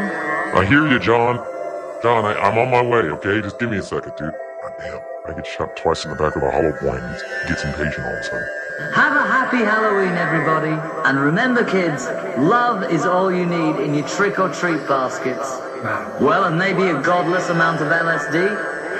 But mostly love. Come on, get your big red bloated self on in. Let's tumble blindly as we make our way across the Drewniverse. Love you, Satan. See ya. Love you, Drew. Right then. Ta-ta! What a blast. This is the best Halloween ever. That was John fucking Lennon. You know, if I finish this part any sooner, then I don't think the evil technology would have existed to conjure the greatest Beatle. Well, I think it's time to wrap this bitch up, throw it in a coffin, and bury it 666 feet underground. I mean, it's only taken like half a year to fucking make this. But before we do, since this is your Brain on Drew Halloween radio, let's do one more song. This one's a reimagining or revisiting or parody or whatever the hell the legal jargon needs to be to cover my ass of one of my favorite Halloween tunes. So for one last hoorah, or should I say hooroar? That's fucking stupid. Here's the Bombshell Banshee Babes with their 90s platinum hit, The Purple Pussy Eater. Nyam, nyam, nyam, nyam, nyam, nyam, nyam, nyam, nyam.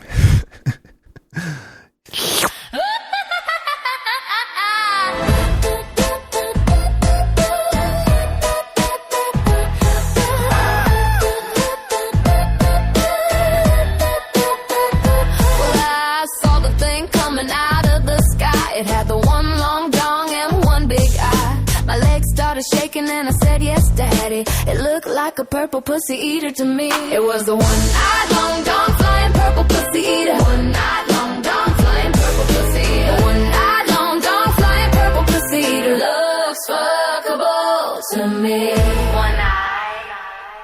Well, he came down to earth and he laid in the tree. I said, Mr. Purple Pussy Eater, please eat me. I heard him say in a voice real low, I wanna eat you like a starving dog at its bowl. It was a one-eyed long dong flying purple pussy eater. One-eyed long dong flying purple pussy eater. One-eyed long dong flying purple pussy eater. Looks fuckable to me. Long dong. I said, Mr. Purple Pussy Eater, what's your shtick? And he said, eating purple pussy and slinging some dick. But that's not the reason that I came to this place. I wanna give a rim job, so sit on my face. Well, bless my heart, queef and fart, flying purple asshole eater. Make it part till I start, flying purple asshole eater. Freaky little asshole eater, what a sight to see. And then he swung from the tree and he laid on the ground and he whipped out his cock, started swinging around. It was crazy dirty with rancid fumes, slapping ba ba ba boop a loop a loom bam boom. Well, bless my heart, queef and fart, flying purple asshole eater. Make it part till I start, flying purple asshole eater. Freaky little asshole eater, what a sight to see. Pussy. Purple pussy.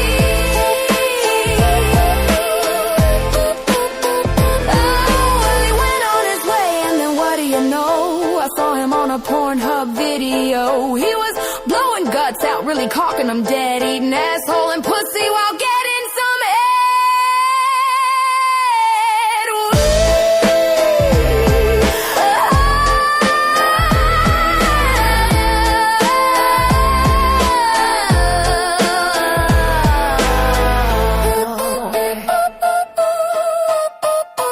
Happy Halloween, all you little purple pussy eaters.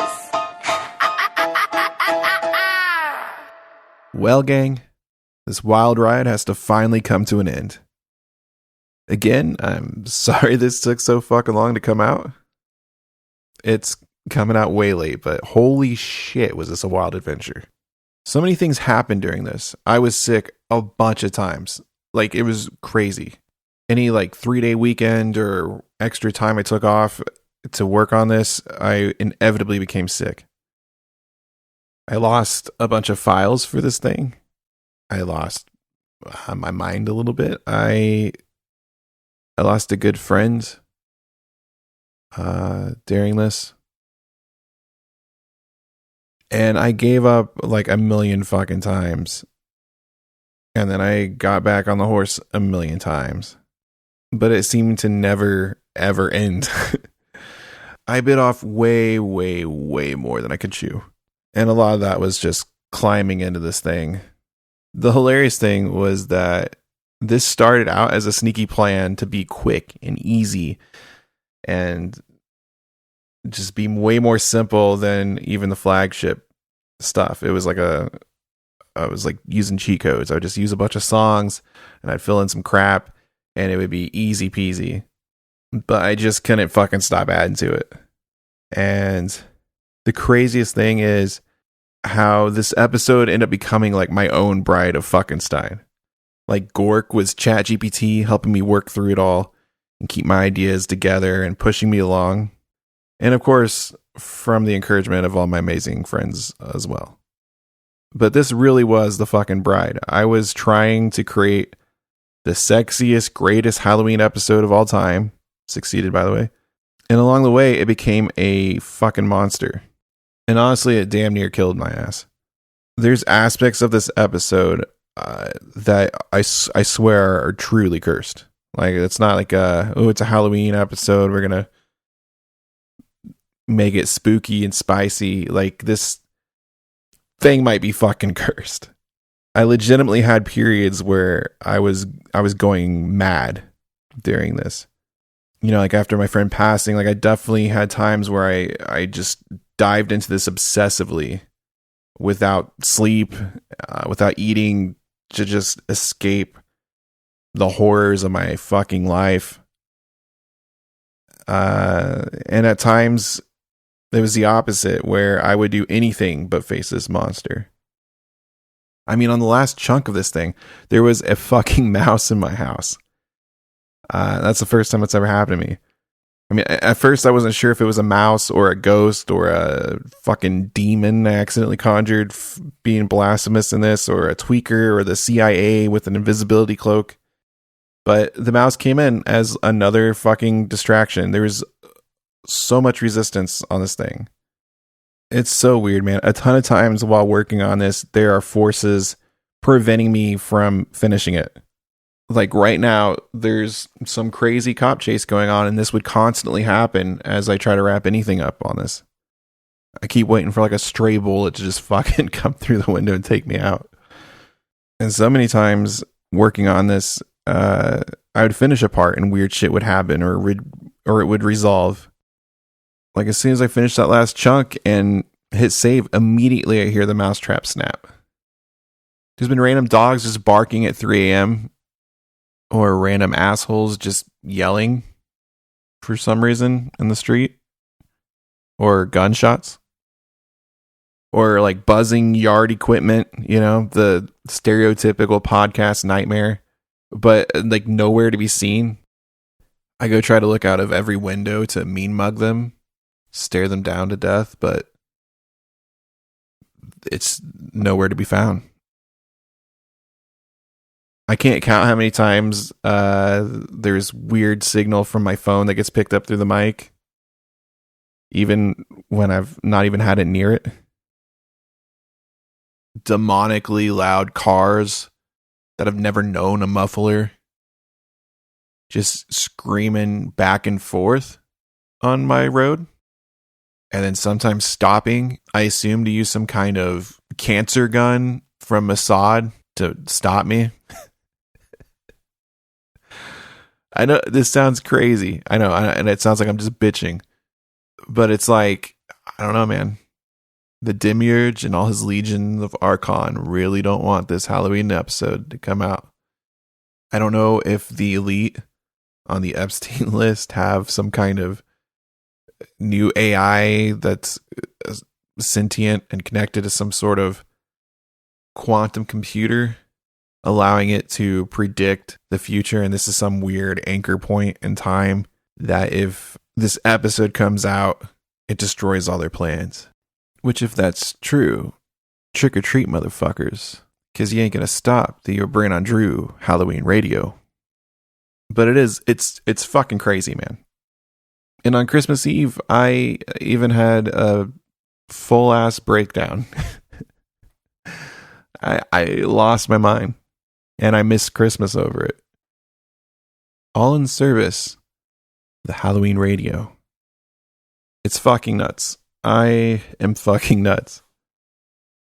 And I hope it was all worth it. I hope that once this crazy fucking thing is all stitched together and it's brought to life, that it's a complete blast for you guys, even if it's not anywhere near Halloween when this comes out. And I also hope it doesn't just like usher in World War III to a point of no return either. I don't know what the fuck the deal is with all this resistance of me getting this thing out. It's fucking crazy. It is surrounded with an ungodly resistance to being born.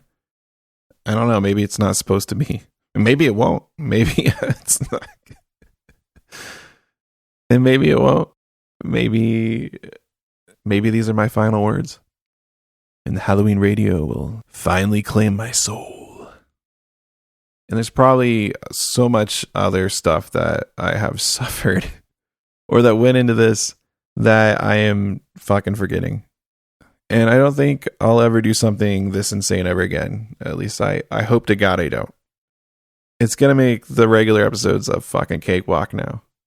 And I'd be remiss if I didn't also thank the incredibly funny, the incredibly talented, my incredible friend, Danny Gore, for his role in all this, and possibly allowing Satan to possess him, using his meat suit like a puppet to speak through him.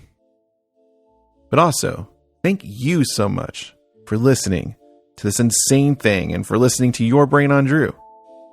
I love you. And I hope this forever Halloween we find ourselves in, wearing all these different costumes and playing all these different games, is always fun and magical for you. So happy motherfucking Halloween, you beautiful, beautiful bitches. I love you. This is your brain on Drew. Infinite love for you. Let your soul expand and glow in the endless ebb and flow. Galaxies unfold their play, every color in the ray. Sun and moon in sweet embrace, journey through time and space. Raise your voice to sky so blue. Infinite love will cradle you. Open up your beating heart. Love and mind, a work of art. This is your brain on Drew. Infinite love for you. Let your soul expand and glow in the endless ebb and flow.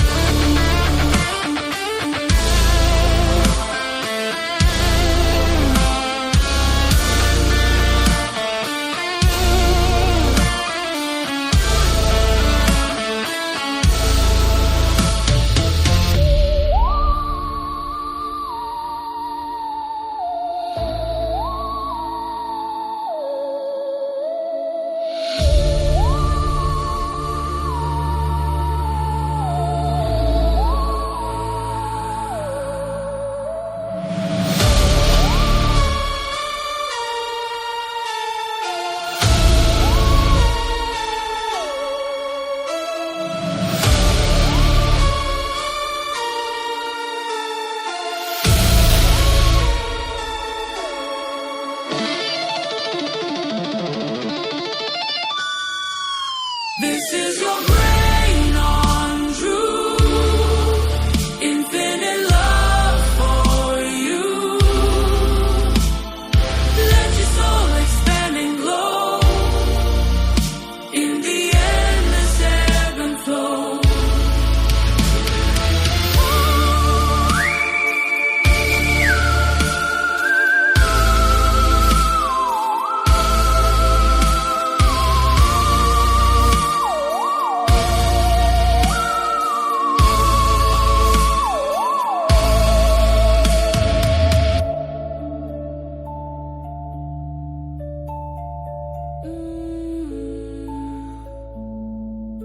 This is your brain on Drew. Infinite love for you.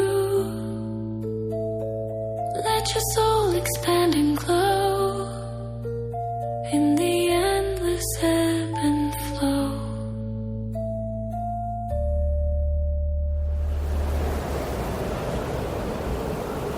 This is your brain.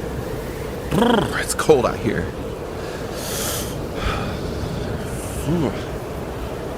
Man, fuck ever doing that again. That fucking sucked. I will never do another fucking holiday special. That was a nightmare that just fucking took years off my life.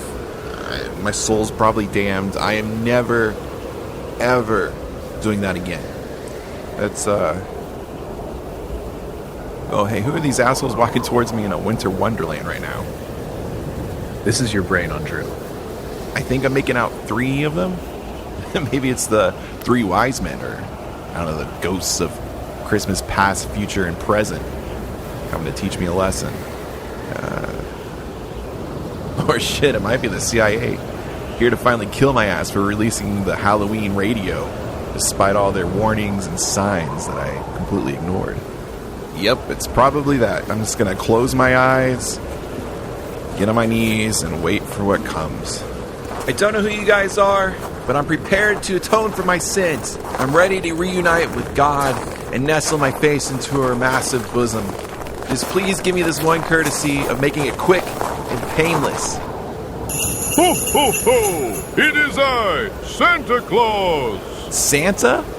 My child, it is I, Jesus Christ. Jesus Christ? Breaking news, I'm Christmas rights activist Megyn Kelly. Archdemon Megyn Kelly? What are you guys doing here? Tonight's top story, Drew Lewis wants to kill Christmas. What? No, I don't. My Drew, why hast thou forsaken me? I mean, I could be asking you the same question. Since you made the Halloween radio special, you'd better make a Christmas radio special too, or you risk ending up on the naughty list. And be deported. And eternal damnation. Okay, I knew this was about the Halloween radio. Drew, I did not die for your sins. I died so the whole world could tune into your brain on Drew.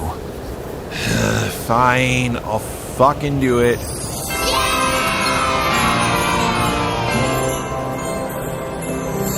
Surely it'll come out in time for Christmas, right? Right? Right?